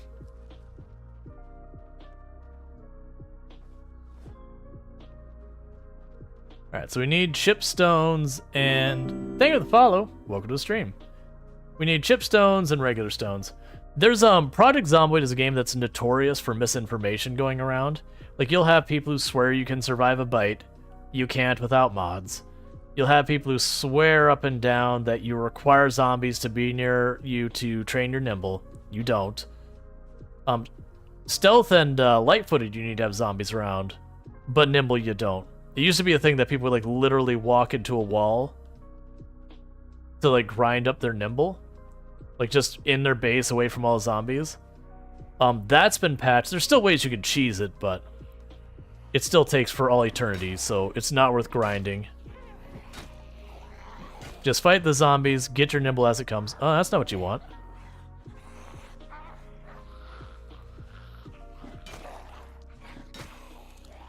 And dead. 1, 2, dead. I'm not gonna worry about looting them for stuff yet. Let's go back. Get our endurance back up. Then we'll go back down, kill some more. Let's see. It's good to have if you're at only 50 or so off the next level. Just which one's so tedious. Yeah, no, if you're close to leveling nimble, it's not bad to like push you over the edge. I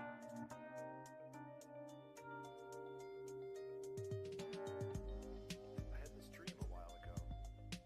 I was driving around town, doing a lot of usual stuff, but there was Okay. a cow looking like it was using tall wooden legs.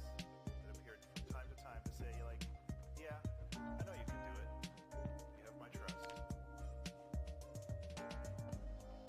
Alright, so what we really need... A tree outside my bedroom window. Oh. Hey, have your glasses back, man, so I don't see them every time I walk by. Across my ceiling. Exclamation mark mods. We'll give you the list of mods. It looked like spider web. But that said, it's basically like vanilla with some UI mods. There's no mods that change vehicles or anything like that. Like itemization, leveling, all of that works just per the usual.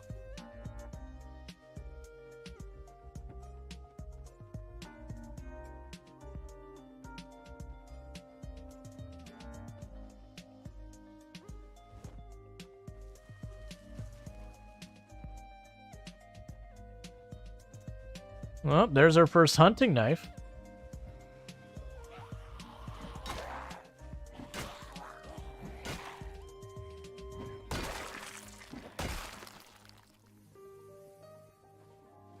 Here, do you like glasses? Have some glasses.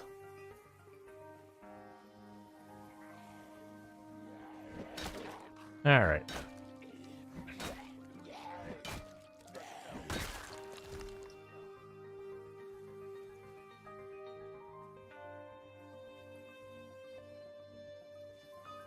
Like, there's also misinformation that there's, like, a lead zombie or whatever that if you aggro it, that, like, you get all the zombies. That's not true either.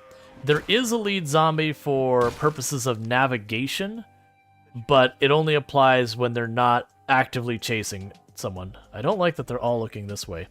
Because you can go to any group and pull them one by one by one by one if you're patient enough. It's tricky. It takes practice. But you can absolutely do it. And if there was this, like, magic pull all the zombies one, it means most of the time you'd do it, you'd grab all of them. But you can grab them in 1s and 2s and all that very, very consistently. Like, if they had it where there was a lead zombie and you had that, the moment you played sprinters, you'd walk up to a group, and you wouldn't aggro them one by one, just have, like, 20 of them book at you, and it'd just be over.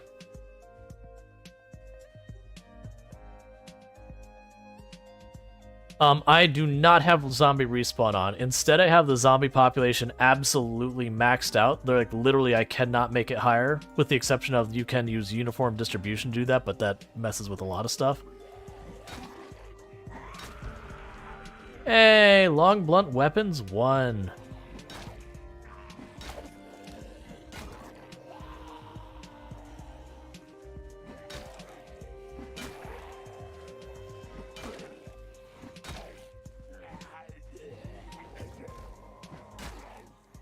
Dead?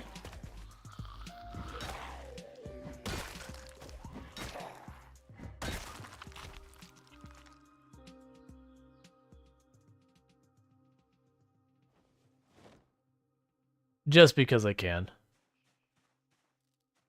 Another thing you'll end up doing is a lot of people will fall into what I'm going to call like a new player trap of like putting all of the equipment they can on themselves, bulletproof vests, leather jackets, patching them up, going like really to the nines with it all. That ends up absolutely being a trap. There is a mechanic that isn't really mentioned in the game, that as your character gets hotter, they become exhausted quicker. And so it's one of those things that the increased amount of exhaustion is more dangerous to you than that little bit of protection is going to protect you, kind of thing.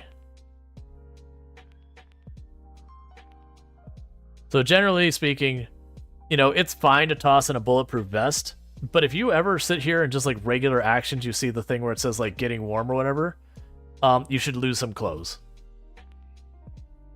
And just the same, if you're like regularly seeing it saying you're getting too cold, you should gain some clothes. You want to keep yourself not giving the mark for any temperature changes. It causes you to fatigue faster.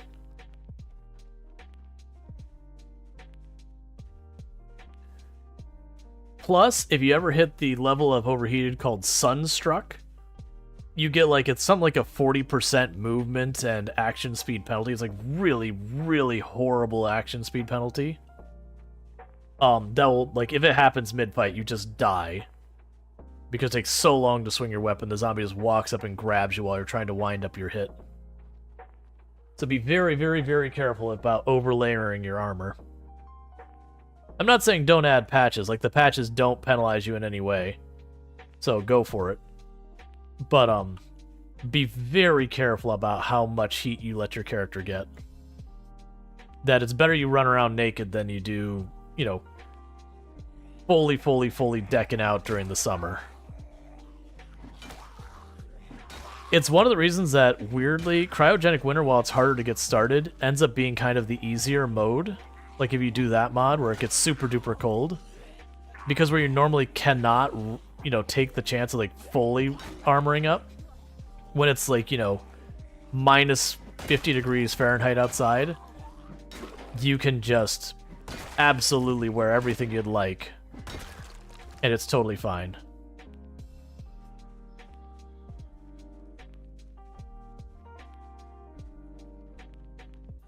Alright, we're just trying to clear the zombies out of the neighborhood. It's the best way to keep yourself safe is just kill the zombies around you. Even if you have respawns turned on, taking the time to like patrol your area and kill any nearby zombies, it just means the zombies won't be there to sneak up on you later.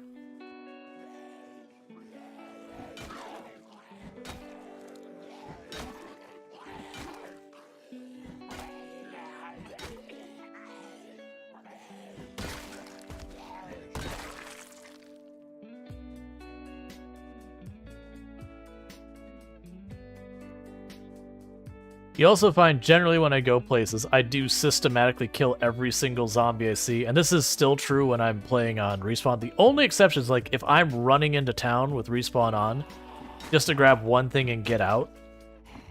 Sometimes then I won't kill stuff, but it is kind of a high-risk play.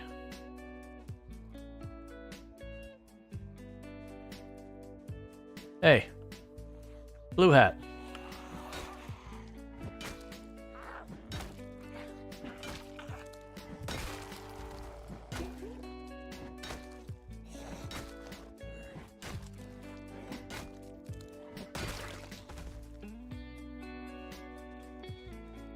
Alright. And normally I don't jog very much. I'm kind of doing it, one, because I'm being a little impatient, and I'm also very used to my other character who's got 9 fitness or whatever they're up to. Where I can get away with jogging a lot.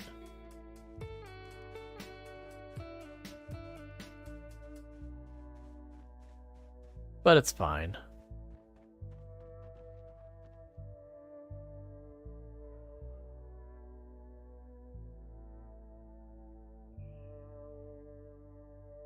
Like, I'm also fast-forwarding while resting, which is something you'll never see me do on one of my characters I care about. Like, this character will eventually get there, but we're early game, so, you know, I don't have much to lose. So you shouldn't care if your character's sad or depressed? Yep, it doesn't really do anything worthwhile. The only thing it does, if you want to know, when I gotta move that to my inventory, it slows that action down. It's anything that's the status bar on top of it, but it doesn't affect your combat swing or anything like that. So it's purely like convenience of doing inventory stuff is where it kind of hurts. But you can manage it easily by just having a bowl, and then as you eat stuff like fish, potatoes, all that, just cut it up and put it in your bowl, and you get happiness for eating out of a bowl. Like, it really is kind of cheesy.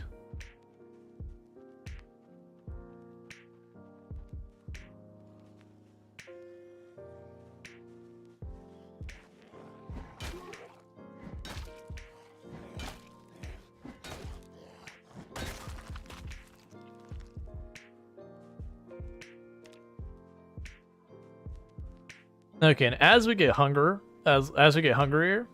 there's actually a bonus to foraging that as you get hungrier, you have a higher chance of finding food.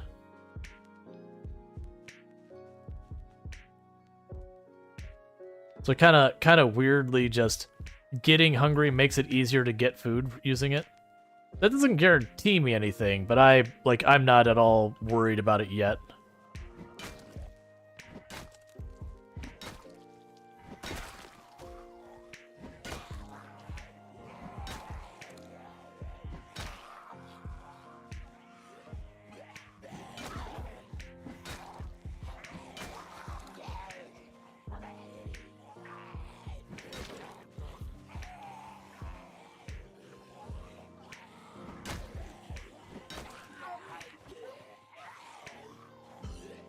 Yeah, the moment you see them go side by side, you do not take that swing. Ooh, hey, let's just not straight up miss. Okay, we have reached the point that we're getting hungry enough. It's penalizing our strength enough that we're having problems, you know, carrying all our stuff.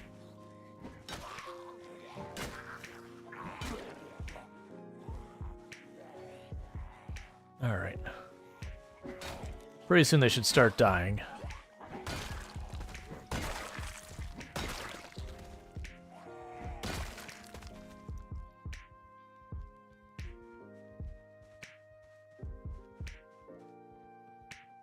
All right.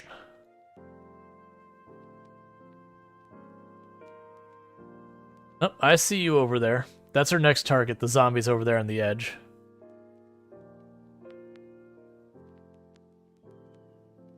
All right, let's deal with it before we're fatigued. Oh, foraging. You can find all sorts of stuff. You can find you can find almost every single item that exists in the game, though the odds of getting any specific item are pretty terrible. That was a risky swing. Stop lining up next to each other, please. but it's a good way to get like early food. Hey, duffel bag. You wanna hang?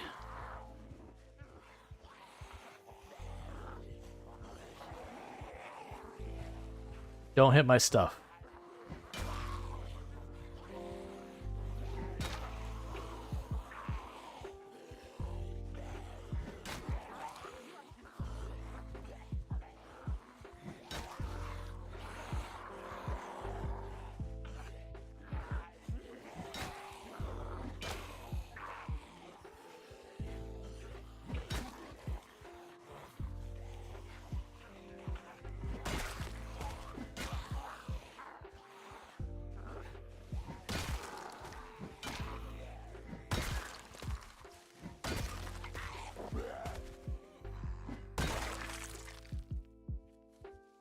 And duffel bag. Excuse me. I am trying to put on a duffel bag. It's very rude of you.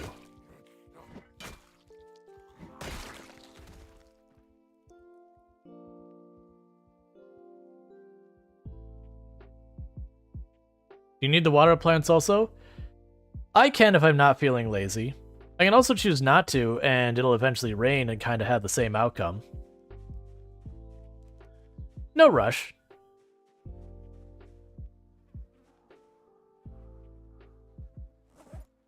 Oh, good. They had some nummy peanuts in there.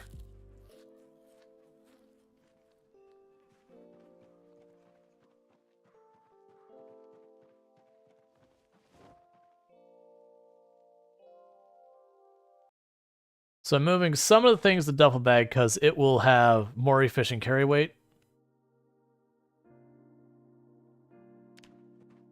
Oh, went too early.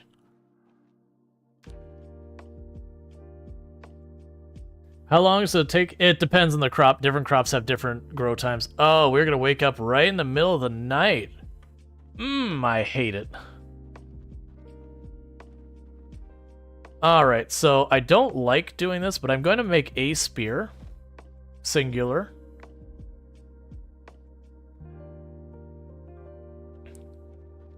We go right over here.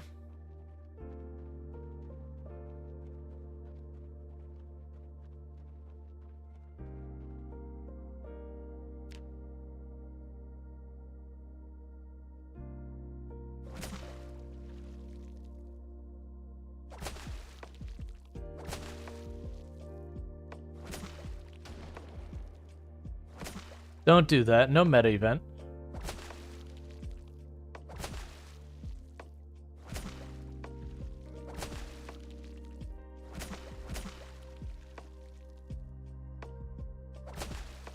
All right.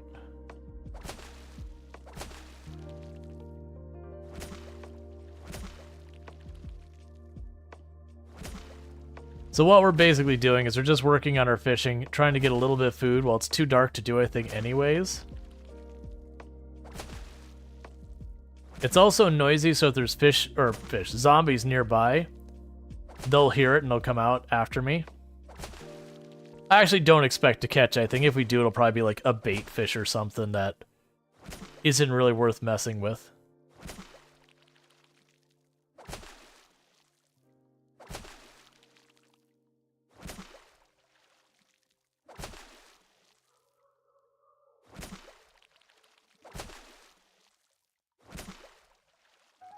But yeah, so like cabbage grows relatively fast. There are ones that take way longer to grow though.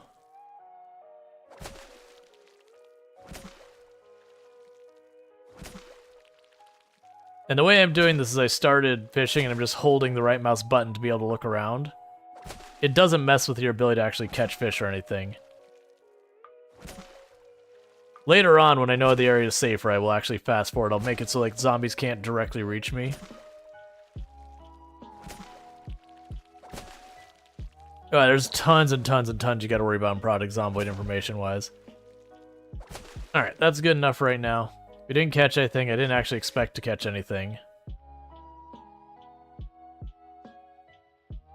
So drop the spear there for later fishing.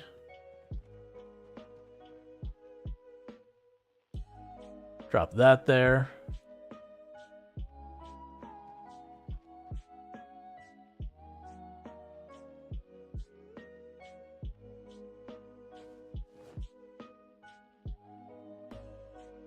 Get a little bit more in here.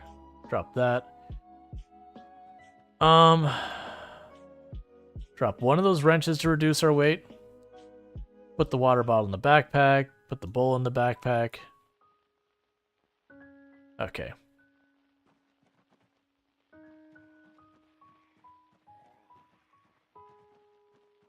Hey, friendo.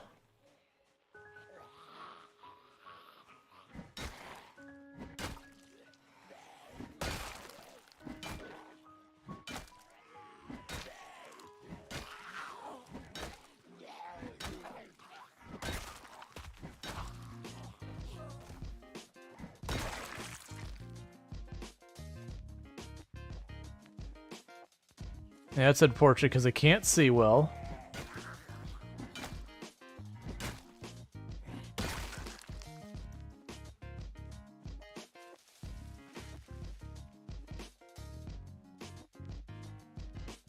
I thought I heard a bush. It may have been me.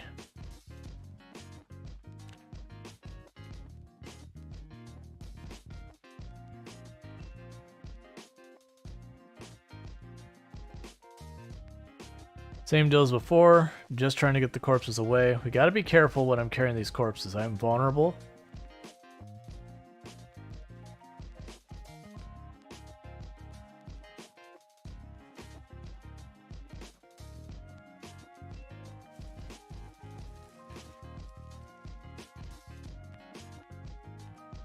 All right.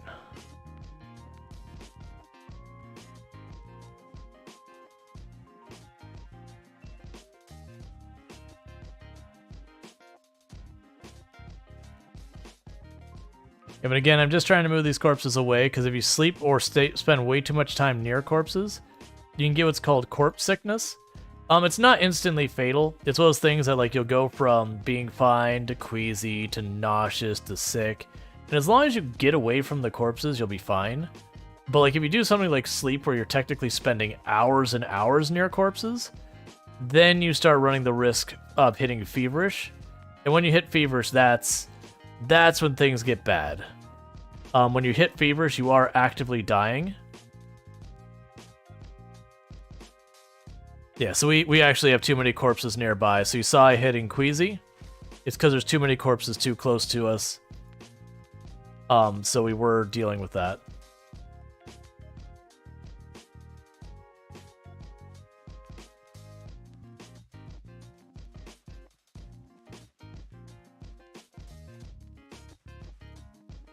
I keep grabbing these and pulling them farther away.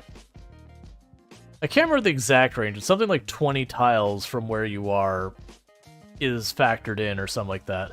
And for the record, like if you have like a wall or a closed door or stuff like that, I don't believe it's like it shouldn't count.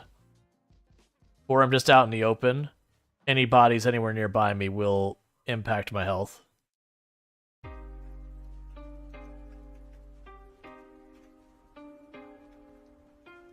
She's got a lot of talent there. Oh, I thought you'd think so. I was a model back in Texas. Alright. So we do desperately need to deal with our food. We're not at the point I need to, like, throw myself into danger yet. More distractions. It is something I need to not be ignoring. Alright, we'll be alright.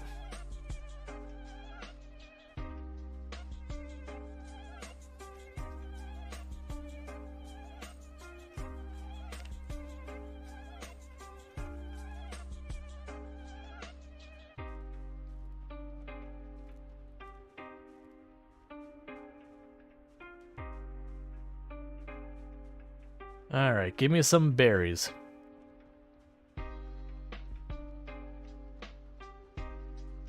Because I'll absolutely take the danger snacks.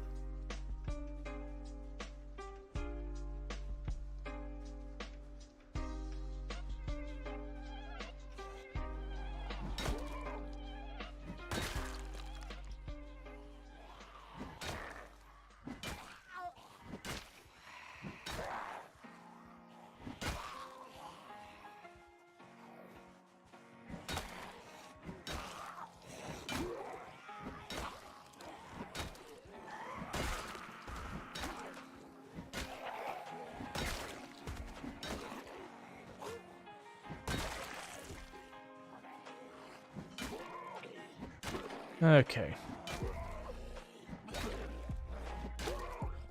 And I have not been keeping track of the days. We should have a while longer before the helicopter could show up. It's like day 6.5, 7, that area. Should be good for a while still.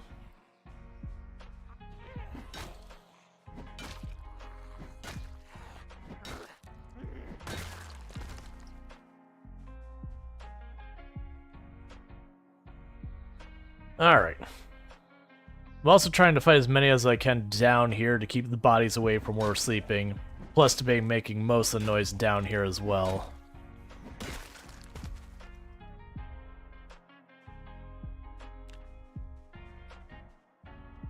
Alright.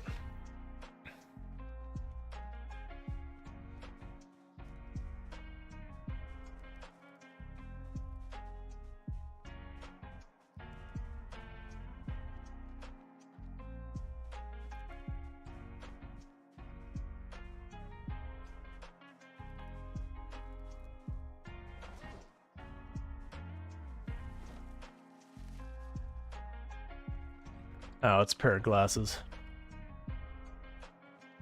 Excuse me, sir, I think you dropped these.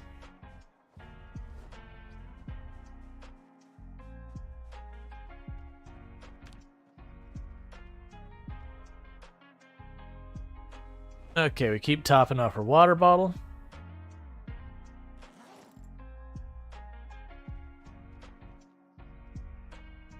Oh, hey, put that back.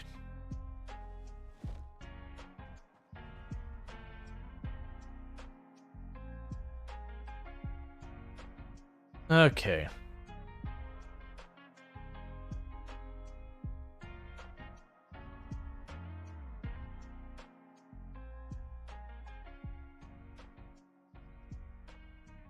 Alright, I see you down there.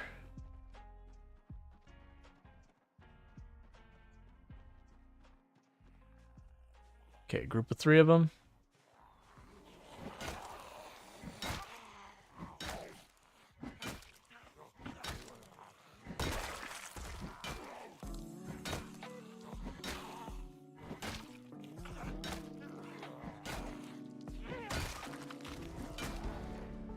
Ah, thank goodness, a point in strength, finally.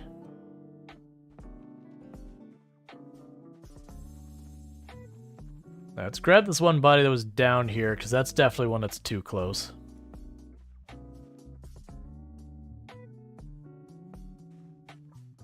I'll just keep slowly moving the bodies over this way. And just be less and less of an issue as we clear out zombies in the area. Because remember, all these zombies are fighting are the ones I drug with me when I ran out here from Riverside. So, till we have like a helicopter or something, we shouldn't be seeing too many reinforcements to them. There'll be some that they just happen to patrol out this way.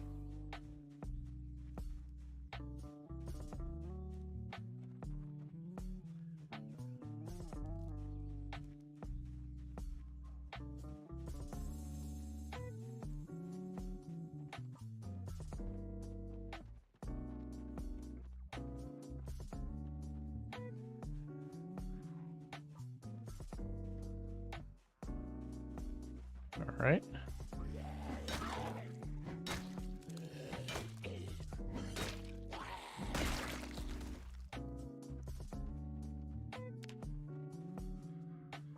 And you could do stuff like crouch or go combat stance to increase the radius.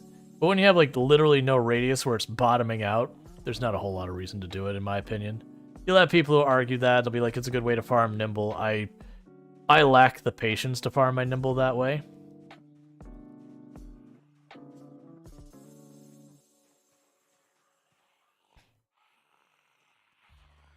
Okay.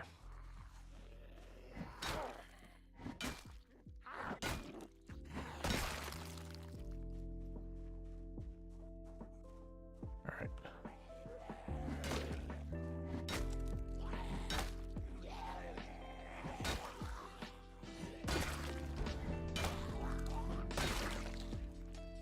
Main at skill 1.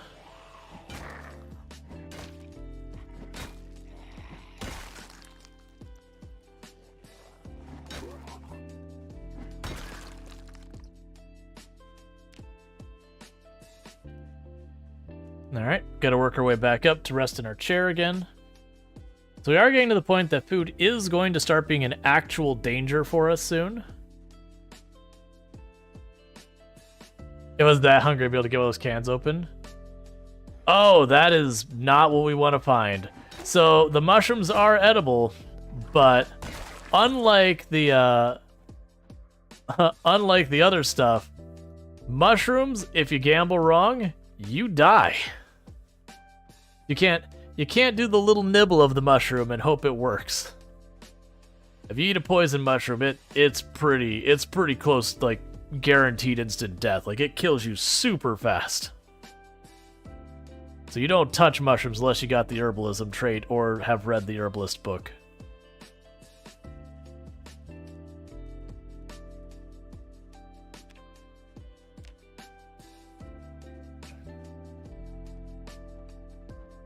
But pretty soon I'll start starving to death.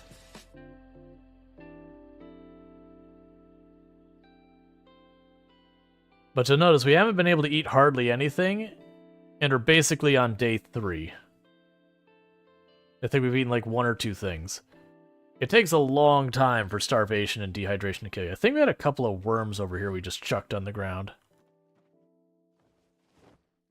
They only give like 2 or 1 hunger, which is basically nothing, but... Oh yeah, we have a ways yet. So when I get to that bar down there is when we start actively dying.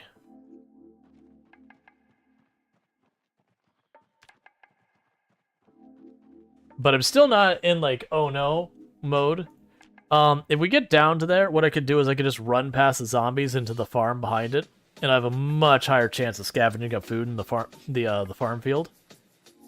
We can always also just run to one of the neighboring houses, pop in, grab some food real fast, and move on. I mean, if we don't find food, like, we'll be able to make it work.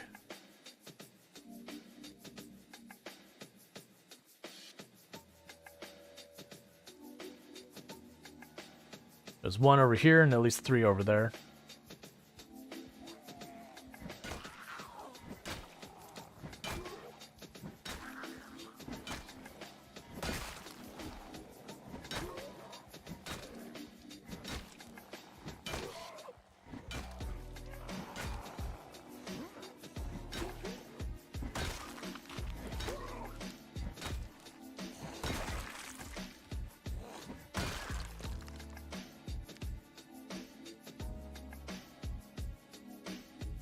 Dang it.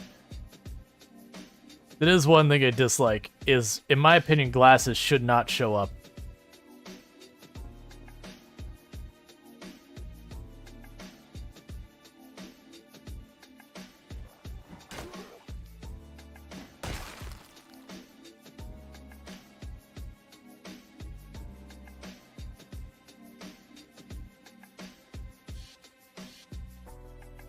Sticks.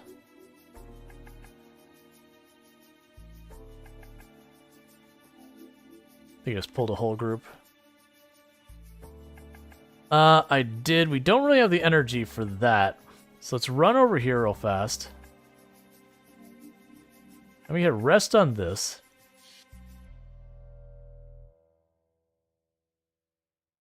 So go a while till they get here. We're trying to recover our endurance. We'll see if they all find their way. There's 6 of them. Yeah, they're all going to find their way. It's fine.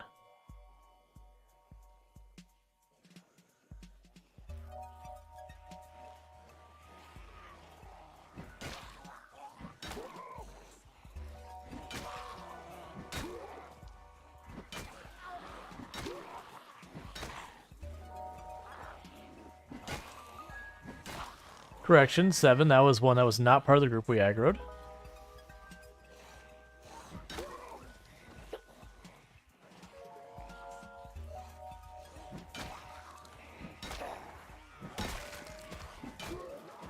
Now it's back down to 6.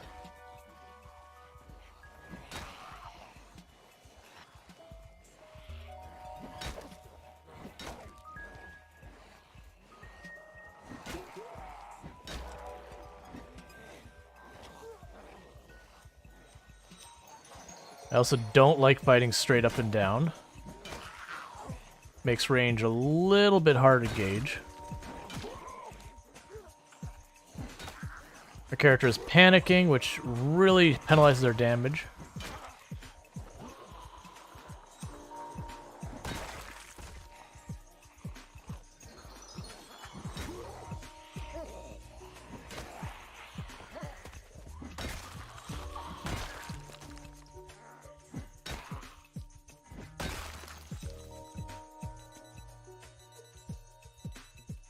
Okay.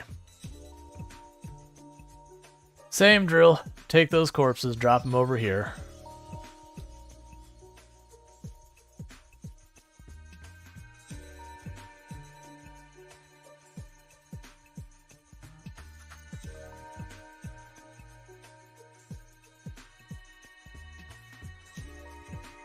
And they'll get a sip of water.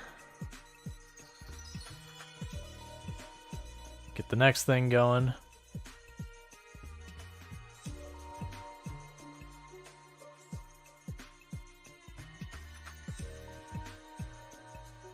All right.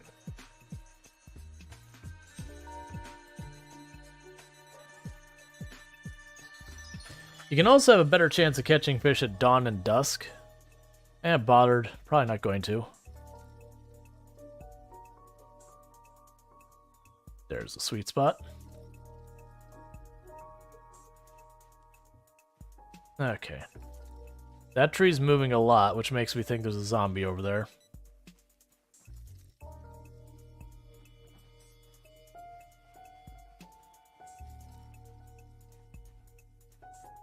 Just cover our endurance. We are pushing ourselves pretty far.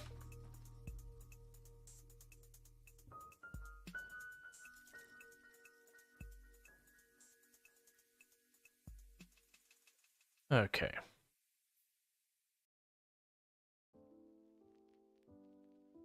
Still just queasy. Haven't pushed nauseous yet.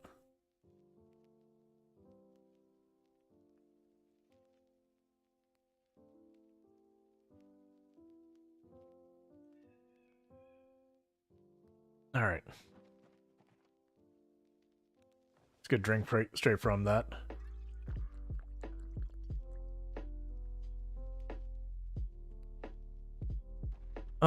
Okay, so we're almost at the point with that saucepan that I should just fill it up with the unsafe water and then boil it to make it safe. Or, honestly, start watering all those crops with it. I don't want to because I'm very lazy, so I just keep hoping it'll start raining.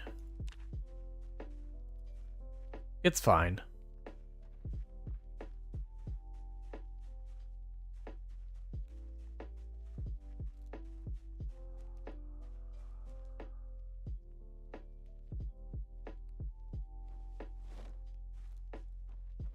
Okay.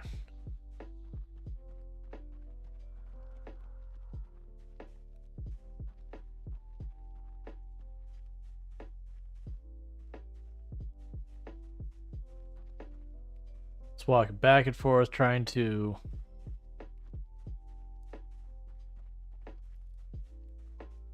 find anything edible. We aren't picky. Bugs, flowers, whatever.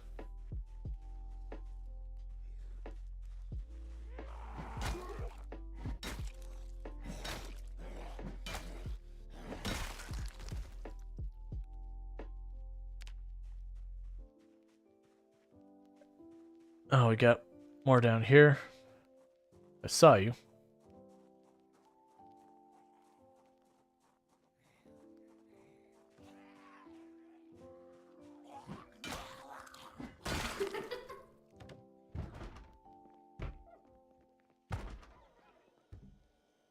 I'm pretty sure we already took everything out of here. Okay, the water is already turned off.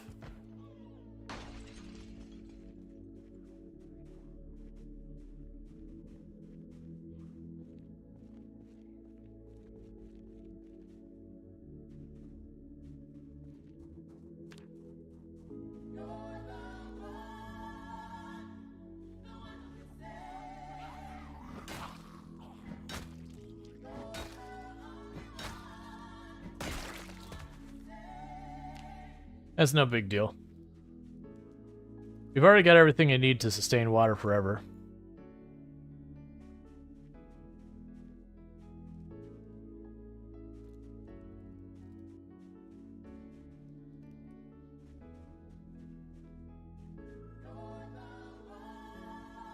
Come on. I usually don't have much trouble at all there. Can you focus on food yet? No. Not yet. I'm not super worried. We're still probably can get one more sleep in before food actually is life-threatening.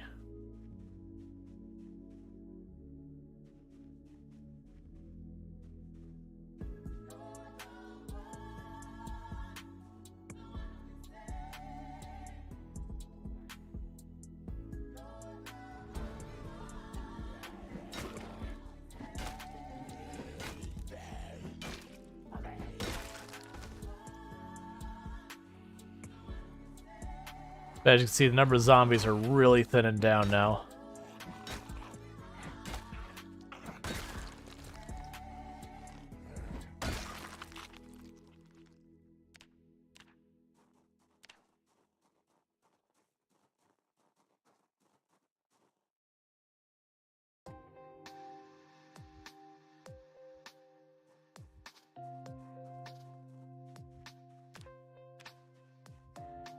Alright. Yeah, no, just firewood and stones.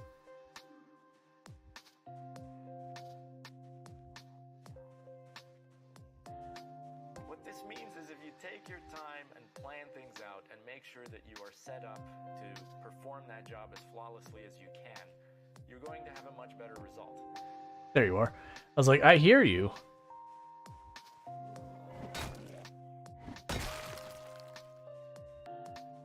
Okay, we're gonna go back to our seat.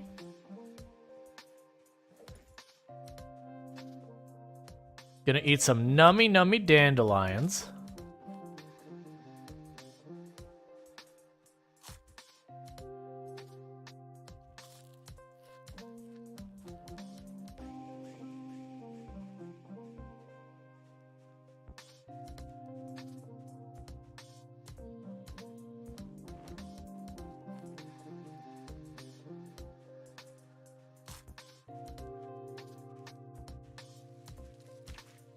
There it is. I was like, The thing you can do is rush through something and then take I'm having real problems seeing anything. because you have to troubleshoot all these weird issues. Okay, and that fistful of dandelions is almost enough to push me back over the Workmanship is good. the threshold we had been at. So don't be that person. Take your time and really enjoy the process as much as you can and try to make the product as perfect as you can. Okay, and we're still not going past Queasy, which means we must be getting away from the bodies every so often. My assumption is this is where we're getting away from them.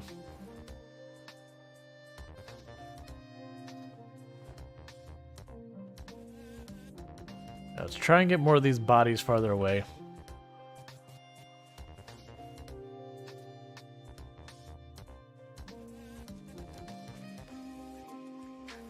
Just because dying to corpse sickness is a really lame way to go. I haven't... No, I actually haven't died to corpse sickness itself, but I've had some real close calls. Be able to rely on this thing for years to come.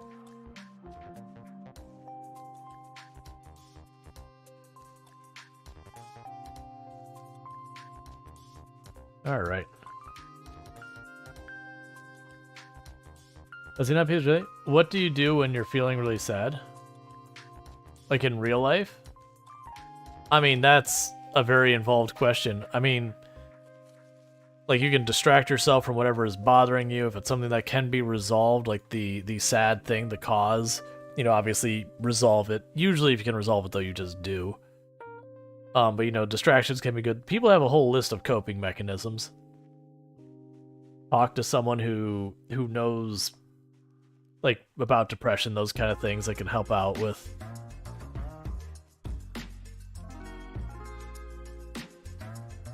Generally speaking, like streamers cannot really do a whole lot. The classic, you know, streamer is not therapist. Unless, you know, that streamer happens to actually be a therapist.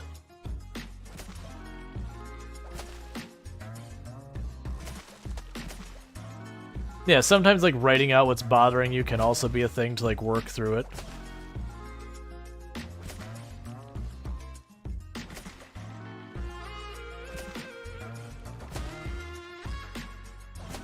For me personally, it's usually finding some kind of distraction from what's ever bothering me is my go-to.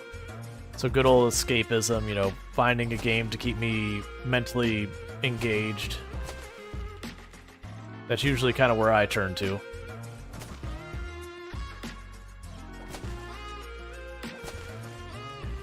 Trying to see if we can't snag a couple of fish. Because I think we're about in the window that increased fish catch chance.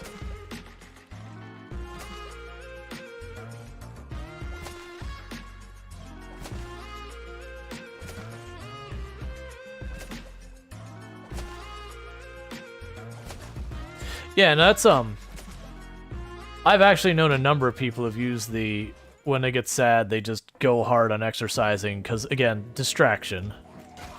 And then when they get home, they're too tired to be sad. They kind of just go home and pass out.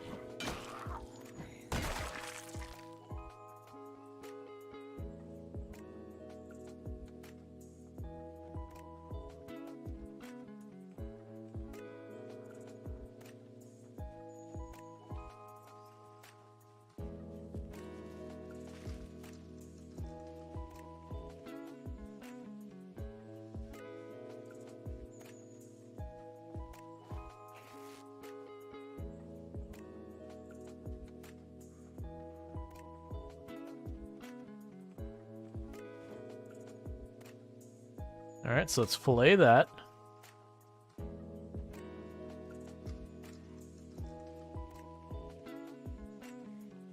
I'm trying to get ready to go to sleep, zombies.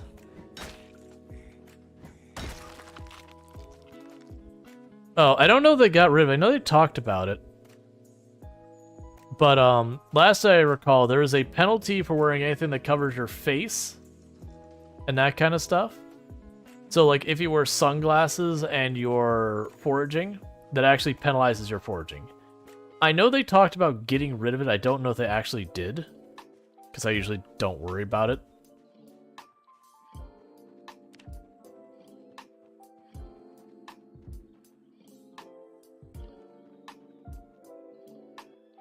Let's grab that.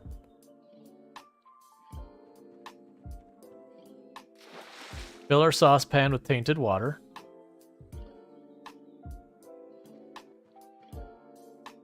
Drop that off.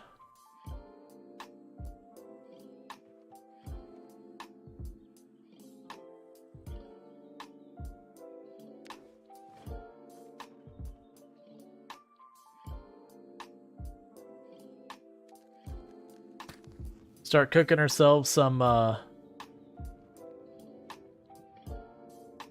nice juicy fish fillet.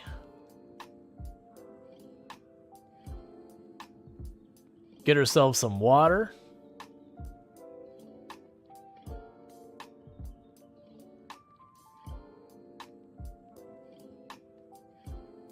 I'm trying to avoid fighting them because we're already really sleepy. So fighting them will be a problem.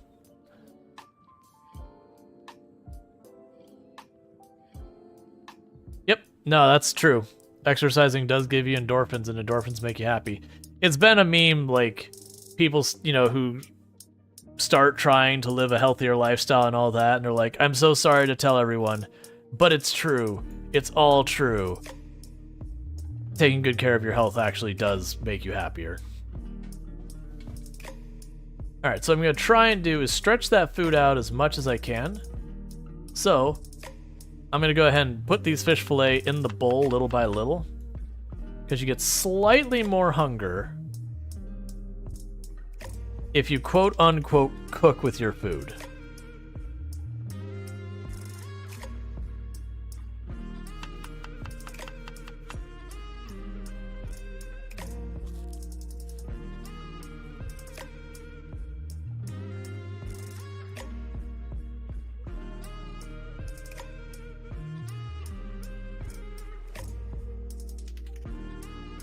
Oh, we have moved up to Nauseous, so that's not good. Nauseous is the next tier higher from Queasy.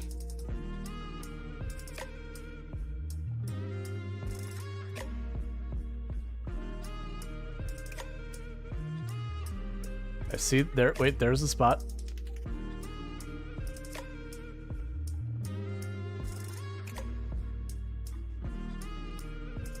Okay. Not only activity makes itself, but also thoughts about doing the thing. Yeah. Like thoughts of, you know, hey, I'm self-improving, I'm working on myself. Those are all things that can help. And it's obviously not one of those things that, like, you do it and boom, problem solved.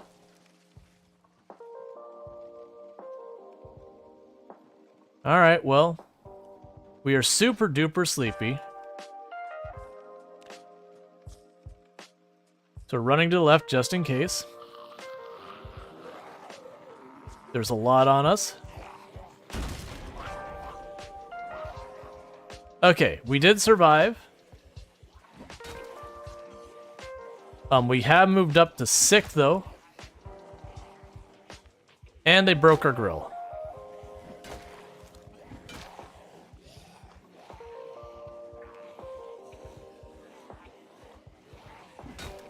And the reason we keep getting sicker and sicker is just being around the bodies. So we are at that point. I need to just get away from the area for a little while.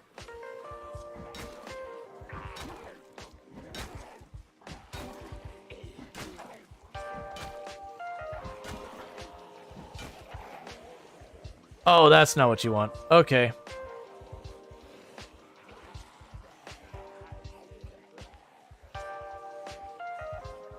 The good news is even when things go wrong, you do get a full night's sleep. I think they destroyed both the chair and the grill.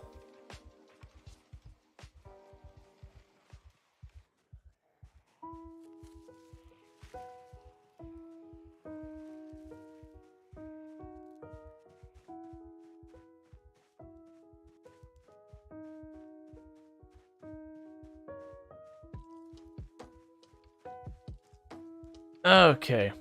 No, Venus is still alive.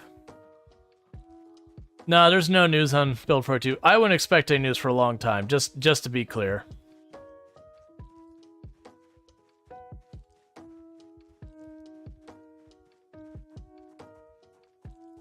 Yeah, so basically, we need to get the heck away from corpses for a little while.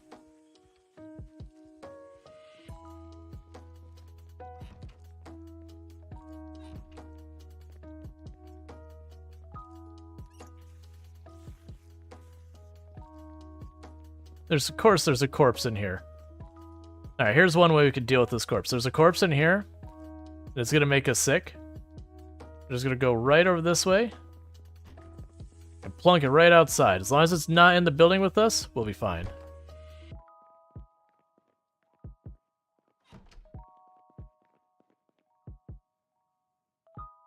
Okay. Alright, so we've downgraded to nauseous. That's good. Okay. So with that said, they did trash our chair, and they did trash our grill, but I'm not too worried. There's plenty of chairs around. We still have the campfire. There's going to be more and more grills.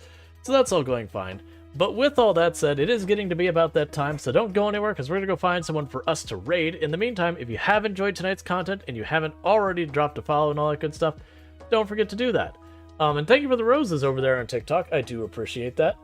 I don't know what those mean, but thank you so much. But yeah, so if you have enjoyed it, don't forget to drop your follow. And thank you so much for everyone who's been lurking, chatting, and hanging out. We had like the hype train earlier. Let's see. A corpse in the same room or the same building count. It's same room if there's no door that's closed between you or window or whatever. Or if they're within a proximity if there is not a wall between you. And I don't know the distance. But basically, just don't be super close nearby corpses. And as you notice, once they got away, we dropped from sick to nauseous. That's all you have to do is just get away from the corpses. The problem is when we're up by the river, there's corpses on the ground there, and I've got one or two that's just too close. With all that said, I'm going to go ahead and put up my ending stream screen and find someone for us to raid. So thank you again for tuning in.